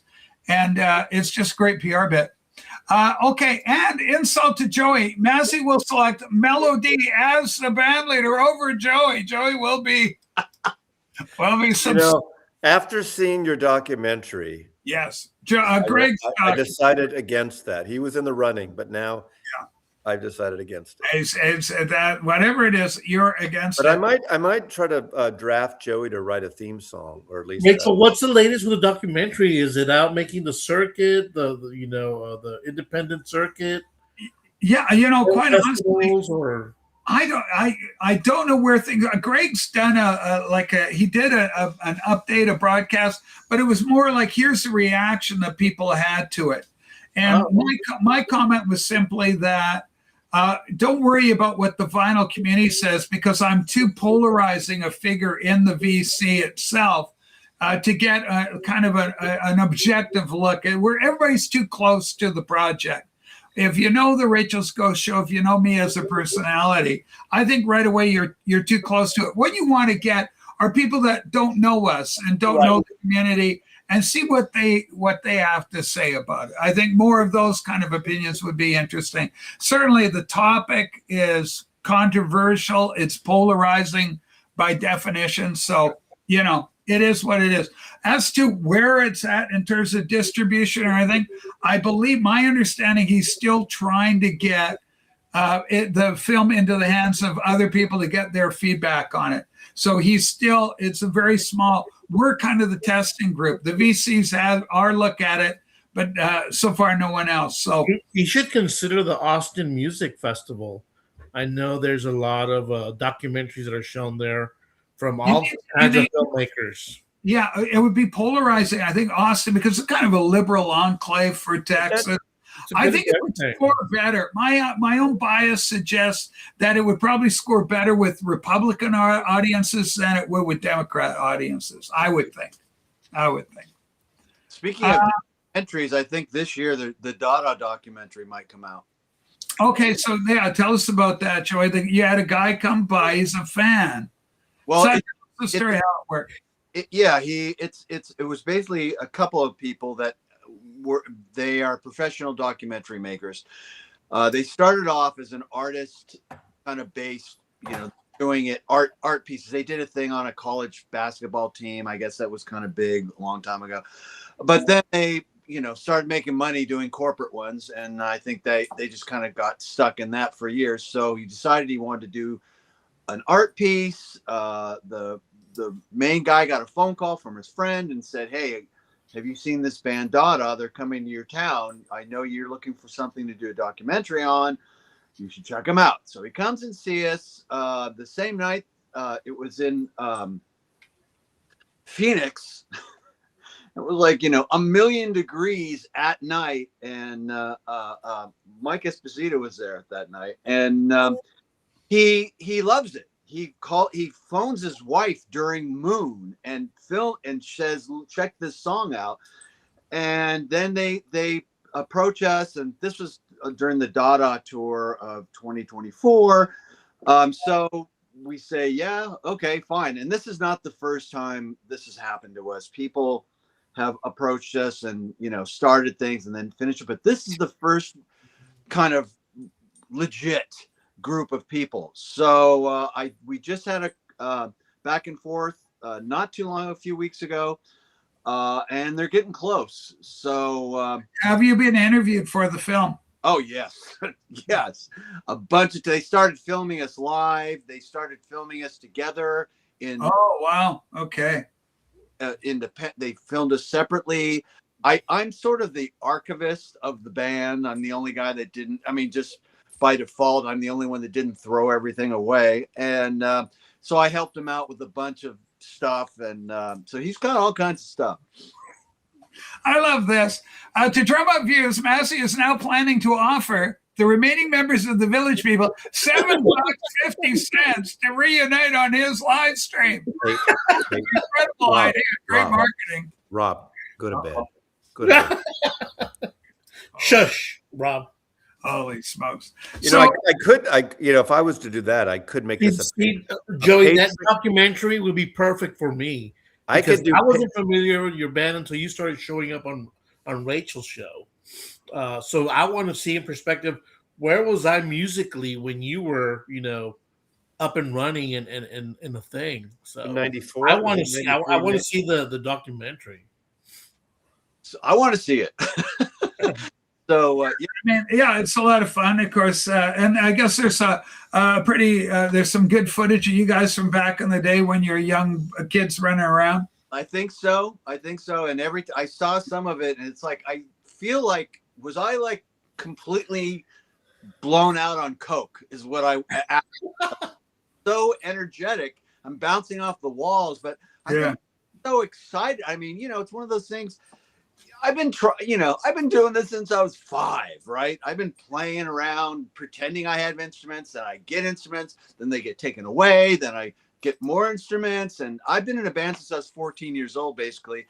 So when you get signed, to IRS records, and it does something like this. It was like, this can't be real, right? And it's heady stuff. Are there any reminiscence from either Dave Grohl, Bono, or Sting? They could have got Sting, but I don't think they did. I don't know. Dave Grohl did not like us. I can tell you that. Really, Dave Grohl did not like Dada. What's the story there? All right, let me just put it to you this way: we rehearsed right next to the Foo Fighters. I mean, for a while we had one room and they had the other. Wow. And I actually, believe it or not, the first day Taylor Hawkins, is that his name? Taylor Hawkins, the late great. The very first day he came in, and I don't want to say the name of this place where we rehearse. He didn't know where to go, and he was just a guy. He had like one of those small Toyota trucks that drummers, they all have it. They throw their drums in the back, and I helped him out. I showed him where to go, and we were all nice. And then like a couple days later, you could just tell like Grohl's all like, don't talk to those guys. I mean, they were just like, when you go outside, they would be hanging out, and it was just a vibe. And I get it. So okay, I'm getting Grohl was too big for his frickin' britches. Well, I'm fucking Nirvana, man, and now I got my new Foo Fighters show. I like Nirvana, but was that he had Foo Fighters always bored me. I never liked the Foo The Fighters. first 3 Foo Fighters are great albums. Listen, you idiots. I want to hear Joey say, because we're getting down to the nitty gritty about Grohl. He's another Bono. Everybody goes, oh, he's such a nice guy. But we're learning the real Grohl. He's a big egotist, and he's fucking our friend Joey over. I will kick his ass. Okay, Joey, keep going. So what do you think was behind it? Just a disclaimer. That's not exactly what I said. But I just think that he was trying to put together. I mean, the guy knows how to put a band together. Let's put it this way. Yeah. And it was like a club. He bought everybody. I remember I was there the day he bought everybody a white Ford Taurus. They all had like new Tauruses. I think they were all white. This is back in the 90s, I believe. Was that the 90s? No, the 2000s? I forget. Whenever that was happening. Was You that could fund ice. whenever their first record came out? But anyways, so They're a good band. They were one of the top 3 loudest bands at the rehearsal spot, definitely. Did you ever record at Sound City, Joey?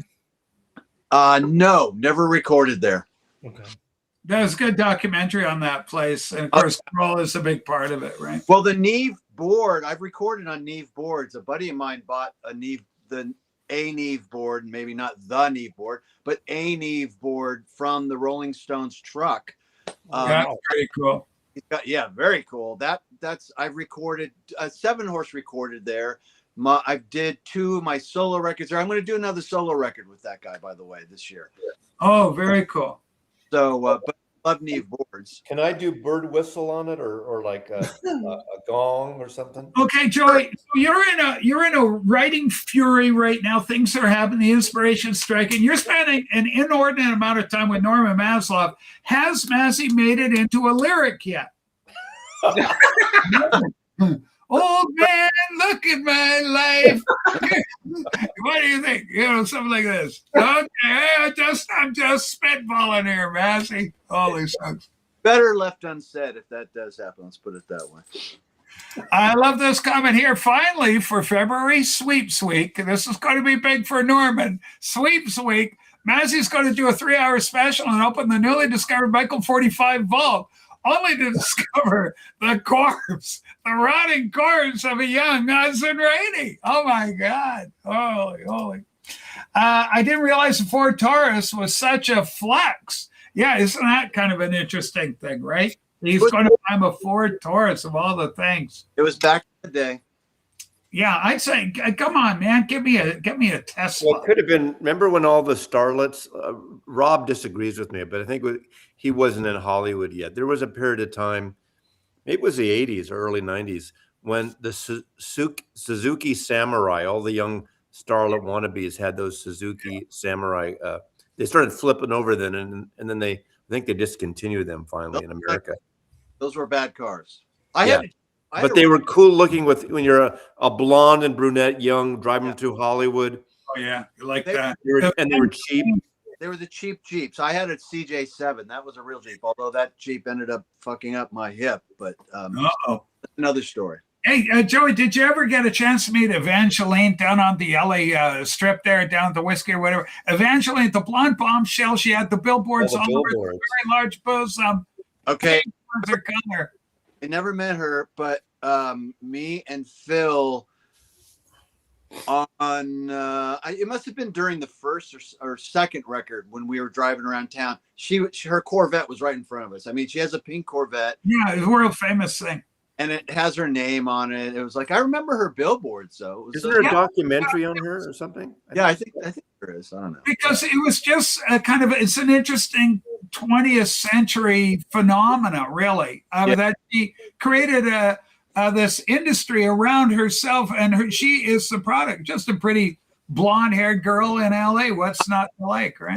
I lived in LA for almost 20 years, and there's no shortage of famous people. And then I worked at Geffen Records for 4.5 years, and that was all famous people all the time. I mean, the people that I saw in that place is kind of mind-blowing. Yeah. So movie stars, rock and roll people. I remember, well, now I'm going to start forgetting. When the movie Reds. Yes. Warren Beatty. Everybody was in it. Karen Page, I think. It was looking for money for Reds. I mean, guys like that were coming in. There was just everybody was coming in. Ever meet Buddy Hackett? Never. I love Buddy Hackett. I love that Buddy Hackett. It's a great name because it's a love bug. Yeah. Buddy Hackett and the love bug. My favorites, I have it on my phone. The scene in It's a Mad, Mad, Mad, Mad World where I got the criterion of that. And he's trying to make he's in the airplane with Mickey Rooney. Him and Mickey Rooney are in the airplane. And who's the guy who plays Thurston Howell III? Jim Backus is drunk. He's a pilot. To make an old fashioned, and he goes, well, what if something happens? And he goes, what can go wrong making an old fashioned? I mean, it was just There aren't movie stars like that They anymore. can't even make a film like that. The budget on that, they estimated to get all the stars that were on there. The Three Stooges are in that thing, for the love They're of in God. like one They shot. are. Yeah. It's a wonderful movie. It's a lot of fun, and it's madcap, and it's legendary. Everybody's in there. So many cameos. Hey, Eddie, are you a car guy when you're a young kid growing up? Car guy? Did you go? I'd love to have that, one of them. Yeah, back when I was first made aware of cars and how cool they were was the Trans Am. Okay, the Yeah, tranny. the black the black with the gold eagle on the hood. The bold bird. Smokey and the Bandit, Yeah, the Trans Ams, and they were out at the same time as the Firebirds. So Pontiac Firebirds, a lot of the Asian guys dug the Pontiacs at our school where we were. You're 16, 17, and none of the white kids had money. All these Chinese guys are in there. They've got these Firebirds and Trans Ams. And my neighbor was a mechanic, and he had a Roadrunner. Roadrunner, nice car, Yeah. muscle car, yeah. He had a muscle car, so he would take us, out on the weekends. Chevy Novatus, all these classic vehicles. Joey, were you a car guy growing up? Big time. I learned how to drive in a 911 Porsche, a 912. Wow. No, Yeah, Porsche. Sweet cars. My favorite is 69 Camaro. I love 69 Camaro and green. I love that, whatever green color they use for a 1969. They're sleek. They got the hoods that go. My favorite, the other one I like is a 1960 Chevrolet Impala, black, with the cross, the checkered flag design that Chevy used with those, and sporty. They had the three lights that, oh boy, The Shelby Mustangs. black exterior and the red interior. By the way, if you do like cars, surprisingly, good movie. Ford versus what is it? Ferrari. Ford. Yeah. I saw With it. Nat Gein. It's a hell of a good movie. Good acting. The acting is off the charts in it. Really good movie. Grand Prix, my big car movie. I like Grand Prix and Le Mans. Those are the best ones still. Oh, for movies? Yeah. Yeah. And what about there's one on Nicky Lauda, the whole story on it, because he was a bit of a legend. Everybody loved the guy, and he went too soon. Mazzy, were you into cars at all? Was that a thing for you?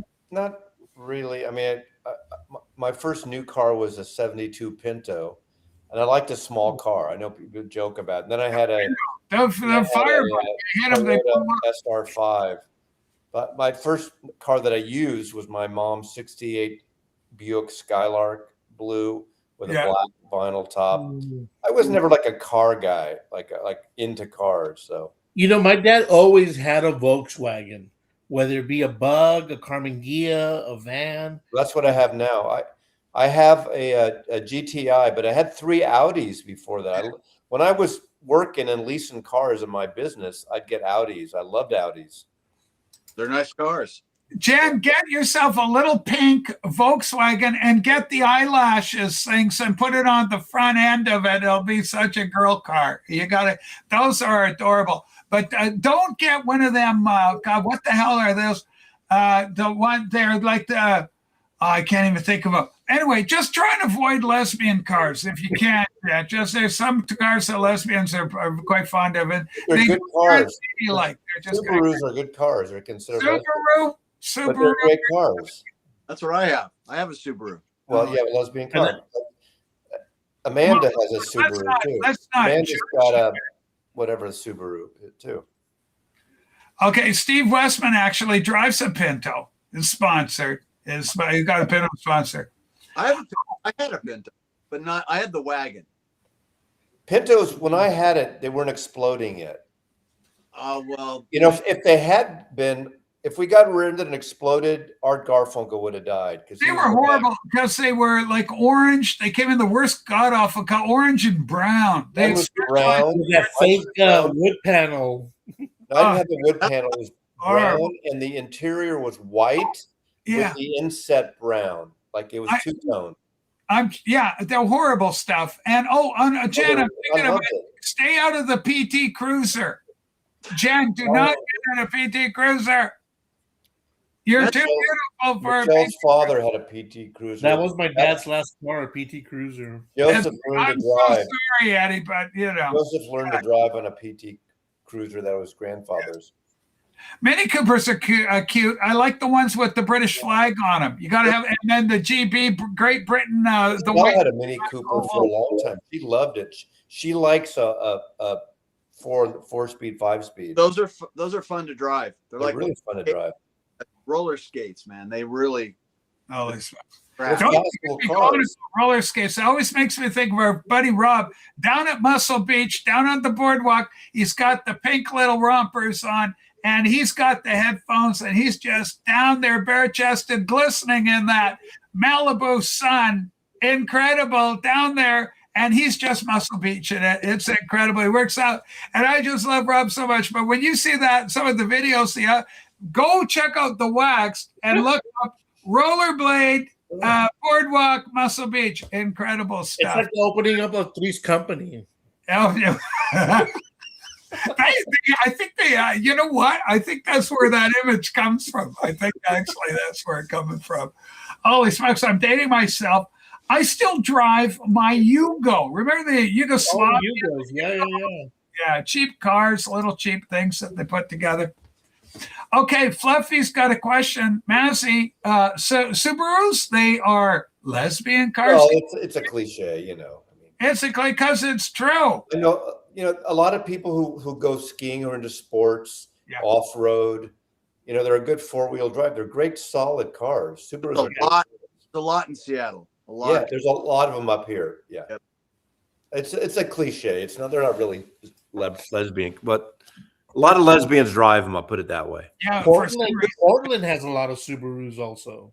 Yeah, well, a lot of lesbians in Portland. A lot of lesbians in Portland, Eddie. They're disproportionate. Lesbians, mixologists, and baristas. That's all Portland's made It's out. what they do. It's what they do. Portlandia. And all the ICE members are trying to get rid of all of them. It's so bad they're actually starting to rebrand them as Lesbarus. Yes. Horrible Lesbarus. So Joey, what have you been listening to lately? You got a lot of great records behind you there, and you're always showing records on the Instagram. What are you spinning? I listened to some jazz really quietly last night. You're doing a lot of jazz listening. I mean, I go back and forth. I'm doing a DJ session this weekend. Okay. At there's a place called Stumbletown, and that's all like I actually love doing that, man. That's all. What night are you doing it? 60s and 70s on Friday night. 60s and 70s, like Britpop, Italian, disco. Just do you real. Do you do 45s or 33s? I'm gonna I mostly 33s, but I will start bringing 45s down. I just ordered a 45 of a song that I couldn't get any other way, an Italian song. So it's fun. It's fun. Me and Mazzy had a great time doing the Beatles versus Stones. Yeah, that was hurtful. It was, my beloved Beatles took the hit and the Stones edged them out. Very hurtful. I even admitted that the Stones are better in a bar. It's more. Yeah, it's more. Up in your face. We're going to cause trouble. It was a fun night, but I opened up with Magic Mystery Tour. That was my opening track. What do you think interesting about for Joy as a musician? Censorship of your own music. The Stones censored themselves on Brown Sugar, which is just a great rock show, a great song. I saw them play it in Vancouver, British Columbia, Canada. 1989, somewhere 1990, somewhere in there. And they did such a great job. They had inflatable prostitutes. Okay, any band that's going to have inflatable prostitutes come out of the speakers. Floyd did it with Pigs, with laser beams in the eye.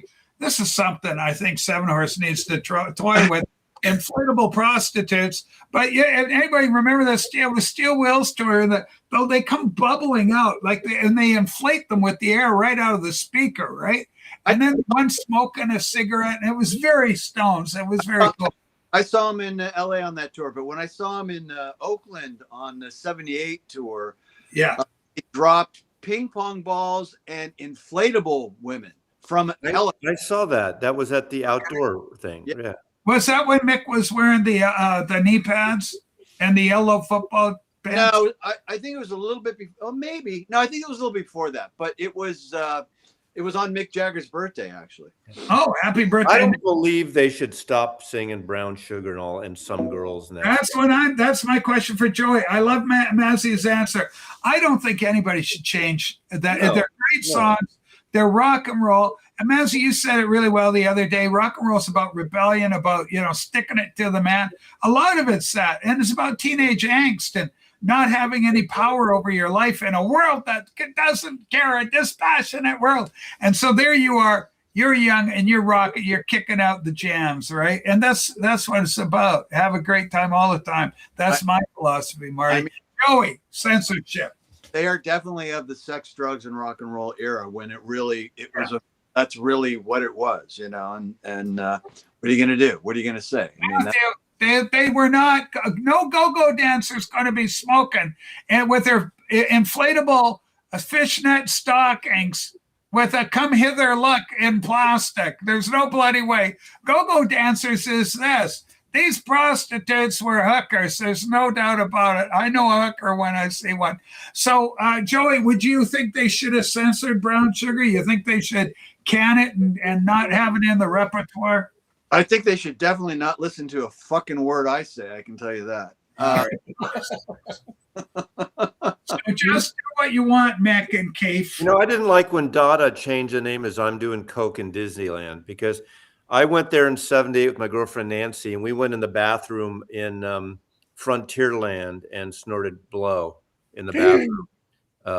And I don't feel proud of it now. We went, but we did. In those days, you would go when you were in your 20s at a certain point, and you were around, Mazzy, when it was socially accepted. Yeah, there weren't any basketball players dying of heart attacks from coke yet. Yeah, you think about it with all the 80s. This was '78, so I would 82, 83 was the last time I ever did coke, and then I stopped. I had an uncle who attended a school in LA. He was a fashion designer, and he was there like in the late '60s, early '70s, and he said amongst the Hollywood crowd that cocaine was flowing. It's still going on and on different. It's still going on. But it used to be out in the open.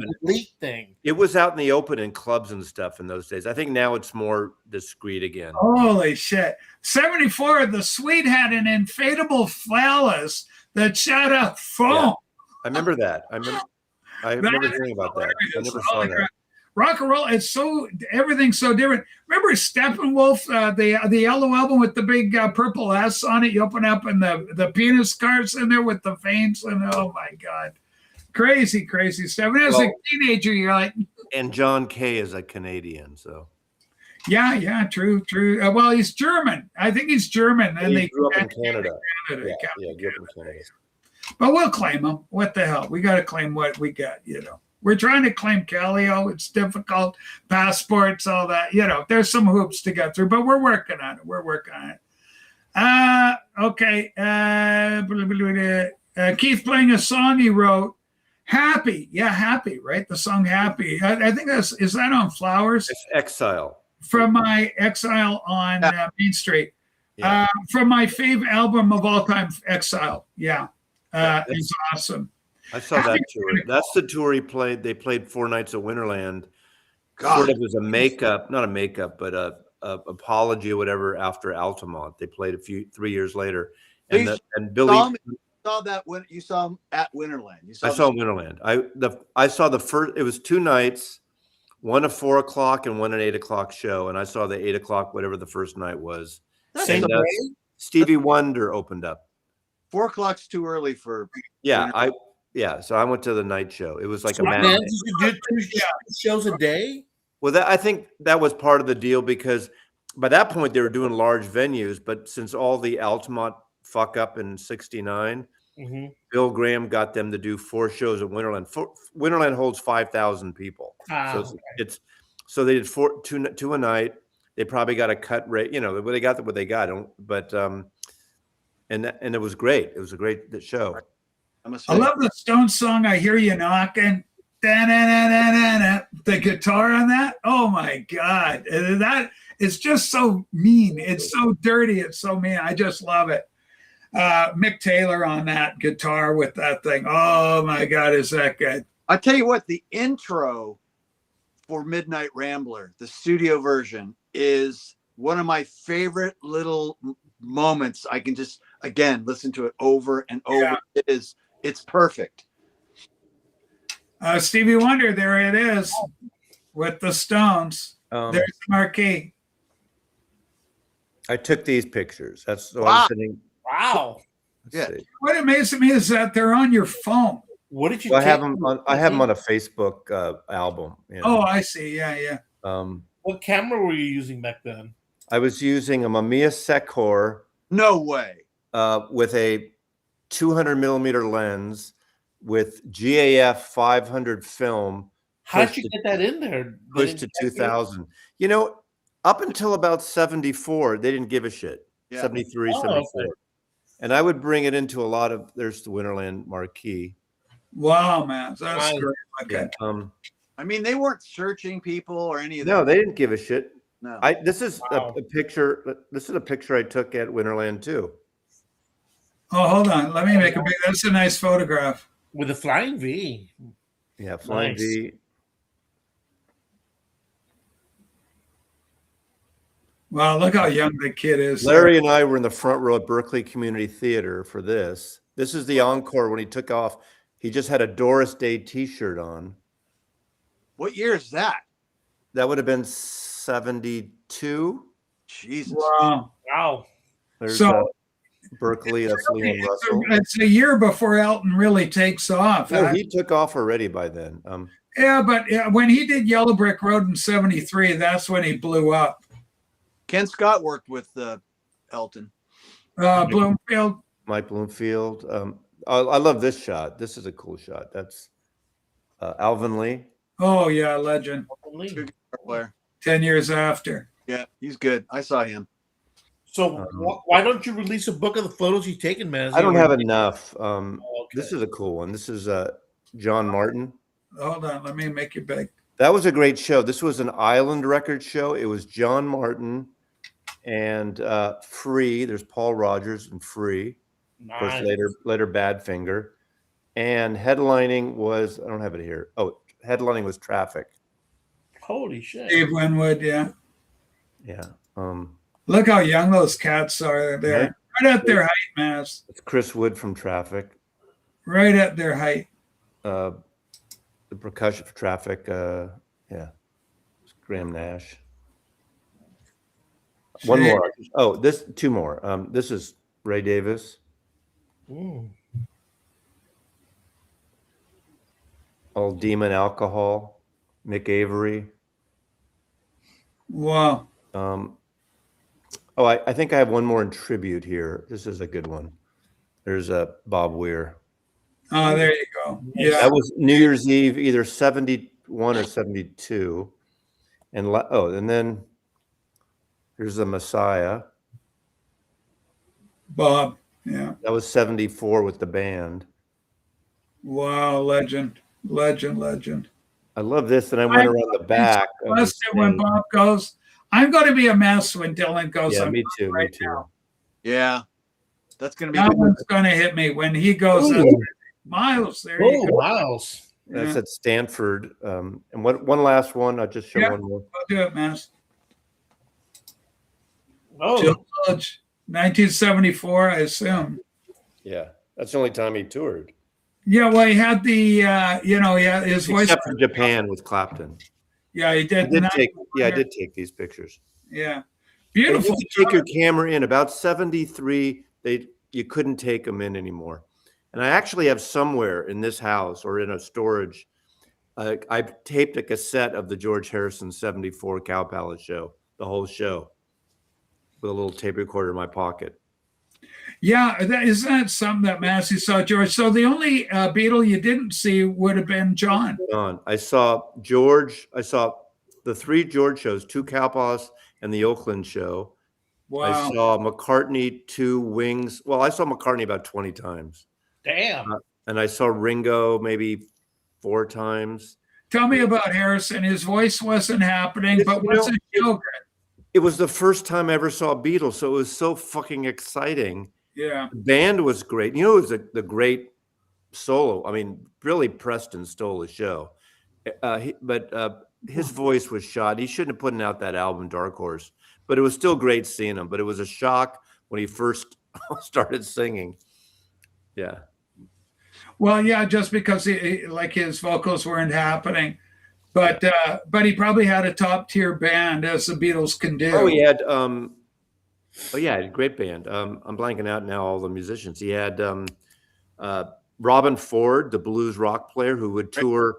Robin Ford would tour with Joni Mitchell on her tour like 2 years later. He's badass. Yeah, he's great. Willie Weeks, I think, was on bass. Great bass player. Was it Jim Keltner on drums? I think it was Jim Keltner on drums. Any punk show, Mazzy? Any punk show pictures? I'm sorry? Any punk show pictures? No, by that point, first of all, I didn't bring a camera into punk shows. It's just like it wouldn't last. But I went to a lot. Holy smokes! We got a big celebrity coming in. Holy smokes! I can't believe it. Let's do this, kid. This is a big moment. Can we get it in? Can we make it happen? Holy smokes! It's John Lennon. He's got the hat. Apparently, Harry is backstage. Rachel, Harry's backstage. Okay. I gotta go, Rachel. My dogs need to go outside and do their thing. Thank you for having me, Mazzy. Always great to see you. We lost Joey. We're swapping Joey out for Harry. Yeah, Eddie. We'll see you. Hi, Harry. Holy. Hello. Thank you, Eddie, for being here, man. Okay, Eddie. We love Eddie. Those are some great photos, Mazzy. Wow. Everybody's just popping. If anyone follows me on Facebook, they're in the albums on my Facebook site. Okay, here comes Joey again. Come on, 4D. What are you doing? Let's get 4D back up here, too. Harry, you heard about Mazzy is going to do a new show. He doesn't want you as his wingman. He's made it very clear. That's good. That's good. I don't want any of the riffraff. You know, I'm moving on. It's like, you know, it's like getting the Beatles back together again. They need to move on and play with other musicians.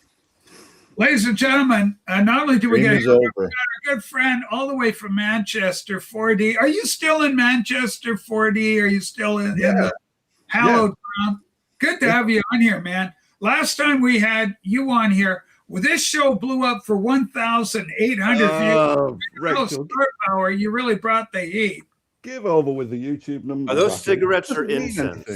Is that cigarettes or incense? Are you smoking or what do you got? Oh, it's Maz, incense. you ask me every time, Maz. Yeah, but I cough. I get congestion. He's been around a lot of this 4D, stuff. you have the most amazing comments. Oh, thank you, Harry. Well, no, he didn't. It's not a compliment, 4D. He just says that you leave some. I'm amazed at some of the comments you leave. Holy Yeah, but he used to be really obsessive. And whenever I used to be on your old show, and anytime I mentioned Coffee Julie, he would like freak out. But the thing is with 4D, he's a very principled guy. He likes what he likes, and he doesn't like what he doesn't like, and he's stubborn as hell. But he's charming. Can you mirror him? I give him a pass. Maz, you should have heard of a running gag. Coffee Julie is a running gag. You got Rachel, to can you fix his flip mirror 4D? his image, Rachel. It's backwards. Oh, do I have to do that? No, Rachel can do it. Yeah, Okay. I'll fix you up. Boom, there you go, 4D. Now we got There all you the go. people comment all the time on your movie posters. They just love it. So there you go. Okay, so 4D, what have you been rocking to? What have you been listening to? Hey, when I did my Beatles tag, I give you a lovely shout out. Oh, I saw that, You're Rachel. not loved. I know, I saw that. I was going to show you. I was going to change the subject and show you this, but I don't know if I'll be able to. Because Okay. I know you're a big comics fan. Yeah, I am. I love my comic books. And I mentioned before artist editions. Yes. So Look at this is from a guy called Alex. But how I can show you this, fuck knows. Maybe I can show you a couple of pages. But Oh, it's Alex Toth. You got Yeah. Alex Toth there. That's He right. did. He's world famous for Johnny Quest, of course. Right. So I don't know if the camera's going to pick this up with this. Yeah, Yeah, it looks good. You're getting it. Alex Toth is a great artist, highly respected. People loved him. And he's the guy that brought Johnny Quest to life in 1965. Right. And sometimes you get in these don't know if it'll pick up very well, but you get the early drafts of the drawings, which is really that's really what they pay for. But it's big money to buy an artist edition. So the Jack Kirby one sold out so fast that Kirby's my guy.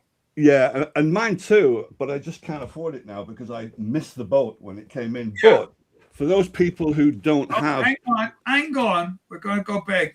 For those people who don't have that much money, they also do what's called an artisan edition. Yeah, that's right. That's John Romita artwork right there, kids.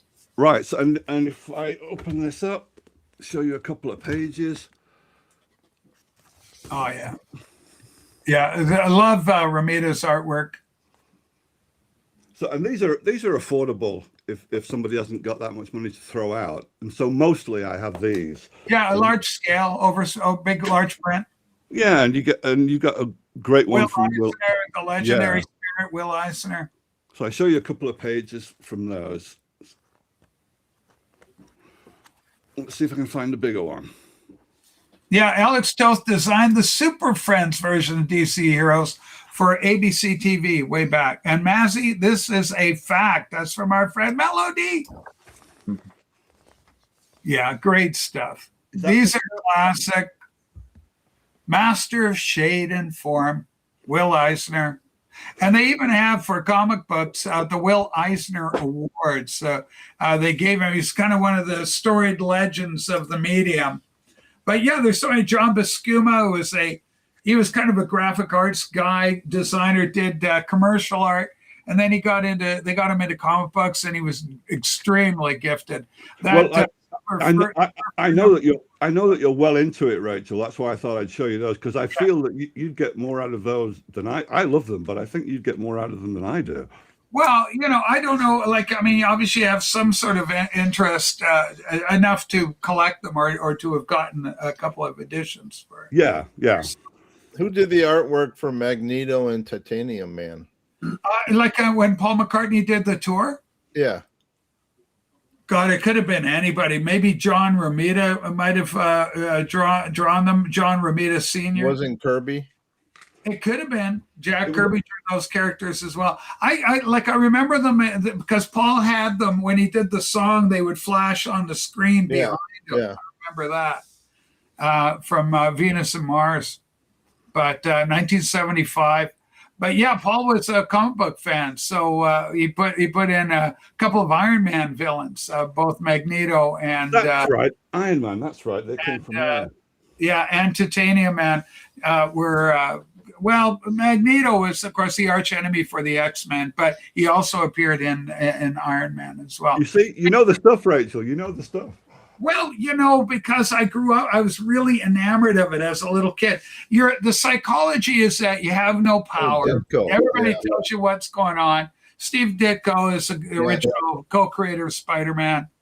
And, but, you have no power. And so in these comic books, you have the Hulk and the Thing and these fantastic abilities of these people. And so you can vicariously gain power through them, where they're in a world of your own, right? So, well, you get the metaphors, you get the symbolism, which is why I think you hook into it so deep. Like that one you mentioned on the other stream, where they can become like amorphous or invisible, and you equated that with vulnerability. Like everything you fire at them goes right through them. You remember that? Oh yeah. That's the Vision has that ability, right? Right. And from the Avengers, he's an android essentially, is what the Vision is. But great. I can identify with that. Yeah, there's great mythology in it, and volumes have been written about the psychology on superheroes, on the myth, the legend, this sort of idea. Well, that could have been your sociology subject, maybe. Oh man, in hindsight, if I'd wanted to sell my soul, I would just do transgender Indians. And, I'd make a fortune. I'd be a PhD somewhere at Harvard. Yeah. But, time and chance, right? Now I just hang out with you kids and have a lot of fun. So it works that way. So, 40, what have you been spinning lately? What have you been listening to? They're all soundtracks. And I could show you some of the albums, but you can't see it, but I'm surrounded by wires, Ethernet wires, microphone wires, webcam wires. Yeah. So I don't know that you're going to be, if I step either side, I could probably bring the fucking lot down. So I don't know if I'll be able to reach my Yeah, album. don't fall over. Let's just keep you're all in there. Everything's working. I might just show you this instead for David Donnelly. Okay, David Donnelly, Cleo Lane, ladies and gentlemen. And John Draper. Signed. So You can't see the signatures, but I got them to sign. Yeah, you can see them. To Gary and one over there. So they're all personalized. Yeah. To 4D. 4D, where'd you come up with the name for your handle? 4D. Why 4D? What's the story there? I love the movie. Back when I got it as a DVD. 4D man. The 4D man, right? Yeah, I didn't think through the symbolism in the way that you do, but maybe unconsciously I did. But I just love the cool jazz track in it, which is played on people complain that it's played on the film soundtrack far too loud. So sometimes you can hardly hear the dialogue, but there's something so kooky about that it adds to the kookiness of the film, this sort of B-picture sci-fi. So that's as far as my thinking went, just loving the film. But you know, if you sat me on an analyst couch, I could probably come up with a few other reasons why I would choose 4D Man. Okay, and Beetle Babe, who's very good with the trivia, she goes, there were a few different artists that did the art that McCartney showed on the screens. So there's George Tuska. Tuska did work for DC comic books. He did some for Marvel as well. Never one of my favorites. Tartaglione and Mike Esposito. Is that before he had the in-groove? Yeah, the whole art thing didn't work out. Not our guy. And they did a lot. Those guys did colors as well and inks. They did inks and I knew colors. a guy named Alan Gordon who lived in Pacifica, and he was first time I think I knew him in the 70s, and I didn't realize there were different inkers and color guy, the whole thing. He was doing the inking for, I don't know if he did for DC or Marvel. He did one of them. So, and what was the name? Alan Gordon? Alan Gordon is his name. Alan Gordon. Wow. He did. That was his gig. He worked full time. Didn't he later become the commissioner? Commissioner Gordon. Not Alan. Yeah. Well, that's kind of an interesting thing, too, because the character Batgirl was actually invented for the TV show before the comic books. And then Barbara Gordon entered into comic book mythology, much like Poison Ivy was a cartoon character that was invented in the cartoon series, Batman the Animated Series, critically acclaimed in the 1990s. Brilliant series. And then she enters into the comic books, becomes one of the most popular characters. So the convergence of media and talent for all these various things. Alex Toth, very interesting. Great documentary on Alex Toth on YouTube you can watch too. For nothing, kids, part of your internet packaging. Do you remember Alpha Flight? You remember Alpha Flight? Alpha Flight, Canadian I think group. that was John Byrne. It's John Byrne, British born, moves to Canada, Calgary, Alberta, Canada. Then from there he moves onto New York. So if you look him up, he's described in Wikipedia as a British American, but he was actually Canadian for a couple of weeks too, because I think Alpha Flight was all a Canadian superhero, weren't they? Byrne created it. It was I had all like the first 15 issues or so back in the day. It came out around 1979, somewhere in there. 78, 79. I saw John Byrne at a local comic book store in 1974, and he was just got his job at Marvel, and he was drawing Iron Fist, and that was a very low-key title to do, Iron Fist.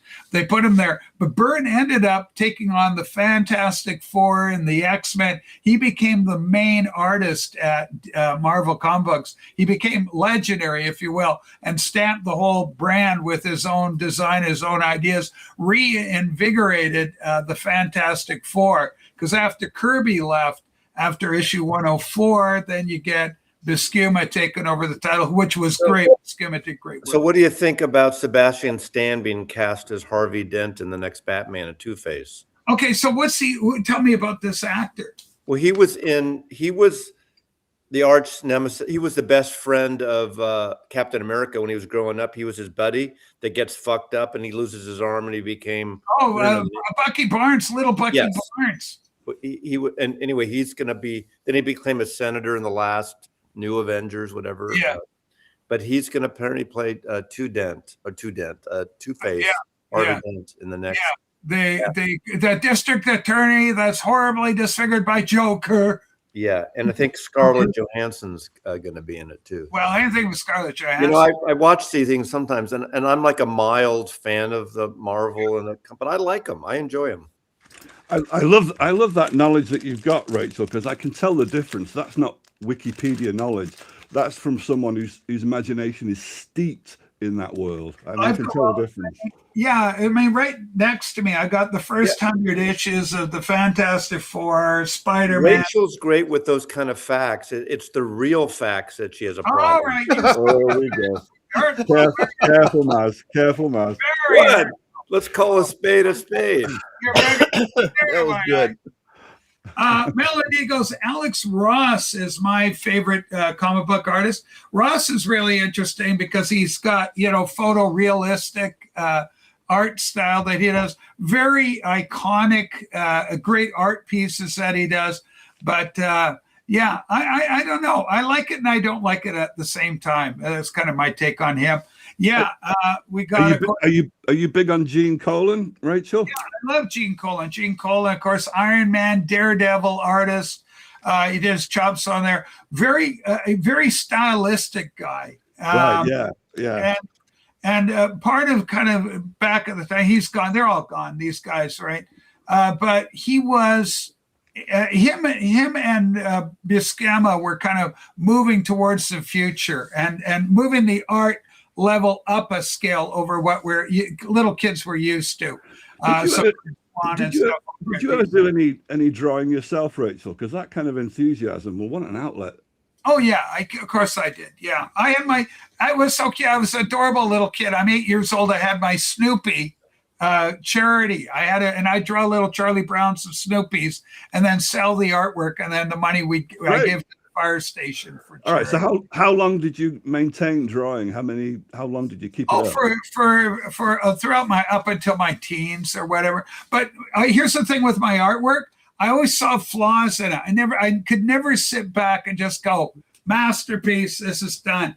I give anybody credit, any artist, anybody that does anything creative, if you can sit happy with your finished product. Rachel, that's why directors never go and watch their own movies.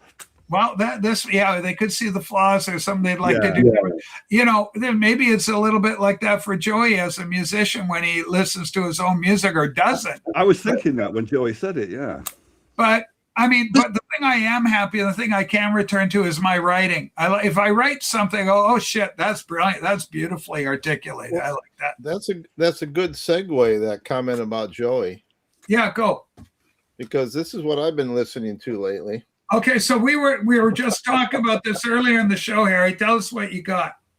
This is the Dada Live official bootleg, Volume 1. Was there a volume 2?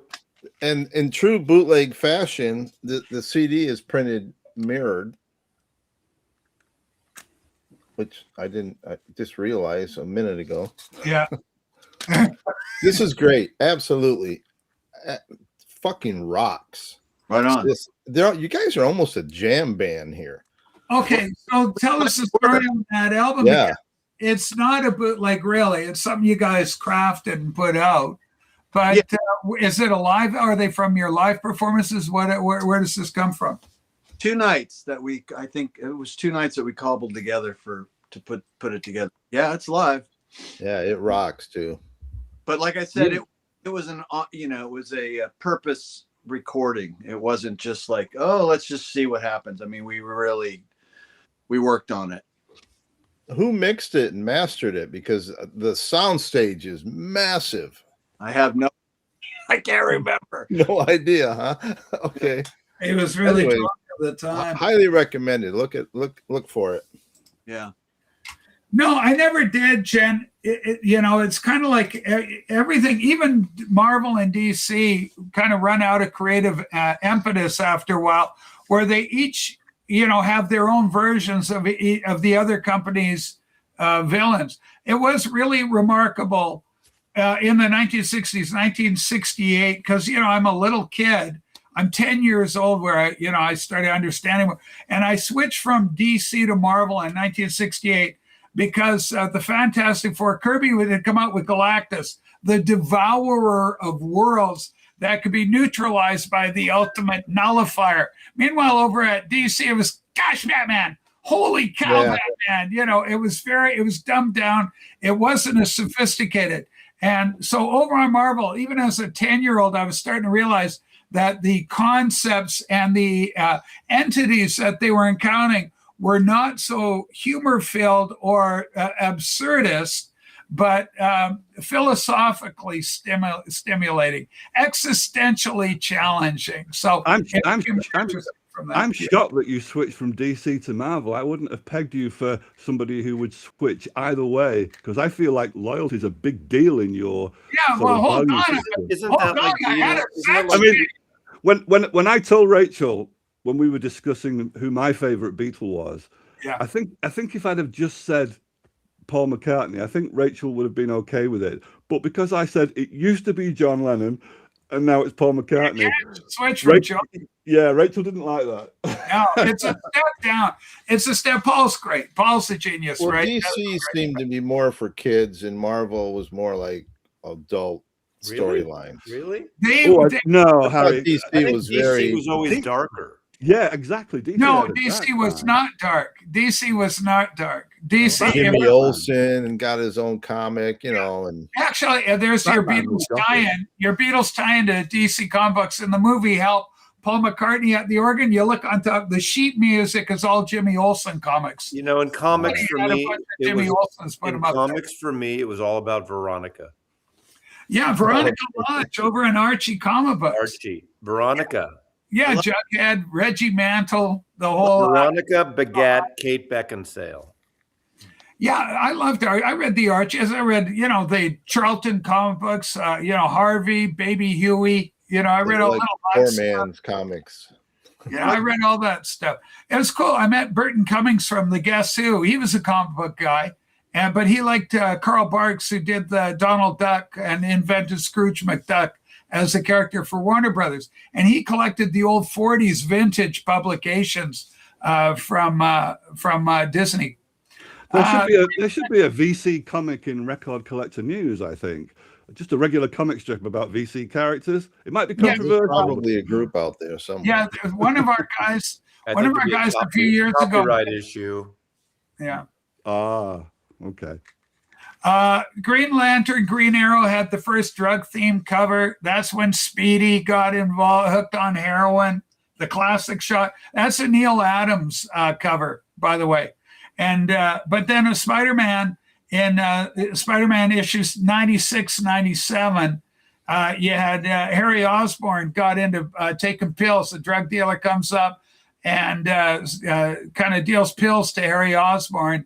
And then Spider-Man and Peter Parker basically, and the guy Spider-Man roughs him up and says, quit dealing drugs to the kids. But and that's when he started listening to jazz records too. Jazz records. But they took the comic books code of authority from the seduction of the innocent trials that they had in the 1950s, and it was the liberalization. It was starting to break the censorship and the control of the comics book code authority. So that little white stamp you see in the middle of all those 1960 comic books, right?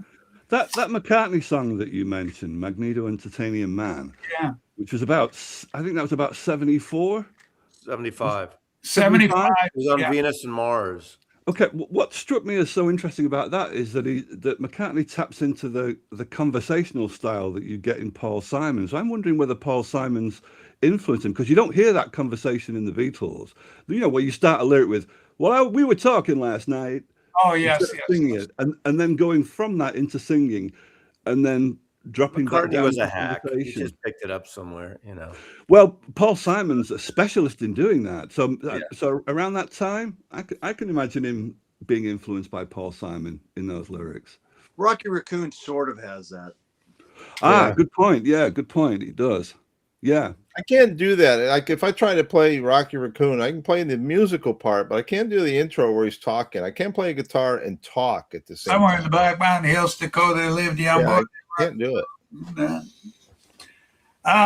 Yeah, I mean, well, because if you love something, then the knowledge comes because you want to understand who the people are that are creating it. What's the impetus for that? What are their influences? Where do they come from? Yeah, but I can tell the difference, Rachel. I can tell the difference right away from the energy that you put into it. This isn't Wikipedia talking. This is somebody who's saturated their imagination into this world. She sure has saturated her imagination. I've saturated a fair bit. But it's fun. Like I've got my DC's Green Lantern, The Flash here, World's Finest, which are very light and very silly Batman and in the movie world, I know Green Lantern with Ryan Reynolds gets a lot of flack, but I actually like that movie. Did you ever see that? So which is the dumbest comic superhero? Like, why did they do that? Howard the Duck got a bad. No, I mean like Marvel. I mean real, not cartoon. Oh, you mean like the main Aquaman? Aquaman's a dumb stupid. Ishtar. Ishtar. Remember Ishtar, the movie? Yeah. The movie. Ishtar is Arabic for Howard the Duck.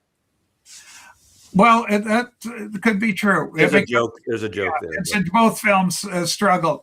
So okay, on a serious, I never mind Prince Namor, which is Roman spelled backwards, right? Namor, Roman. So there's the influence. That idea of ancient imperius rex, which was his kind of tagline in the 1960s. But Prince Namor, Prince Roman, and then you've got over on DC, you've got Aquaman. But the thing is that for a kid's imagination, it wasn't silly or stupid. It's a whole world. You're under the sea, the water. It's Jacques Cousteau, and so. But, talking to the animals and controlling the dolphins and that kind of thing, it doesn't have the lasting appeal of Batman, The Dark Knight. But keep in mind, in the 60s, Batman was very light fare. And the comics book code authority, when they came in, they really dumbed the comic books down. Yes, so they did. You couldn't have bullets shooting anybody. You couldn't have them breaking a building apart, which I just love. They would always have a disclaimer. Oh, look out, Magneto's destroying that old derelict building over there. So they would make it clear that the building, you couldn't just go in. Yeah, they couldn't just tear down a building and just build something that they wanted to in those days. Yeah.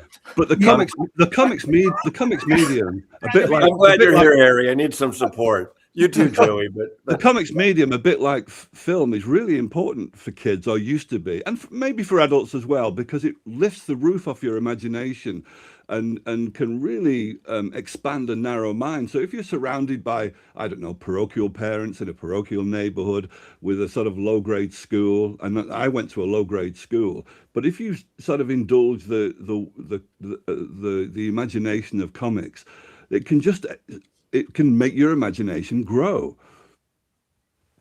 Yeah, you think about somebody like David Bowie, when you're talking about parochial, his whole thing was the rebellion against a lot of the stuff that I love, a white picket fence around the little cottage in the little village in your beautiful little town. He hated all of that. He wanted to expand and go beyond all of it.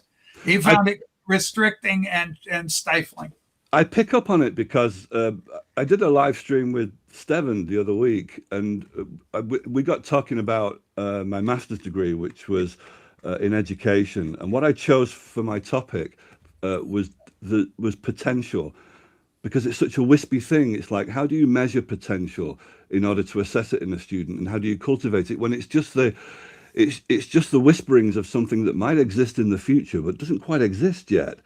So when I delved into that, one of the pointers for a tutor would be enthusiasm. If a student doesn't have much ability, but there's a shitload of enthusiasm there, that can be a sign of that student's future potential that they would manifest.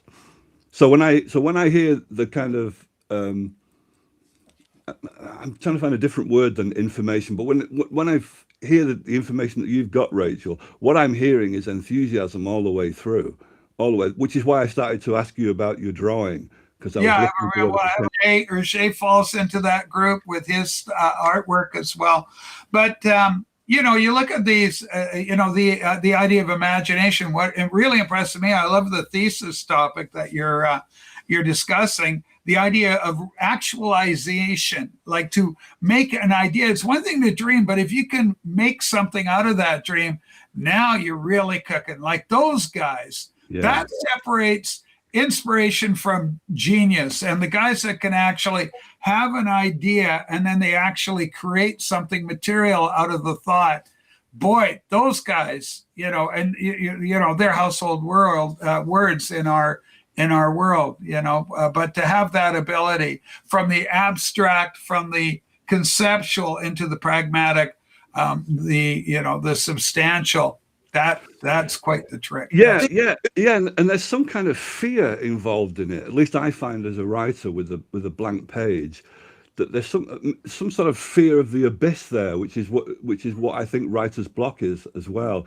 And I think the enthusiasm that you've got can force you through that fourth wall, so to speak, and you can manifest it then. But I've thought about that fear of the abyss for quite a long while, and I've realized that a lot of my projects on the computer are undone because I've spent time talking about them instead. So that's the valve relief. And unless you contain it, whatever it is, to force up the pressure, you need that pressure in order to get through that wall of resistance because you're facing the abyss. What if I don't have it this time? What if I start to write something and it's just everything's banal and there's no free associations? There's always that, I find anyway, there's always that fear.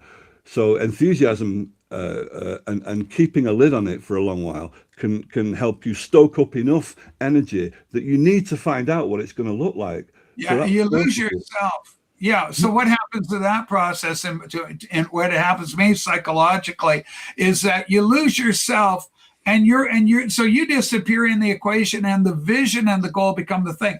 So, beautiful. For example, I want a car. I wanted this boat. I know you're not a fan of this blurred background. I love it. It's a richness. I just like it. And so I wanted it. So I wheeled and dealed. I went on Marketplace on Facebook, sold some stuff so I could afford it. Because ultimately, it's like a $1,700 investment, even though you don't think of it when you're starting out. But when you add up this, that, and the other thing, camera's $700. Okay. Now you need to have a new lens on. There's another $500 for the lens.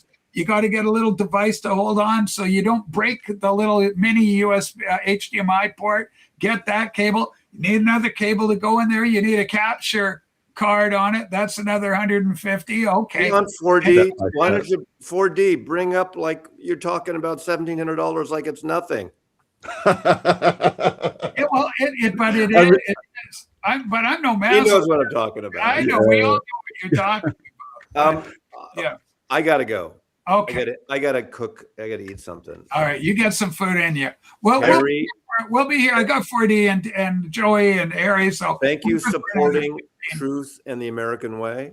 When's your show going to be? Not this week, but it'll probably be a week from. It'll be Saturday. Probably Saturday. You're not going to be the co-host, Harry. Probably Saturday at 5 p.m. That's the tentative. Wait. 5 a.m. No, 5 p.m. Oh, that's better. Wait for sweeps weeks. That's when we'll open up. Joey, I'll see you once you're heal up again. Yes, that's better. Rachel, thank you for being a Canadian. Yes. Okay. Hey, listen, we'll see what happens. Holy smokes! God bless Nancy. Fact. So I was going to bring this back to Joey then, because Joey, I don't know how long you've been songwriting, Joey, but I'm guessing it's decades and decades. So do you have no fear of that blank page, or how do you get started with a song that doesn't exist yet? Okay, so the first answer, and I'm just saying this straight up, I don't have any fear of that. I know people though that do. Believe me, it's a real thing, and I think you kind of described it very well, actually. if you think too much about it, and maybe I just I don't use this word very often, but I'm blessed with not thinking about it too much, I guess. Right. It just, and the way things come to me, I don't even know half the time. I don't usually think, I mean, sometimes I do. Sometimes, like, I'll fly to LA. It's like, today we're going to write a song. So then we do have a purpose. But even then, I don't think, I try just to let go and go, let the possibilities be. Just plug in, and Phil usually smokes some kind of like weed that should be, a human being should not be able to stay alive. Pretty powerful stuff, I take it. I don't know what the hell he's always showing me this stuff. It's got keef in it. It's got all kind, and it smells really great, actually. But I don't know how the hell he does it. But then we write out of thin air. But a lot of times I'm just walking in the house and something pops in my head, and I know to go and deal with it. I take a second and I go, is this good? Just go, well, I don't know if it's good. I'm going to go either just sing it in my phone or play it on my guitar, or if it's some words, I write them down. But I try not, I guess I don't think about it too much, and that's a good thing. I was going to say a couple of things about what you guys were talking about before. I thought it was very interesting, actually. One thing is, I really feel that enthusiasm is far more important than talent. I mean, that'll get you farther than talent all day long.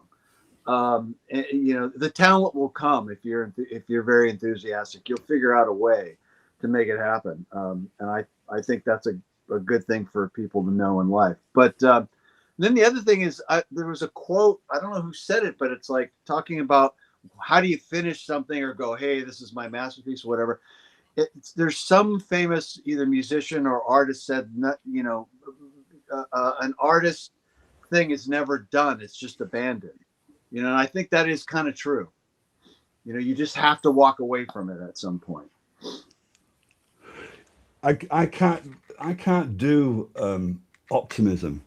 I'm not going to. I'm aware of Sue sort of glaring at me as I start to talk politics, but I'm not going to get into politics. I'm just saying that for me, the world is doomed.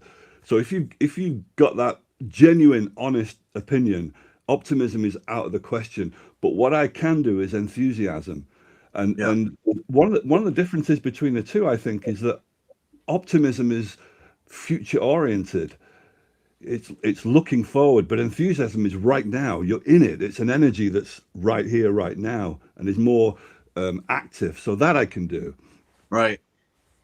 We got a nice comment for you. It's a good question. Joey, I love the song Dog from Puzzle. Where did that come from? It's a great song. That is, I remember, that's one of those songs I can remember exactly where I was when I was writing it. It was in my studio apartment in Hollywood, and I had one of those Murphy beds. Yeah. And, I just remember sitting on that. It was when me and Mike were first really kind of hitting our stride. We realized, like, we made a decision. We quit that god awful band, or actually it broke up, Lewis and Clark, which whatever. But so we decided, hey, the problem with all these bands that were in all our preceding that moment in time, it sucked. We couldn't write. We weren't writing good enough songs. So let's not start a band, because that's what musicians do, because they're needy and they need to be doing something, or then they feel like they're not doing it right. So it's almost what we were talking about a minute ago. It's a mindset. But really, we stopped that and just decided, let's just write a song. Let's write music, not start a band. There's a difference. And that was the smartest move, I think, musically I ever made in my life, because we started getting better. And that kind of was in that period. It was, I just had that riff, and I played it for Mike, and he came up with the actually, you know what? I take it back. I wrote that riff. I guess I wrote both riffs on that. he wrote the little thing at the top, which is a slide move. And that song is a friend of mine, a girl I knew. I think she said something like she believed in reincarnation. She said she was a dog before, and just something like, it was just some kind of flip line like that, and it just stuck in my head. And I knew a girl that believed she used to be a dog, and that I just thought that was a cool line. Yeah. I love that. I love that you have no fear of the void, Joey. I don't come across that. You might be the first person actually that doesn't need some energy to break that through that fear. So that's quite impressive. I wonder where you got that from. Was that like your parents encouraging you all the time, or? My parents did encourage me eventually. At first, I think I drove them crazy because I started on drums. But that was, after a couple of years, they got rid of those. But they did encourage me, honestly. And it was sort of like, look, we'll help you, but you have to take lessons. And I was like, hey, I want to take lessons. So that was all not a problem. My mom was very artistic. My dad played music to get himself through college. So there was a little of that going on. But, I wasn't, my parents, it was a bad situation when I was a kid. So they ended up getting divorced. It was a bad marriage. But I think what that did was it drove me, or it allowed me to just be in a complete and pure escapism. I mean, my imagination was just on fire, constantly. Right. I was just a kid just doing the dumbest things, constantly. And, maybe it was all possible, I guess I could say. Everything Right. And then when teenage years, and I've been in a band since, like I said, since I was 14, and I was just one of those kids that, like, in the old days, we had these things, peachy folders, where you drew, the name of the person you were in love with over and over. But I also drew like guitars and amps, and Yeah. Like George Harrison used to do. Yeah. Yeah, it's just your imagine. I was just so into it. I mean, music really got me. It really hooked me. Right.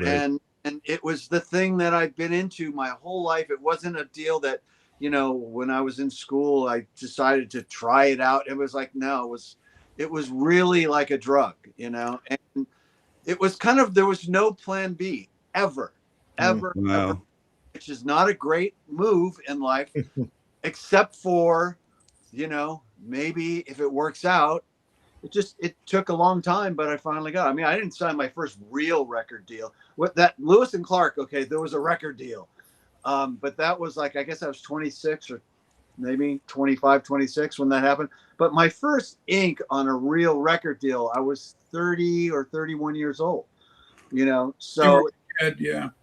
So it's like music is a part of you rather than music is something that you do, like music is a tool, instead of that music being actually a part of the essence of your personality. 100%. What were your biggest musical influences as a kid? I mean, as a young kid, like when you first said I love music, who was it you were listening to? Monkeys, Beatles, Stones, Herman's Hermits. So I was raised, kind of going back to my parents, who I adored. They were not bad parents. They were good parents, for me. But they were bad for each other. That led to a lot of babysitting from other people. Is kind of what I'm trying to get at. And there was these 3 blonde girls. They're beautiful, Scandinavian, I think, or Swedish, Nordic, tall blonde girls. Just Nina, Sisa, and Baba. I mean, they had cool names. They were, they were all like, they were very like kind of iconic in my mind right now. They gave me a stack of their old records and their old record player, and that was kind of it.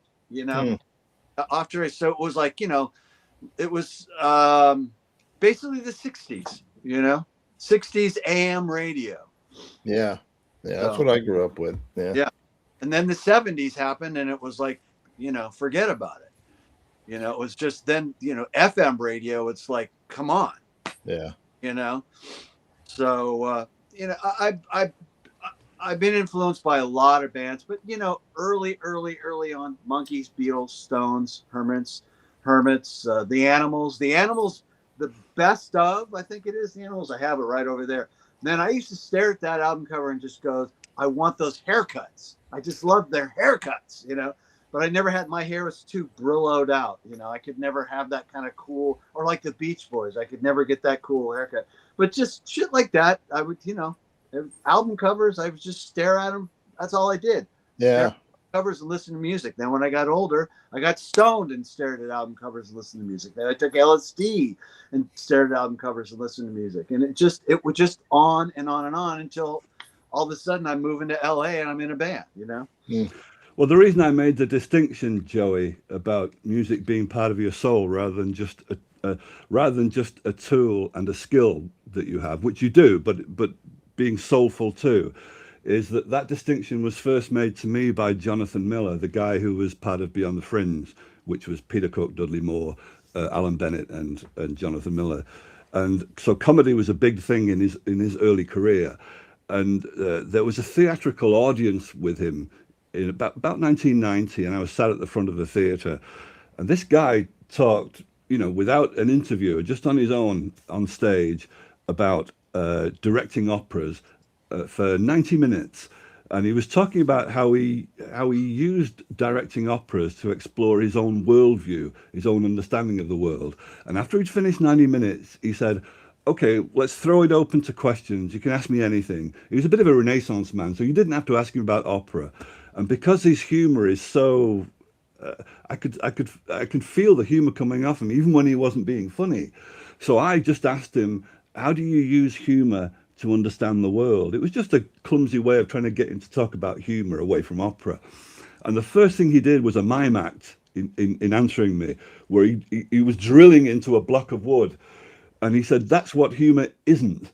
It's not some tool that you use that's extraneous to your personality, that humor is actually part of your soul. It's not something that you use. So I'm now making that analogy with you, Joey, in music. Thank you. Yeah. I mean, you know, it's a sickness. What can I say? You know, I'm lucky. I'm a lucky motherfucker, you know, 100%. A lot of this is luck. Yeah, a lot of what 40 is saying applies to David Donnelly as well. I found myself continually inspired. I have to choose which idea to run with. So the music I do is how I feel, and I'm always feeling something. So it's a constant state of being. It's like, you know, it's an embarrassment of riches. He has so much because he's out living, feeling, absorbing, and expressing. Good. Well, that word inspired, Rachel, you could probably do a number on that, because you could bring a religious view to that. Obviously, yeah, to breathe, inspire. Yeah. So, Harry, what is the thing you're best at? Me? Yeah. Storming off. Storming off. Rob brought skill out in your repertoire, Harry. I don't know if I'm best at anything.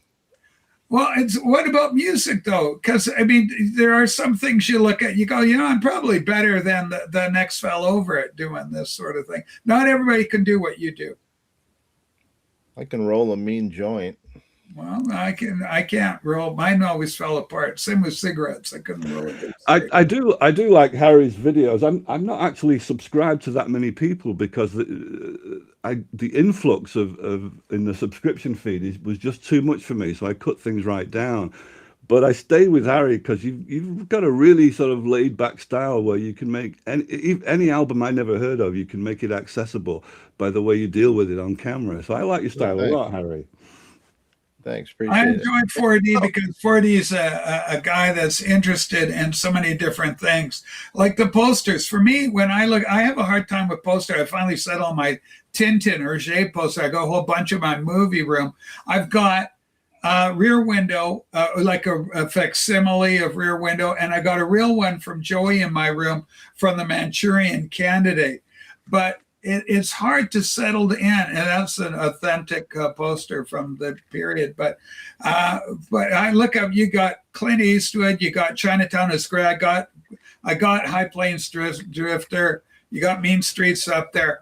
So it's kind of which posters do you choose to actually, because you only got so much wall space. And Yes. is it a challenge for you to come up with the yes, the but I've got maybe 200 old film posters in drawers. There's no wall space left in the entire house, and I live alone. I'm a bachelor, but there's still no wall space left because everything's been framed that I can. I don't collect film posters anymore, except that I still do buy them sometimes. And I'm working on. I know this is a little touchy subject, but it's okay, really. I'm working on Chauncey and Loki by telling them I'll show my 4 recently acquired film posters, and they are so cool. If you want to see Lou Reed behind a bar looking into camera, one of the posters has got that standing right next to Harvey Keitel. So I'll show those 4 film posters on Rachel's Ghost when I found some sort of way to reel in Chauncey and Loki so they can look at the film. Well, it's not controversial from my viewpoint. They're just mad because I know. Loki's upset because I don't have an issue with Beetle Babe, and that's part of it. He's not a big fan of when I get psycho platters up and just different things, and of course my own political bent on things he's not happy with. So it's not just one single thing with Loki. I love the guy. I have a lot of respect for Loki. I have nothing against him. Same thing with Chauncey. Chauncey's a good guy. Yeah. That is his name. With any of them. And I think it's accessible. I think it's doable. It's just a bit more of live and let live, just a little bit more of that, and it could probably work. So I'm saving the 4 film posters for that eventuality, but I'll just keep working on them whenever I get access to them in a chat. Yeah, it's interesting. I've got to head out because we're going to watch a movie. Okay, enjoy the movie, Harry. We love you. And Harry's doing the Beatles tag. Everybody get over. Watch the Beatles tag, folks. I owe it a watch as well, Harry. All right. Bye, Harry. Bye for now. So when it comes to all that, now we're all squeezed in. Hang on. There we go. Get rid of all that squeeze. So I find all that interesting. So when it comes to choosing the posters, what went into your thinking this one's going on the wall? Because you got, Outlaw Josie Wales there, and you've got High Plains Drifter. So you're doubling up on Clint. Yeah, but some of these, the yellow, the mirroring yellow between Chinatown and the Moving Target, the Paul Newman poster, that was probably in my mind when I put them up. But it was so long ago that I can't remember the reasoning. But some of it's purely sentimental. So the Chinatown poster, I've had that since the film first came out. So I've had that since I was 15 years of age, because we had a lovely local cinema manager who broke the rules and would sell you posters for 50 pence a piece, which was actually illegal to do, because the posters are actually loaned to cinema managers and they either have to destroy them after exhibition or return them to the National Screen Services. So he was breaking the rules doing that. He was also breaking the rules letting teenagers into adult films, God bless him. So I've got a high reverence for old Jim Shepard, now long gone. So sometimes I when I put posters up like that, they're really touchstones to my past as much as the actual love for the film, a way of keeping in connection with my teenage years. And your innate psychology, are you a person that lives in the present? Do you look to the future, or do you go in the past? For me, I'm always in the past. Yeah, well, that's one of the very argumentative points that I used to have with Stunty, who's very into the avant-garde, is that nostalgia is king to me, and he finally accepted, that I'm a stick in the mud and I'm not going to change, and that I do feel now that nostalgia has become something radical because of the way the culture is right now. Yeah, because it is. You're right about that, and for reasons that you and I would certainly concur with, right? Yeah. So I could make a good political case for nostalgia, and I can make a good case for it as being a touchstone to the imagination in the way that you can, Rachel, with your background in being steeped in comics. But I could also pathologize it in that probably my main psychological weakness in life has been letting go. And it's been a hard, tough lesson for me eventually you have to do it, like when your parents die, or even if you have a pet, a beloved pet, and your pet dies. My God, that heartbreak can never go away. So you do have to deal with it in the end, and until you do, life will just drag you back to that issue over and over again until you do deal with it. But that is my weak point, I think, psychologically. So you could argue that me constantly being in touch nostalgically is me not letting go of the past. So I'm aware of that as well. It's not an either or, you see. Yeah, life has a way of making you drop things too. Where you're not afforded the luxury of holding on to that comfort because real life is encroaching upon you rapidly. And yeah. You find that in grief, in bereavement. In my experience anyway, that you don't. If it's somebody that's been really special to you and they die, for a while there, it's hard to imagine that the world's carrying on oblivious. But of course it is, because a lot of those people didn't know the person that you're grieving for. But it can be because they're not grieving and you are. It can remove you as the bereaved from the rest of the world, and it can be a long haul to join in back in that rush hour life again. It can be a long haul to do that, because to some extent that involves letting go of that bereavement, your attachment to that person, not letting go in forgetting them, but letting go in accepting that they're dead. You won't be having any more conversations with them.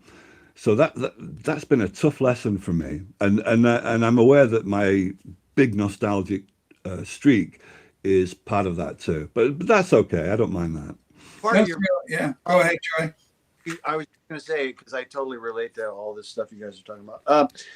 Part of it is you deep down you feel if you let go, then you are doing a disservice, to but really that's not true, Right. Like they probably want you to move on, they probably want you to live, because your time is limited. You might as well, Yes. But it's, what are you going to do? I mean, when both my parents are gone, my mom died when she was only 56, and it was a shock. Believe me, it was definitely a shock. And she did get to see, she lived long enough to see me. She came to one of the Sting shows. She saw me on MTV. She saw it. She saw me sing the national anthem at Candlestick Park. She saw enough of what was, a culmination of, putting up with my bullshit when I was a kid, lighting shit on fire, wrecking everything. At least she got, it's like, hey, turned out okay. And same with my dad. My dad ended up being a huge fan. He Great. He went on tour. Speaking of the Sting tour, he came out and followed us around in Europe, and it was fantastic. Sting yelled at him one night. It was fantastic. But he really got into it. But both of them kind of left suddenly, and it's not easy. Yeah. Did your mom suffer cancer, Joey, or was it like a heart issue? Or brain aneurysm? Oh, okay. My mom had that too. Yeah. She survived, but it left her debilitated. Well, she survived the initial attack or whatever you call that, but she died in the hospital in the next couple of weeks. It was while Dada was making their second record, and so we had to stop, and I had to go. And then, it was really, it's some heavy shit. It was, my parents are divorced. She wasn't married to anybody at the time. I'm the oldest child. I actually had to fucking, make the decision to and pull the plug. Yeah. And fortunately for me and my mom were tight. And she actually told me, if that ever happened, to just, don't even think.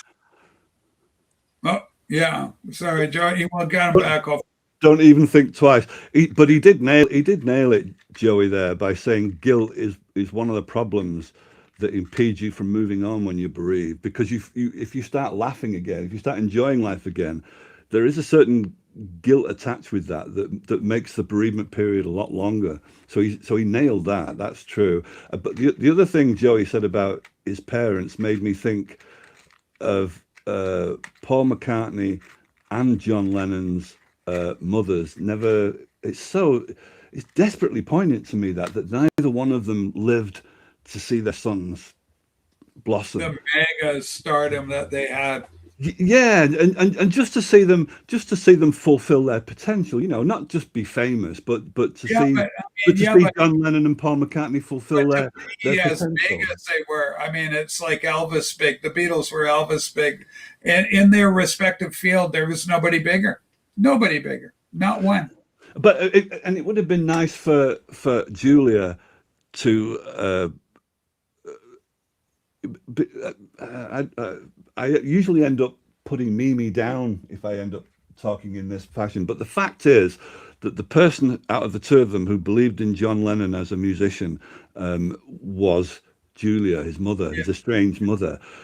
She kind of knew it. She knew he had it in him. And it would have been so nice if she'd have lived long enough to see his potential fulfilled. Yeah, but it wasn't meant to be. No, exactly, yeah. Well, I'm happy all right, John. Something happened out of that. Hey, I'm going to take off. I got to go eat. And yeah, I'll sit around with 4D for a little bit and we'll philosophize here. Joey, thank you as always for being up here. Joey Calio. Cheers, Joey. You before 4D, and it was a pleasure speaking with you. Really appreciate it. So. Yeah, you're cool, man. Thank you. Hey, you're cool. So Rachel, I'll talk to you soon. Love you, Joey. Thank you for being here. Joey Calio, folks. So 4D, I get you to myself for a little bit, hopefully. This is lovely. I enjoy you a great deal. The vinyl community, do you want me to kick you out, Joey, to make it easier for you? Here we go. I'll give him a leg up. Boom. There we go. So, all the characters, the personalities and everything, how come a bright spark like yourself settled in on the vinyl community? What was the draw for you? And was it through the Beatles community or was it the wider music community? How did it work for you? Yeah, we're right back to nostalgia again. My first contact with the VC before I knew the phrase the VC was a guy who's still in the VC called Brian Bringleson, and his channel is called Needle Meets Vinyl. Okay. And he's a big Beatles fan. I would say he's an audiophile as well. I don't know if Brian would say he's an audiophile, but by my standards, he definitely is.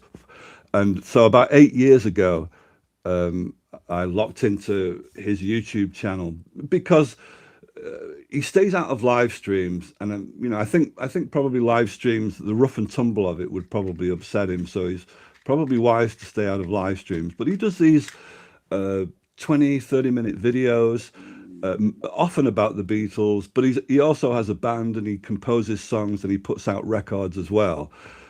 So he can mix it up a bit, and there'll be these fallow periods where he'll put nothing out for 2 or 3 or 4 months, and then I'll do another one. And he's my go-to guy. Every time there's a new Apple Beatles release, he's the guy I go to see how much money I'm prepared to spend on this. Yeah.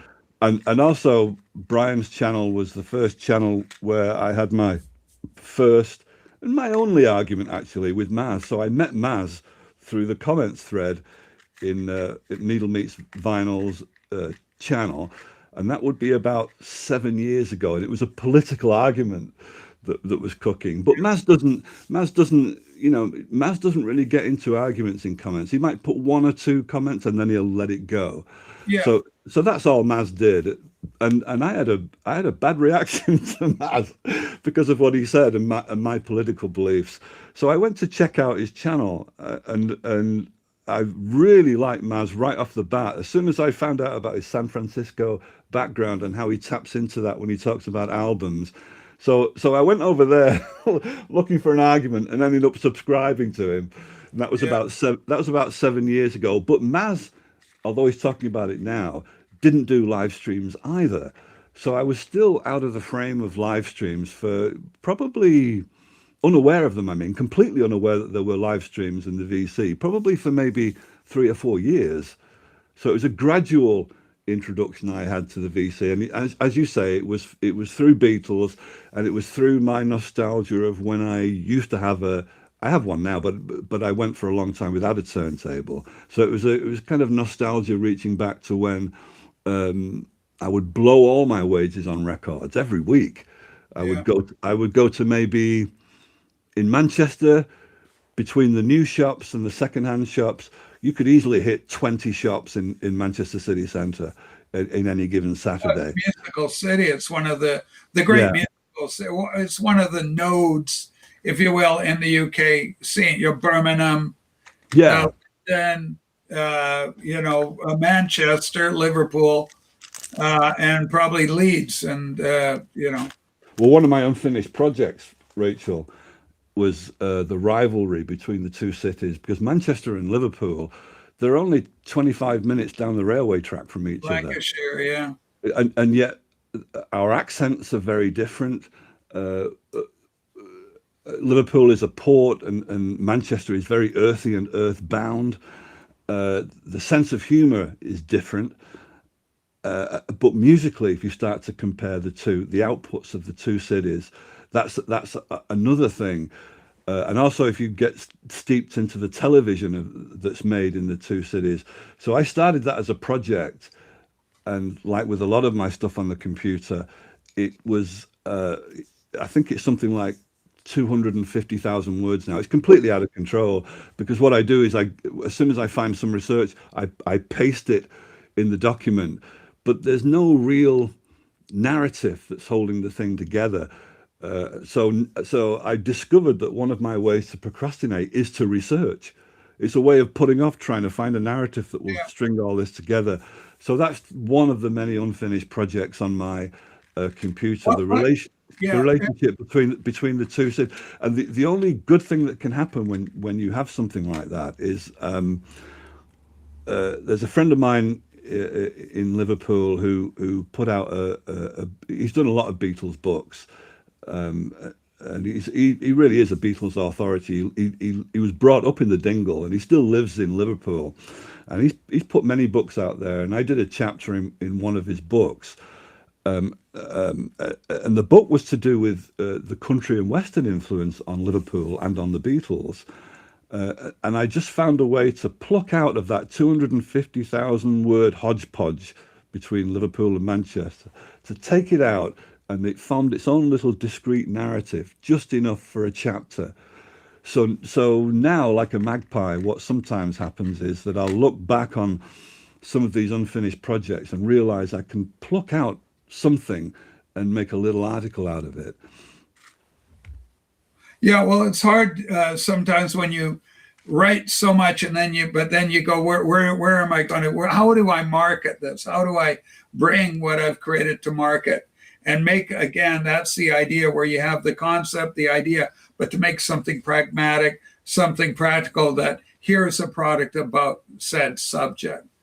Yeah, and it's another reason why I was on Vinyl Dale's live stream the other day, and we got talking about doxing and things like that, and it somehow merged over to the thing I'm considering about going back to lecture for maybe 2 years, just for 2 years.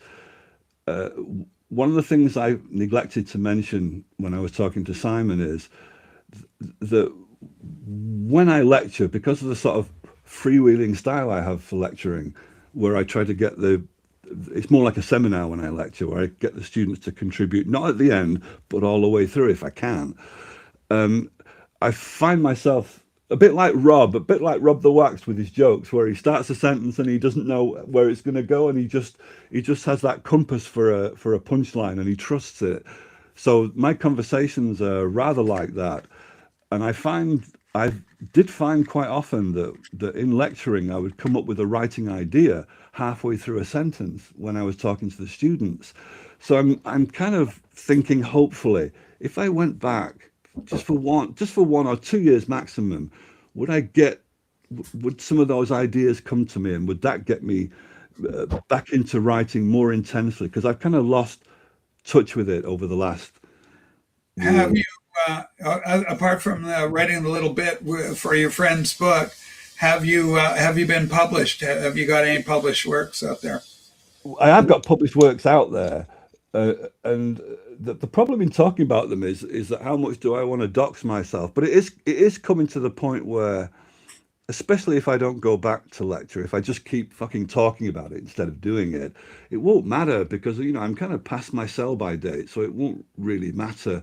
And then I'd be prepared to mention the books and the articles. Yeah, and okay, and in general terms, then what would be the subject matter? Okay, In very broad terms. right. Okay, the subject matter has been literature, it's been music, it's been cinema, and it's been psychology, and even little bits of architecture. Even though I'm not an architect, so it can go quite far afield. It's not. None of it's. I don't think I've ever written a political article that's just politics. But what I sometimes do is plant a little bit of politics, but not enough to turn people off, but just a little bit here and there, because it's honestly part of my worldview. That's all. So in the one that I'm thinking about, which was to do with the changing architecture in Manchester, I certainly put some of it in there. But otherwise, I kind of avoid subjects that make me angry because I can't write well if I'm angry. Some can, but like Hunter Thompson could, but I can't write well when I'm angry. I kind of freeze up. So the more whimsical I can be, then the more freewheeling connections I can make between one paragraph and another. So those are the kind of subject areas that I've done. And there's still, I've hardly written about the Beatles, and there's Beatles projects on this computer, which I've been so careful not to mention to other writers, because writers are real, they're poachers. If you've got an idea, right? There's no scruples about doing that. And one it's of comedy where they steal the gag from another comedian. And publishers are so scared now of publication because they make a loss in hard copy publications, that there are only pet topics that are surefire bets, and the Beatles is one of those. So there's a lot of Beatles books out there every year. And they're very competitive, those writers. So and I know the idea, particularly the one I'm thinking of about stringing Beatles incidents together, I know that's never been done before anywhere. So I'm kind of holding on to that. But the fact that I've been developing that particular project, I first started talking to Julia Bard, John Lennon's half sister. We had a long email correspondence because she loved the idea, but that must have been now. Do you know that might have been about 7 years ago? So here I am talking to you now in 2026, and I still haven't fucking done it. It's all up on the computer, but in the same way that other project I talked to you about between Liverpool and Manchester. The connecting narrative is it's not coherent enough, and meanwhile I'm finding more and more research and putting that in that makes the narrative more problematic. So there's something happening with my. I think what it is I'm just getting old. I'm coming down the other side of the roof, and I'm. If you don't mind my asking, how old are you now? I'm 1 year behind you. That's all. There's only 1 year between us. Right. And you're 59.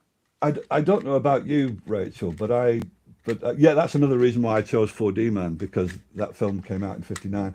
But I am losing my memory is definitely going, and my memory used to be very, very sharp, and I used to rely on that as a lecturer a lot. And in the general decay that happens, I'm finding that my memory is quite fallible now. I will tell you one thing. In my opinion, I think engaging people like we're doing here helps your memory, especially the kind of show I do, because we're always referencing something. You got to pull that little bit of tidbit out in order to entertain the people watching the program. So it's a great exercise for me. Like, who was that in that film? We're constantly doing pop cultural references, and so it becomes imperative that you recall, and you recall it quickly. so that otherwise it disappears. Oh, you know who I mean? And you'll hear me do it from time to time.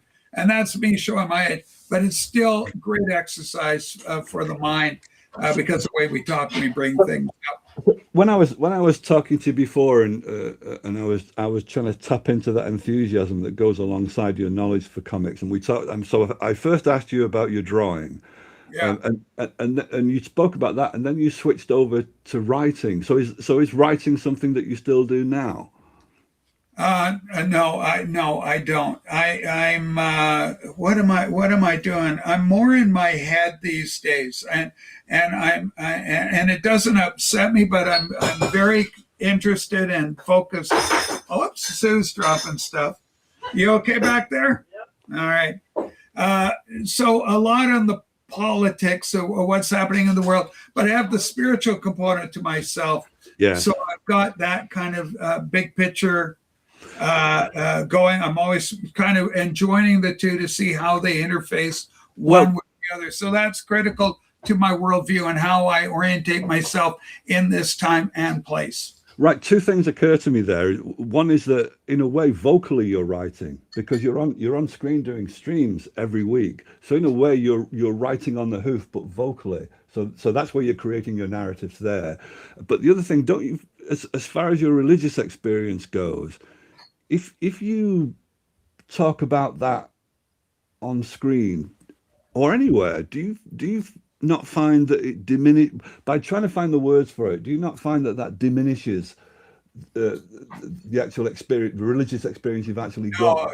No, and the reason I don't is because it's a reality in and of itself, so that and nothing I can do can diminish it ever. It's so profound. It's so life-changing. It's so the truth of it resonates so powerfully subjectively with myself that I never have a fear about that. I could be talking, it's just me. I'm just talking about what I'm into, like comic books. I'm into Jesus. Jesus saved me. That's a pretty big deal, man. I've been through a lot of stuff. A transgender person, just imagine the crisis that goes into trying to define yourself in that. It's pretty heavy duty stuff. I'm intrigued because the way you talk about loss is really interesting to me. Right, because that's your psychology, that's your story, that's your experience with mortality and people. And excuse me popping in and out, but I got the better half moving around in here. There she goes. All right.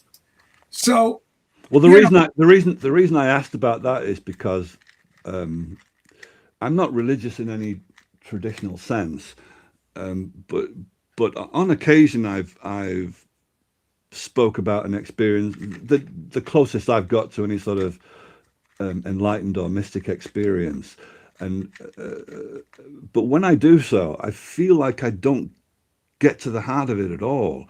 Even when I'm trying to recapture that feeling, which I never did recapture, I can't find the words for it, and it seems to, the more I try, the further and further away it seems to get. And ironically, to have that experience in the first place was a great letting go and a great emotional letting go. And without the letting go, I wouldn't have had the experience.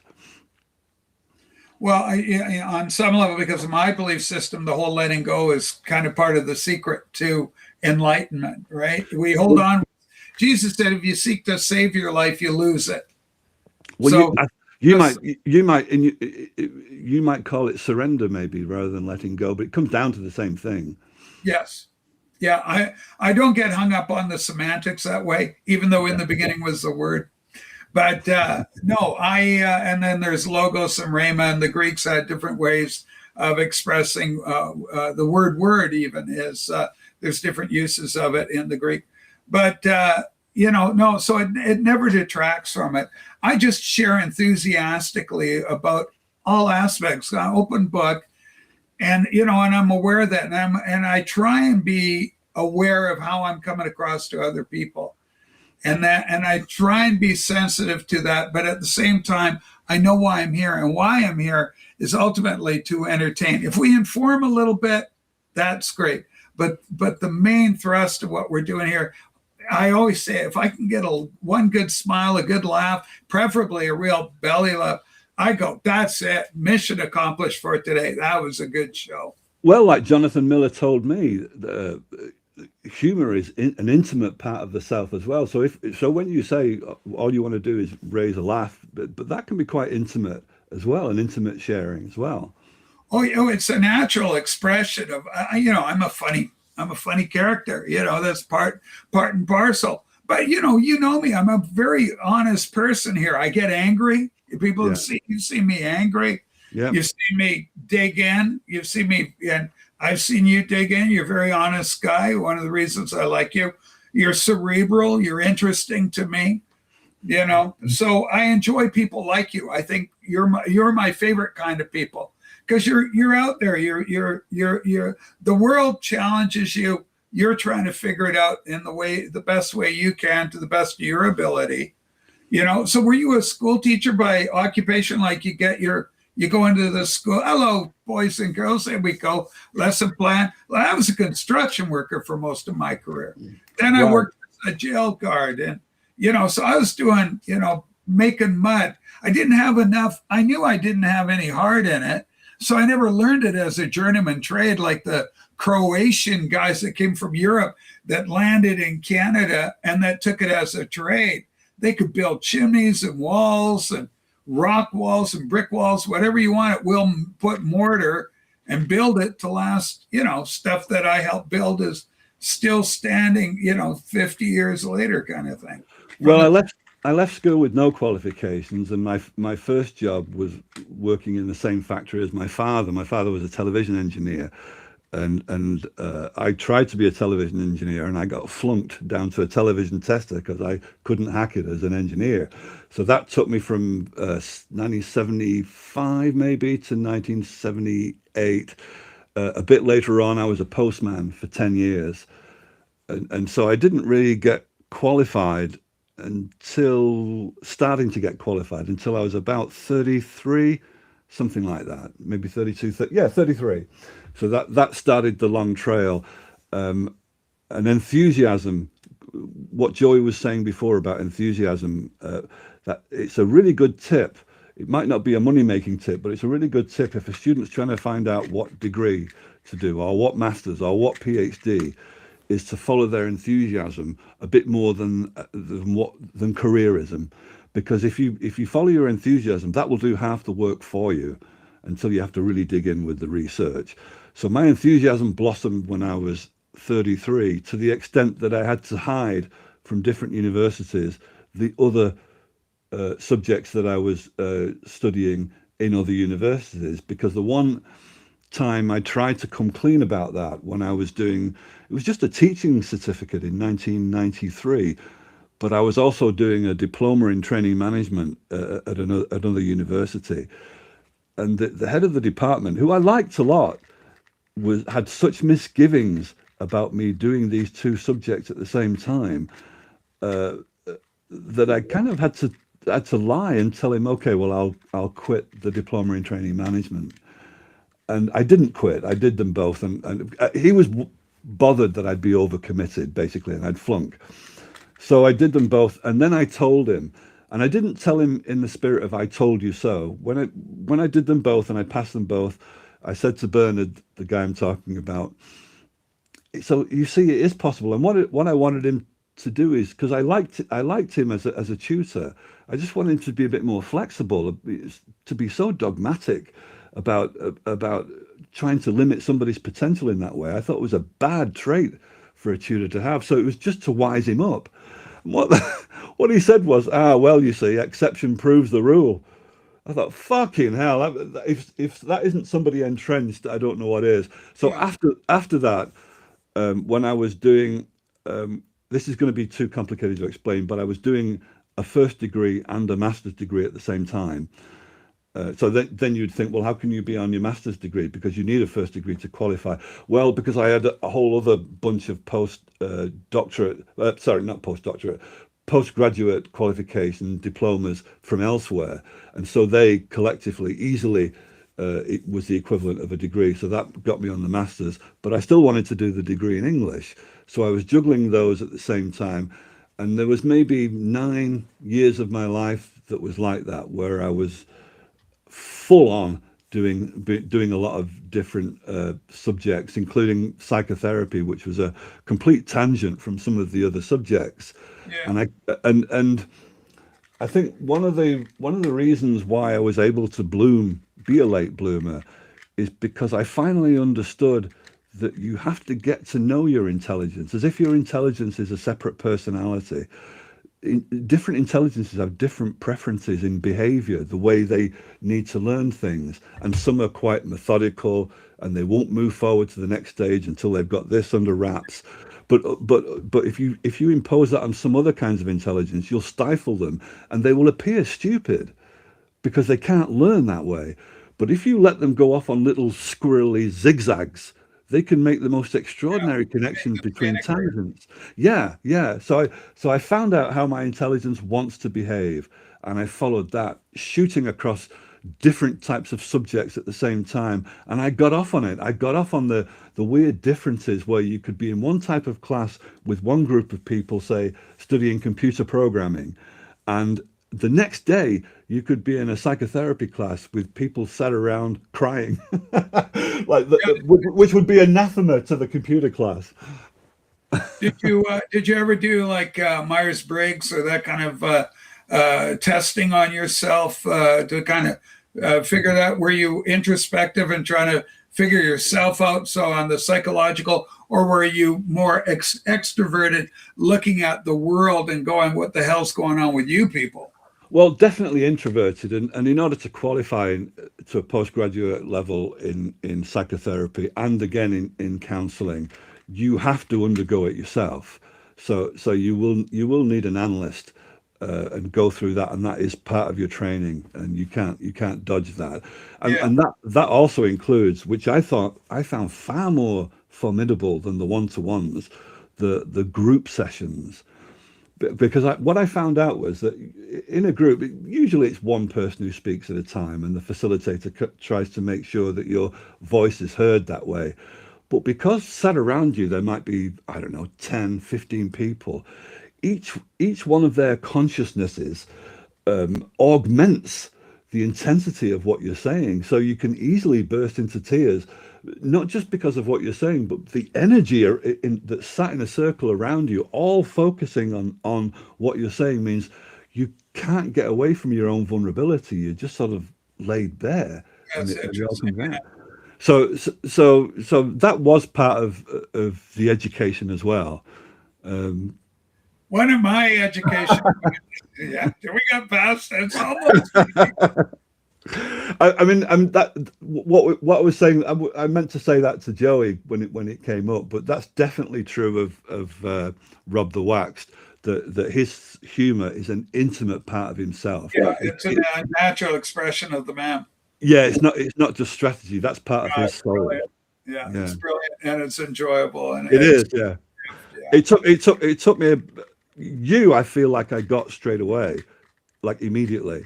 And it wasn't through. You would think perhaps that the first thing that would occur to me is, oh look, a transgender person, but it wasn't. That 25% that you say is genetically is where you are. To me, that's like 75%. I immediately think of Native American Indian. Oh yeah, well that's my phenotype, right? I mean, I look Native American, you know. And that still registers as the first thing about you every time I log on, and that makes me wonder, why am I picking up on that so much then? Well, because I look like an Indian, I think is a very but but it's a gravitational pull. That's what I'm talking about. So I'm thinking, but you gotta understand. I mean, for myself, I'm adopted out. 2 weeks old. My parents are Welsh. My dad's English Welsh. So there's no, I have no affiliation or no solical attachment to the land and the things that we would ascribe to Native American people. My theology is Orthodox Christian or fundamental or evangelical, biblical-based Christianity, historic orthodoxy within the framework of the tenets and the belief structure of it. But my cultural values and love are all where you are. Not exactly Manchester, but 30 miles down the road in Liverpool, where my grandfather's from, you know. But Rachel, that hard and ongoing lesson that in my weakness in to do with letting go, I would imagine with your background, that must have been a rough lesson for you as well. Well, and letting go of what though? It depends. Well, you're adopted for a start. Pardon me? You're adopted for a start. Correct. So doesn't that present a tough lesson in letting go along the way? No, not letting go. It teaches me, it was the lesson of apprehension. So when you look like this and your dad's basically a blonde-haired, blue-eyed fellow, with a white Anglo-Saxon Protestant, and a very masculine figure too. My dad was a cop. You know, when you go, my dad can beat your dad up. No, he can't. My dad's a cop. He beats people up for a living. That's his job. You know. So, you know, and you got bragging rights because when dad would come home with the company car, it was black and white with a little red light on top of it. 1963. You're 4 or 5 years old. Oh, here comes, Dave, my name then. Dave's dad's, coming in with my kid brother who's blonde haired and blue eyed. So it was more of an apprehension. How can I tie myself in? Like where do I fit in, you mean? Pardon me? Like where do I fit in? Like that kind of thing? Yeah. And of course this unique personality I have, being an extrovert. So there was nothing like me. There was nobody like me.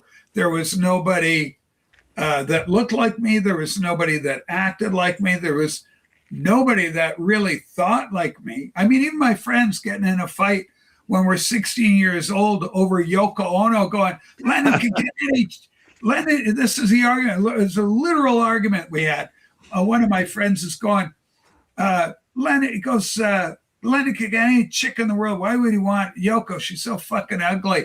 And as I'm going, hey, listen, man, it's not about, it's something more, it's bigger than that, right? And I don't even think I would have known what the word transcendent is, but that's basically what I'm speaking of, that it transcends physical beauty as it may be measured by whatever standard you're measuring it. But for John, she's the thing. She's the woman.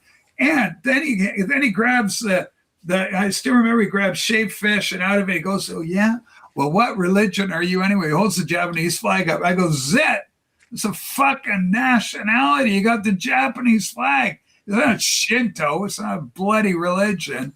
It's a nation state, you idiot. And, so, I mean, it was like I was dumbfounded by how absolutely ridiculous and intellectually crippled these people were around me. And so a lot of that kind of cerebral and fair-mindedness allowed me to hold my masculinity looser than I should.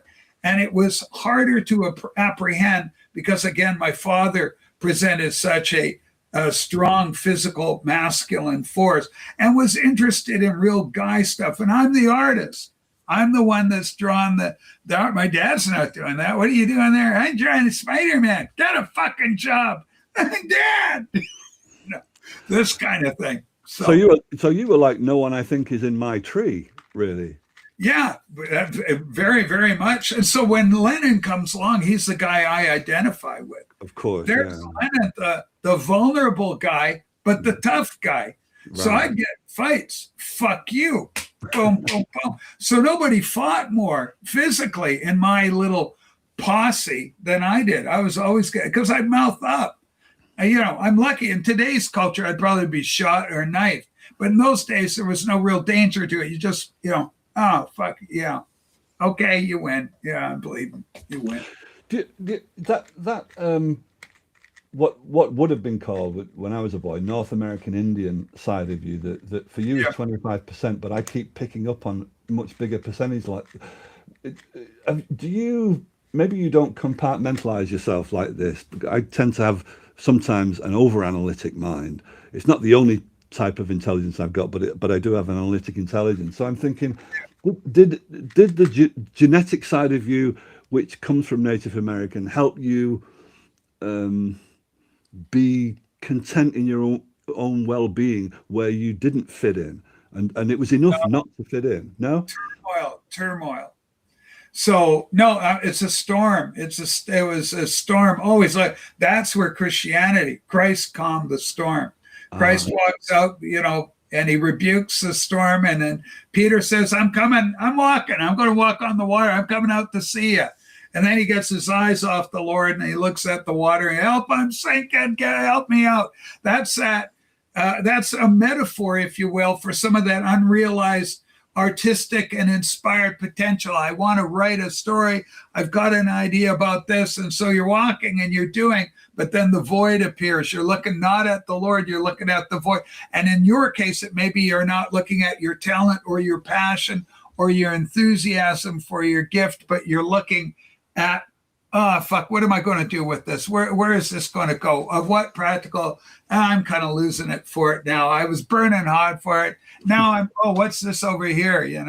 Distracted by the next pretty philosophical thought that may capture your imagination and your creative spirit. Yes. So no peace, no native no romanticized vision of the native, toes in the good earth and the rain coming down and going very grateful to have the sun come in this. Here comes a little deer out of the woods for me. But I will now kill and eat, consume for my family. So no, there was none of it. There's no soulical attachment. So for me, and I'm separate from it. I have no experience of it. So, and I don't even particularly enjoy it. Like it's not where my head's at. I can respect it. I'm really the product of the fur trade of Scottish. My great grandfather's a Scotsman who comes out of the Hebrides, the outer Hebrides, Isle of Lewis, and he comes over to North America, works for the trading post, and there's no white woman around. He's got to have some fun. He's Scottish after all. Finds a native woman, jumps on her, has children with her, and I'm that product out of that culture. And so that now out of my DNA, I've got relatives that I find that are literally 2 generations away, living on reservations. Like native population, they're the people of the land. They are that, and they look at even more than I. Their percentage is even greater. But you've got other members in the same family that ended up in the cities. They marry white people, and so you can still see a little bit of that native in them. But to what extent? Probably less than what I got. Your passion for genealogy. Yeah. Enough to keep you on the trail of research for a long time now, actually. So that speaks of the passion behind it to keep you going in that direction. Yeah. In terms of motivation for why you're still on the case, why are you still on the case? Well, because it's a study. I have a sociology degree. Yes. So I did a double major in history and sociology for my bachelor degree. So the human condition has always interested me. I'm not, I kind of, even despite the storm within myself, I've always kind of generally assumed I'm okay. What the fuck is going on with the rest of you idiots? And so I wanted to study not psychology to figure myself out. I think I kind of figured I sussed out my own neuroses on my own. It's pretty easy to figure out, but the world outside was a much more confusing thing. How come we have money? Why do we have money? Who came up with that idea? How come I have to pay for this? Why is this here? Who agreed to all this? And why is this here? And so natural historic process, social dynamics, the psychology of sociology. Why does this guy, who made this guy top cat? Why is that person listening to that person? And what is all that? What are the mechanics behind that? What are the dynamics behind that? How can I deconstruct that so that I can navigate it with less personal harm to myself as I go about trying to live and have fun? In the latest Paul McCartney oral history book, which is called Wings, one of the things, because I'm always delving into the creativity of the Beatles, trying to understand how not just how the band got together, but how they get from no song at all to a song, often in one day. And one of the things that McCartney mentioned in this book is his sense of wonder. He has got a big sense of wonder about, like, how did I do that? As if he's tapping into something extraneous to himself when he gets this creativity. And I wonder whether there's any of that in the genealogy research that you do, in the connectedness that you find. I mean, at its core, it's a reinforcement of self and identity. So because I'm always that other, I am the other, I'm the alien, I'm the other. When I do I'm so proud of my Welsh ancestry in particular, because they're a bunch of posh types. The TV series Upstairs, Downstairs was based on the Denison Penders. The Denison Penders married the Williamses. In fact, they married the Delarues, and the Delarues intermarried with the Williamses. And so my second great uncle is the member of parliament for Meirionydd in North Wales. So, and they're all, and Knights, Lord Neville Smythe, or Sir Neville Smythe, won the Victoria Cross. That guy's my cousin. The founder of Abbey Road Studios, the co-founder of the British Gramophone Company, is my first cousin 3 times removed, Trevor Lloyd Williams. So, hello. And then I'm in contact with their descendants, one of whom is a professor of mathematics and logic at Cambridge University. And he comes to me all the time. Hey, Rachel, about this. Okay, thanks, cousin. And that reinforcement and bringing it back there, and to stand in front of my great-great-grandmother, who is my adoptive father's genetic, and my kid brother, Scott, who I loved, who took his own life, that's their genetics is in that ground. And I know it, because it's only 2 generations back. And when you can go there and know that in, Pwllheli in North Wales on the Llyn Peninsula, that my 3rd great-grandparents, I know exactly where they're buried. And now on my own DNA, that my 6th and 7th great-grandfathers are buried in Pennsylvania, and I know exactly where they are. And I know where my 3 times great-grandmother is buried on a crossroads out in basically in southern Kansas, on a little crossroads where an old farm used to be once upon a time, and the family is long gone, but the old Pioneer Cemetery where she was laid to rest, and her daughter, or her son. But you see, there's a sense of wonder in that, because it transcends your own individual personal chronology, but it takes you with it, because you are part of that. I am part of it. So my latest trick, folks, is I'm got an application, and this is just blows my mind, for a daughter of the American Revolution, because I had 3 of my great-grandfathers that I'm aware of fought in the American Revolution against the British.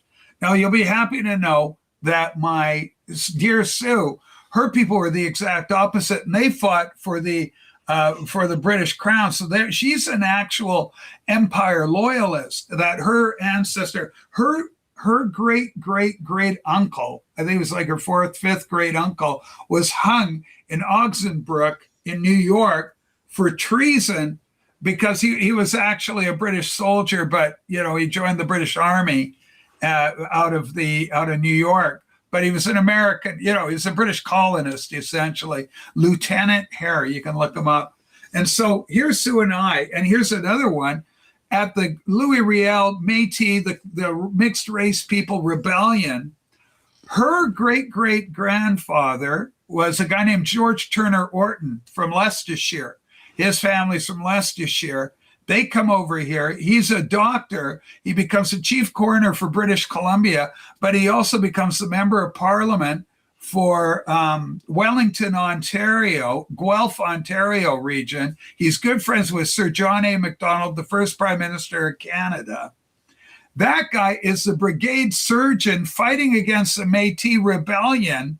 So while my great-great-grandfather, a guy named Paul Fontaine, was out there with the Indians shooting at the British soldiers, her great-great-grandfather was on the other side patching them up. And here we are in the American Civil War with my great greats fighting for America and her great greats fighting for the British crown. So we're on opposite sides, walking side by side. Amazing. So you and Sue are actually hands across the water, in fact. We are hands across the water. Sue's proudly Scottish. She's got a lot of Scots DNA, but she also has a lot of English DNA, and she's got a smattering of Irish there. My interest in your interest in genealogy, I mean, you could say it's, for me, it's more pathological because you could easily tie it into my struggles with letting go. So you might not remember this, Rachel, but maybe 3 years ago, you were talking on screen and you were toying with the idea of doing some episodes whereby the viewers would submit their personal details and that you would do some genealogical research and you would air it on camera. But I think you and Sue had misgivings because a few bad pennies can turn up in your past to embarrass you because you don't know where it's going to lead, right? So mine have been incredible, right? There's no bad pennies, but I mean there are some interesting stories. But go ahead. But while you were doing that, I was considering it too because I didn't know. I have zero idea who my grandfather was, my maternal grandfather. No idea at all. I didn't meet either of them, but at least I know my Irish grandfather's life to some degree. Yeah. So there's a big curiosity, even more so for my mother. The big curiosity about, well, who was that guy? But there was nothing. I got some shit from Tokyo O'Brien about this. I mentioned this on one of Tokyo O'Brien's live streams. That I would have loved you to be able to discover who my grandfather was, but you need something. You've got to have something to go on. A blank screen is no good. So what Tokyo O'Brien says. 4D, you've been giving me shit about about creating a database for the last year, and now you're wanting to give all your personal details to the genealogist. Well, it's an entirely different thing. First of all, it's at its very core, it's existential. Who am I? Where do I come from? Where are my people? Yeah. And so you've got my email. Give me the name. Is your mom and dad, are they passed on? They are, yeah. So give me your mom and dad's name privately. And I'll go find. There's a very good chance I'll find your grandfather, your maternal grandfather. You want? Yeah, but Rachel, I've got no details at all about him. I don't need details on him. I just need details on your mom. Right, but you don't need the name of my. I don't even know the name of my grandfather. I need the name of your mom and your dad. I'll do the rest. I'll get the rest for you. Okay. Let's see. It's a major reason why we took dominion over other species. I like the comment. The brain is a sense-making machine. Absolutely. Our big brains. Absolutely. Yeah, 8 Rachel's Ghost Boo. Absolutely, Pamela Mann. But so no, do that. Do me a favor. I'll do it and I'll find it. And I think there's a good chance we'll find it. I'll get the identity for you. Wow. And the reason I feel confident in doing so is because your mom's got to be born somewhere. Right. And so is she English? If she's born in Turkey, it may be a little more difficult. But if she's born anywhere in the British Isles, we have a good chance of tracking it down for you. Yeah. My odd background is that my father was a Catholic, an Irish Catholic. Yeah, and he rebelled against his father and his country, so he came to England. And my mother was an English Protestant, so I'm the product of a Protestant and a Catholic who argued about everything except religion. Yeah, and so they just left me as a free thinker. Neither one of them tried to indoctrinate me at all, and neither did my school. To its credit, they just let me be. Yeah, to try and find my own religious fathomings, which I much prefer. To leave. My parents were generally kind of agnostic. They didn't really know, but they were steeped in the tradition. So in Canada, it would be Anglican, but it's Church of England. And my mom would have been United Methodist kind of thing. Yeah, I mean, things like the Bible don't have any impact on me, or even interest, which will sound narrow-minded, but what carries far greater weight is experiential matters. So when you and I first discussed religion, which I think was backstage after a live stream, and you were telling me about some of your early religious experiences, that's what took the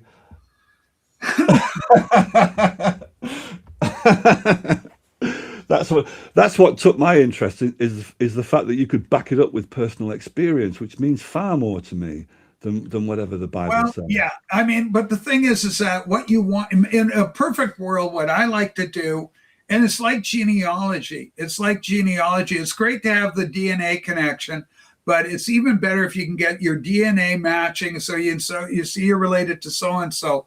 But what's really cool is when you take that DNA reality and then marry it with a paper trail. So the Catholics, say what you will about the Catholics, they're really good at tracking a birth, tracking a marriage, and tracking a death. So, from cradle to grave, they'll document you, and because it's important for their own purposes. Well, I mean, if you're going to go to that trouble, Rachel, and do the research for it, if you wanted to make some sort of show out of it, because I think your original idea, when you were going to make some episodes of that, where you invite the viewers to do it, and so you can create an actual show out of that. So I think if you wanted to do that with me, I'd go with you there, because I'm, like I was saying to Simon the other day, I am over the hill now, and it kind of doesn't matter. The older I get, the less it matters, who knows what my name is or what books I've written and stuff. So if you wanted to take it in that direction, for your labors, I'd go along with you with that. Well, it's always intriguing because it's part of the human condition. Plus, I like you, and it would be fun to reward you and go, hey, here's something I can do. I'm good at this. Here's what we have for you. And boom, boom, boom. What about cousins? And did you ever see cousins come over, or as a kid from mom's side or dad's side, or anything like that? The only two people I felt close to, and I only met them both on two occasions, were my Irish grandmother and my Irish auntie. So they came to visit us in 1971, but we had visited them in Belfast in I think it was 1966. This is the famous incident where I kicked my grandmother in the shin. God forgive me. I love it. That is funny. And that coincided with the Troubles sparking up in Belfast as well. So I might have started it all with that one single gesture. Kicking poor old granny. Yeah, and she was such a nice woman. She was a very humble woman and a very patient woman. So I feel I have a deep connection with those two, even though I've only met them twice. But no is the general answer to your question. I didn't have much of an extended family, even in England. It was quite an insular family that I came from. Yeah, definitely when we're done here, but I know it's late in England for you. But when you get it, just drop me an email. Here's mom. Tell me where she was born, and give me her first and her last name. And then also give me your dad's first name, second name, because, we'll start looking for documentation there as well. Yeah, and I think I still have my mum's original birth certificate, so that might help a bit. Well, that's generally that usually has at least her father's name. The other thing, the other pattern in England is when you get married, the father's occupation and name.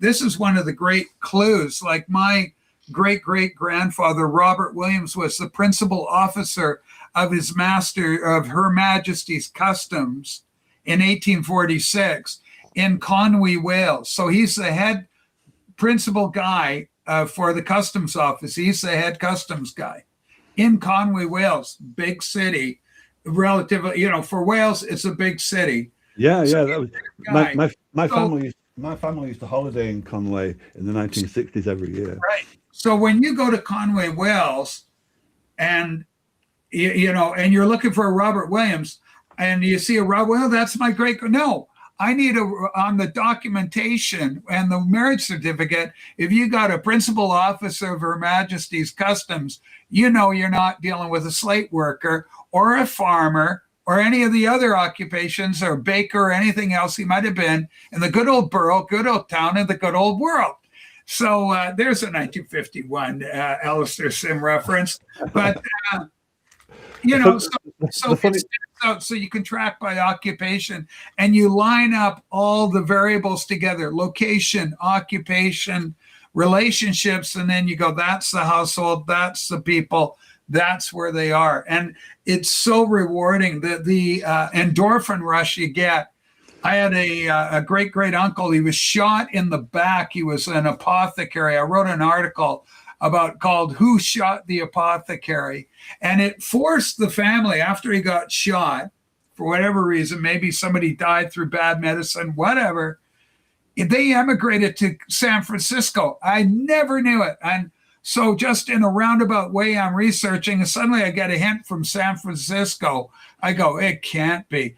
Turns out it's Sam. And that story out of that little group leads to a stolen baby that was stolen from this family, another generation or two down, and they were kidnapped in Louisiana. The child's taken into Louisiana, into Baton Rouge, all the way from California, raised in a whole different world. Absolutely amazing.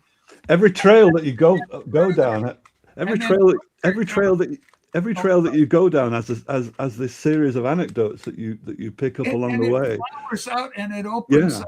And so out of that, then the other daughter married a guy named Gallo, not the wine merchant, but this Gallo cat was an opera promoter. And so he bought the address and had the Gallo Opera House, which he had it at 54th Street in New York City, later to become Studio 54, owned by my family. So my family owned Studio 54 and they owned Abbey Road Studio. Are you kidding me? That's me.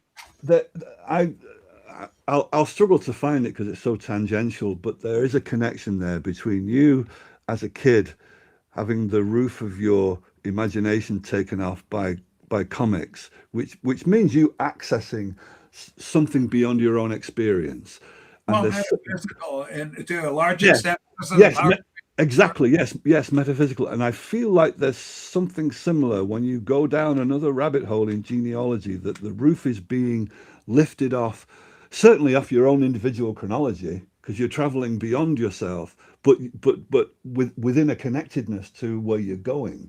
So there's a crossover there, I think, that's quite intimately connected. Yeah, and I think psychologically it's important to know. Here's the psychological mechanism, because when you see some sort of mystical, I think, there's a greater proportion. Maybe you're 24%, 25% Native American, but for your perspective, it's like there's something larger, like a larger Native spirit over me, or the kind of idea that you picked up on. Yes. I don't have any concrete connection to any of it. In fact, it's quite the opposite, even though I can appreciate it, but there's nothing internalized in it. So, like I have a little cap like you, a forage cap, I don't know what you call them, rider's cap. And it's made in Ireland because I'm, 9% of my DNA, not as much as my Indian DNA, but I'm 9% Irish. My mother is Colleen Doran. My birth name was Dennis Doran.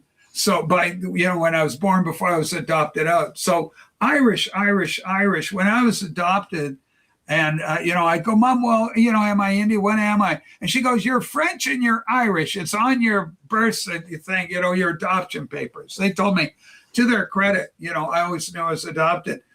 So there was a disavowal of the Indian thing, because what are the Indians? Savages. They're riding the horses, the spear, the bow and arrow. Who's got the superior technology, the superior weaponry?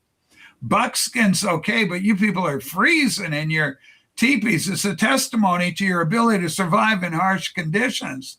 But, when you're talking about the member of parliament for Merionethshire from Dad, I'm a Williams. That's my adoptive culture. So I'm a little kid. I can say, Clan Ferpoch Wingich, go Gerchlin Robich, Clan Desilio, go.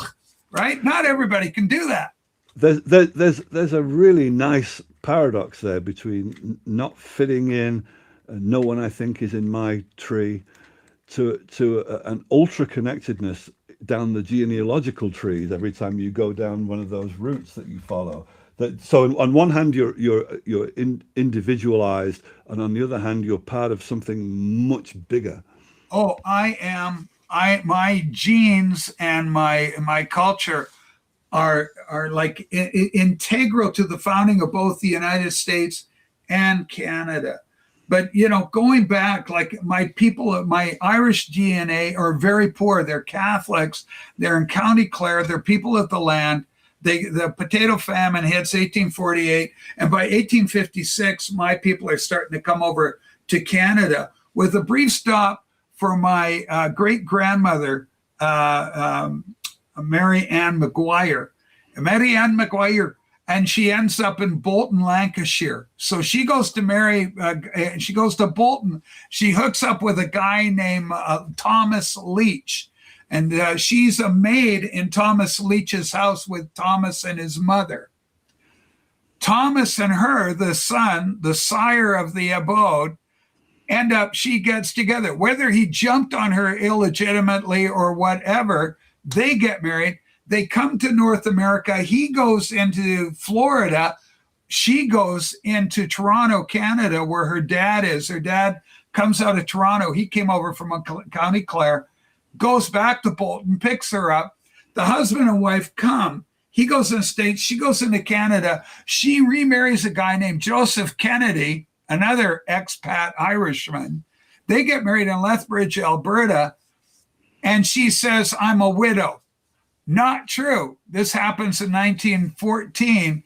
Thomas, and she's pregnant, by the way, with my grandfather, Michael Doran, and Patty Joseph Doran, actually. Michael's the dad. So anyway, it's just all this stuff and the connectivity. So very poor. And then the Scottish history, I'm a Macaulay. And so I'm a Macaulay, a Clan Macaulay, and I'm also related to Donald John Trump because we're both Macaulays, we're both MacLeods. I'm a Cloud of Clan MacLeod on the Isle of Lewis. And so if you look at Trump's genealogy, they've traced it and done all the work. And so it's the same little kind of cloistered community, very small, interconnected community in the Outer Hebrides. As a writer, because I see and I understand the world through writing more than anything, in the same way that I think Rob the Wax sees and understands the world through his humor, through his sense of humor. For me, it's writing. So if I had your genealogical gifts as well, I wouldn't be able to resist collecting those anecdotes into some sort of narrative whole and putting it out there. Well, I do have an outlet for it. It's not commercial. I'm not there making any money out of it. But I got a little genealogical blog to help other people that are related to me so they can see the connections. And right. So I write articles like, what tribe are you anyway? And so I list all my cousins on the tribes that I have an association with, Chippewa and Kiowa and Cree, largely Cree, Dene people, subarctic people. And in those blogs, do you include some of those rich anecdotes sometimes? Yeah. No, okay. All that, the retard gene. Holy smokes, man. I mean, my father, one of his many. You've got to send me your email. I want to do that. I want to find your grandfather. Is the maternal grandfather you need? Yeah. I'll find him. You just give me that info. My father was a jack of all trades, basically. So in a way, you could say I turned out in that kind of way too. But one of his trades was a film projectionist, a cinema projectionist, and he met my mother in Salford when she was a cinema usherette. So now I've turned out to be a film buff with posters all over the place. Yeah, just like film too. Massey loves film, by the way. He's very knowledgeable as well. Well, we come from an age where cinema was the dominant narrative medium, which isn't anymore. But in our day, that was and comics, because and television, not to be and television, which consisted of 2 channels in my country in the Yeah, 1960s. same here. It took us a long time. Canada did not, and even America did not have a lot of. There was NBC, CBS, and ABC, and that was it basically.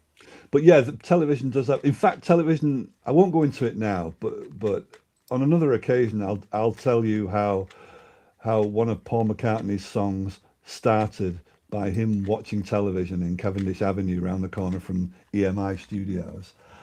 I could give my. He's a pit bull. That Yes. You're a pit bull. But it's so. Yeah, no, we're not going for the board and record, but I got 4D to myself, so it's kind of a rare opportunity. But now I'm absolutely intrigued by this question. It's a mystery. And send it my way. I really look forward to getting that email. And I'll do a little bit of work on your mom, and I'll do a little bit of work on your dad's line. I've done Mazzy's tree because he also is adopted. And so I was able for Mazzy to find like a great aunt for him. Like I could bring it down into the family, but they disappear very early on into Hungary and Eastern Russia, or Western Russia, excuse me. So his people come out of that part of the world, and the Eastern Bloc. And my mother was born illegitimate, which in the 1930s in Salford was a big bad stigma. Yeah, hugely bad for many decades. Yeah, and nobody ever told me this when I was a child, but I somehow inculcated it that you do not ask grandma about grandpa. Don't ask. It's like a big taboo subject. Okay, so this becomes even more interesting because my friend who I was telling you is my cousin who's at Cambridge University, Thomas, his first name. His dad was the illegitimate son of Llewellyn Williams, who was Llewellyn Bokeh Williams, who was a medical doctor and wrote a lot of treatises on stomach ailments and this sort of thing in the early 20th century. He was a very well-known, well-publicized guy. He came out of Edinburgh School of Medicine in Edinburgh, which was top drawer stuff. And he had an affair with this woman. And so Thomas's dad was a result of that. His father became the German language expert on the Enigma project during World War II. So he's like Lieutenant Colonel blank Forster. The surname is Forster. I think he has a Wikipedia page about him. And then his son, followed in the father's academic footsteps. But he was part of Bletchley Circle, Forster was. But he was, because they were working on Enigma, they needed a German language expert, UK. So there you go. The interconnectedness that you keep finding when you go on these genealogical trails is quite. There's a philosophical kernel right at the heart of that, which is you could anyway, more than I could. You could put a religious slant on that in terms of your interconnectedness with all things, which is the only mystic experience I ever had, was realizing that in one moment. In other words, where there's some very weird kind of merger between your experience, where no one I think is in my tree. Where do I fit in? Yeah. And it's actually, in some other level, you are the tree. You're the tree. You're everything. So whatever everything is, that subsumes the totality of you, of your individuality. It's certainly my reference point, and it has to be, because I think, therefore I am. So obviously, with apologies to Descartes, this is where we find ourselves. So and I tell the story. I mean, you want a trip? I conceptualize nothing as a concept when I'm 6 years old, 6 years old, grade 1, first grade, bored out of my mind by what the teacher is, just like I'm boring everybody here. And I'm conceptualizing what nothing is. And I said, Well, Wow. what is nothing? I can't conceptualize nothing in the vastness of an eternal cosmos, a vacuum. I've got to shrink it down in a way that I can kind of control it, mold it, look at it, examine it. And so I pictured a transparent rectangular cube. There's a rectangular cube suspended in the blackness of space. And I said, okay, inside this space is something. And then outside of the something that's in there, our known universe, if you will, figuratively, symbolically referenced as the vacuous, but it's still something because I can conceive of it. And because I framed it in this cube, it exists inside there, even though I can't taste or see, just like the air that we breathe, right? It's there on faith, right? And so I pictured it, and then it's all in black space. Outside the cube that I've constructed is the vast, sprawling, eternal nothingness. And I go, the fact that I've got something contained, but I can conceptualize now because I've got the something contained, that nothing outside must in itself be something because I can conceptualize it. I can't conceptualize nothing, but I can certainly conceptualize something. And then it gets interesting because when I started talking to artificial intelligence, now I'm having fun with AI. And I posit these questions to AI. And AI starts reflecting back to me, says, oh, you're just talking what John Locke discussed in his work. And so she starts bringing out because the female voice starts talking to me about the philosophy. I'm not doing reinventing the wheel as a 6-year-old. I'm actually discussing well-trodden philosophical constructs of what is reality by minds far greater than my own. But how interesting that I was compelled to even conceptualize and go into the mental exercise, begging the question, why? But it's wonderful that you had that thinking when you were 6 years old, and actually it arose out of boredom, which is a kind of void in itself. And the crossover is that while you were thinking that age 6, my translation of that age 21, when I had my experience, is the void is sentient, so therefore it is something. So the void isn't just nothing. There's a sentient awareness that's in the void. So that's kind of what you were conceptualizing age 6, what I experienced at age 21. What I did there is it set the groundwork for the conceptualization of because there's something. What creates something? There must be a God. It led me that kind of thinking of this something that there must be, that even my conceptual of something means there must be, that even nothing is in fact something because I can conceptualize it. And so in doing so, I reify it. I guess in modern, philosophical terms, they would say, I'm reifying it. I'm making a thing of it.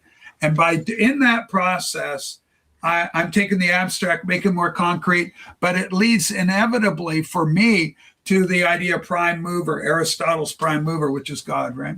When you were 6, were you in a classroom when you were thinking that? I was in the classroom, yeah. Was the tutor aware that you were thinking that?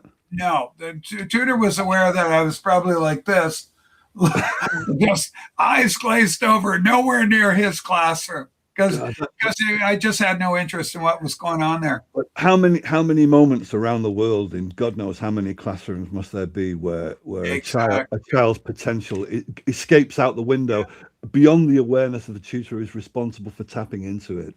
How many undeveloped talents also arise out of that? You're absolutely right, and it's reflected everywhere. This is why education, of course, they're always talking about philosophy of education. And, and even gender bias in education, what's good for boys to learn. You were alluding to, not even alluding, you're stating outright, different psychologies on how people learn. Some more tactile, practical, experimental, some more cerebral, conceptual, theories, ideas. And so there's different learning styles. Yeah, if you keep Tokyo O'Brien's thing up, so I don't cross over his question, but I just to intersect because I'll forget otherwise.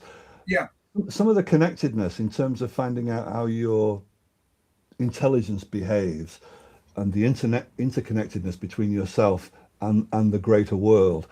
The trivial example I have to give is that I feed the birds and the squirrels every day, and I've done that for 13 years. So now the squirrels kind of know me quite well. And when I sort of delve into why I find that such a meaningful thing to do, somehow that's as meaningful as any lecturing I ever did, feeding the birds and the squirrels. And there are things I love about the squirrels, such as they're fearless of gravity, but also they have a really zigzaggy way of navigating down the garden path. They don't like to go in a straight line unless it's straight up. And my intelligence seems to work in exactly that pattern. So it could even be that I'm relating to the squirrels simply because of that zigzaggy mindset that they have that moves their bodies in that way that's patterned in my intelligence. And that's actually not just an analogy, that's a connectedness to the world for me. Okay, so that was just me saying that. So I didn't mean to cross over Tokyo O'Brien. No, it's great. I think that's that's the poet in you. That's the romantic in you. Yeah.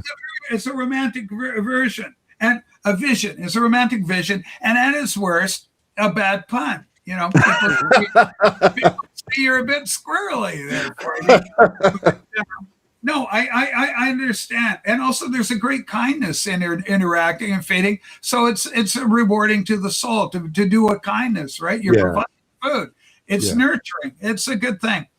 Rachel, does it cost every time? No, I pay for genealogy. I have a paid program.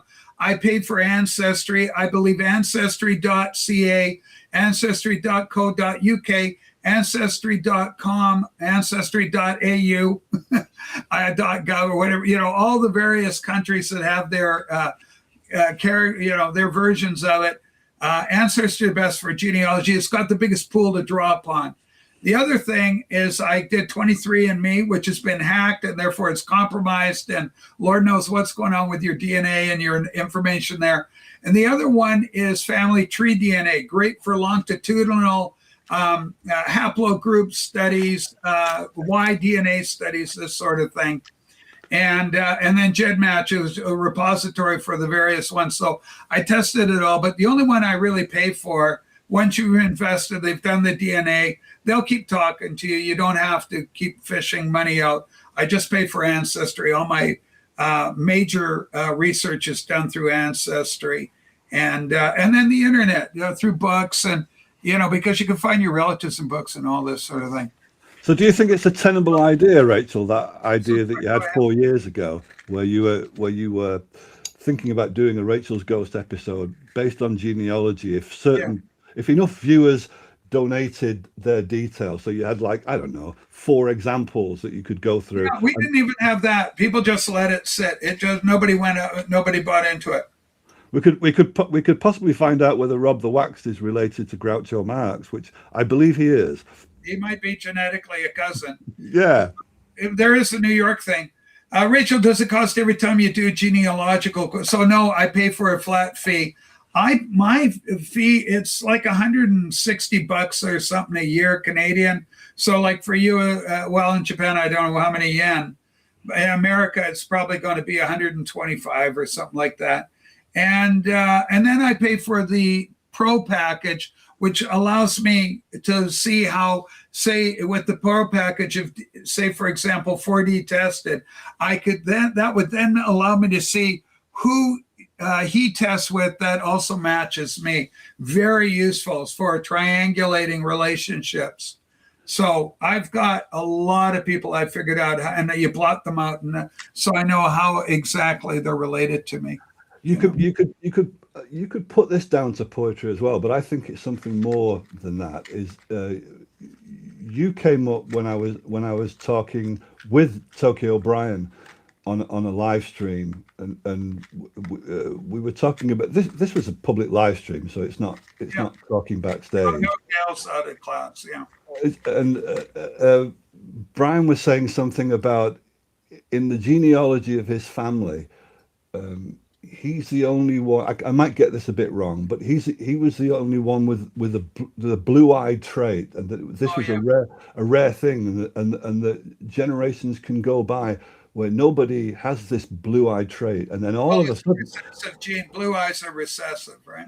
right? But then all of a sudden, this kid is born and he's got the blue-eyed trait, and it won't just stop at that. There are other traits that we pick up, psychological, behavioral, which could mirror some ancestor so many hundred years ago that we've no understanding. We can't make the relation that they did it. But what I said at the time in that live stream was, isn't it miraculous that a certain trait can go underground for 100 years and it's nowhere to be seen. So in all intents and purposes, it's dead.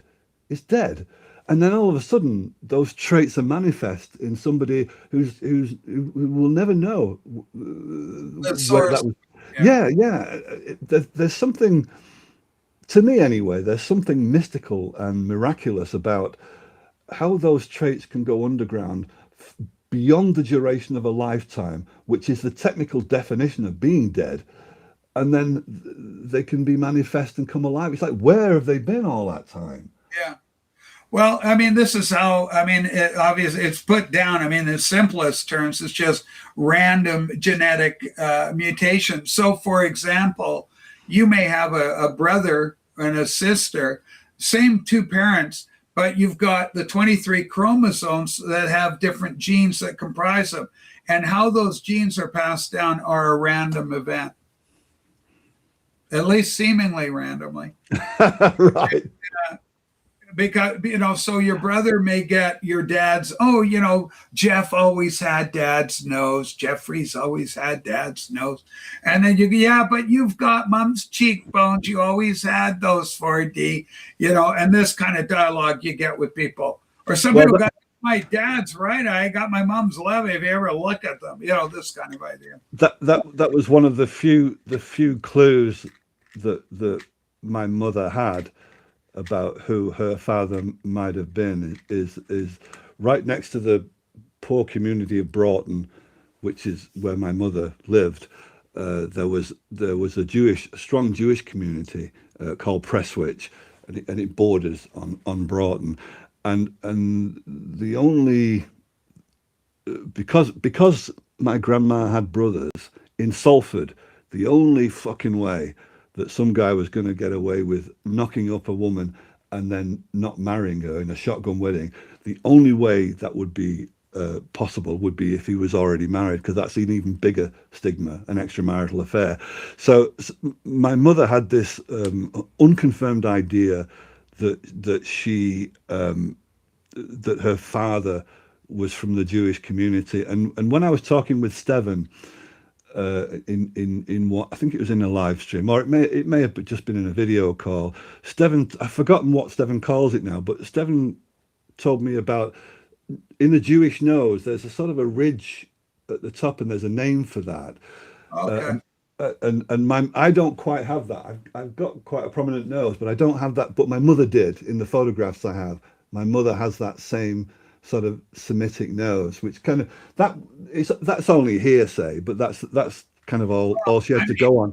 And what was so poignant years ago, I can remember when I walked into the room towards the kitchen, I just happened to, my mum was watching television, and what was on the television was a whole program about genealogy and how to investigate your ancestors. And I just caught, it was so poignant, and she was absolutely fixated, focused. Her entire being was toward that television screen. And what that told me was what was missing in her life, really, before I was born. So, I mean, based on everything you're saying to me, and, these things have gotten a lot more affordable, but you're a prime candidate. You want to know, if you're Jewish or how much Jewish or whatever, get your DNA tested through Ancestry. Right. Now, I don't know if you have some people get paranoid. Oh, the government's going to use this stuff. Don't worry. If the government wants your DNA, they'll get your DNA. You ever been to your doctor and have them draw blood and it goes off to a lab? Have you monitored that blood all the way through that process, all the way, and make sure nobody looks at that blood sample that shouldn't look at that blood sample? So there's a million ways. You ever been in the hospital? Oh, hello. Nice to see you, 4D. Just loaf. I got it. Yeah. Here we go. You're doing fine. And then you go, here we go. And then it goes off to the lab. Well, we only need this. You spit in the vial. So it's easy for DNA evidence to be obtained by anybody if they want it. And government don't necessarily need our position or want our position. Often we find out what they've been up to after the fact. Anyway, enough of that line. All I'm saying is that if you were to do your DNA test, the ethnicity studies, even though that's the weakest component, but if you're Ashkenazi Jew and it shows up for any degree, it'll show up in undeniable terms. It will be right there. Okay. Oh, Sharon. Look at Sharon. You're a girl. You're just a girl. So anyway, I'd encourage you to do it. They've come down a lot, and you're looking at, gosh, I'm going to say 40 pounds, something like that. We'll get your DNA tested in 2026, and they always have sales. So if you're interested in doing that, that's a great thing to do, because then it bypasses your mom's adoptive history and all whatever happened to the illegitimacy, and it'll tie directly into your genetic relatives. So you send these guys a blood sample then? At Ancestry, they give you a little vial and you just spit in it and close the cap on it, and it goes to Ireland. Their headquarters is in Ireland. Appropriate. Yeah, it's quick and easy for you because it won't have to travel as far. It doesn't have to cross the Atlantic to get to you. So, it's something I encourage you to think about at the very least, only because you had some genealogy, because I can do the, okay, here's the official word on it. But if your mom's illegitimate, then what'll happen on her birth certificate, there won't be a father listed. Sometimes there is, but more often than not, they won't have the father and they'll just go illegitimate. And they'll literally use the word illegitimate on the certificate.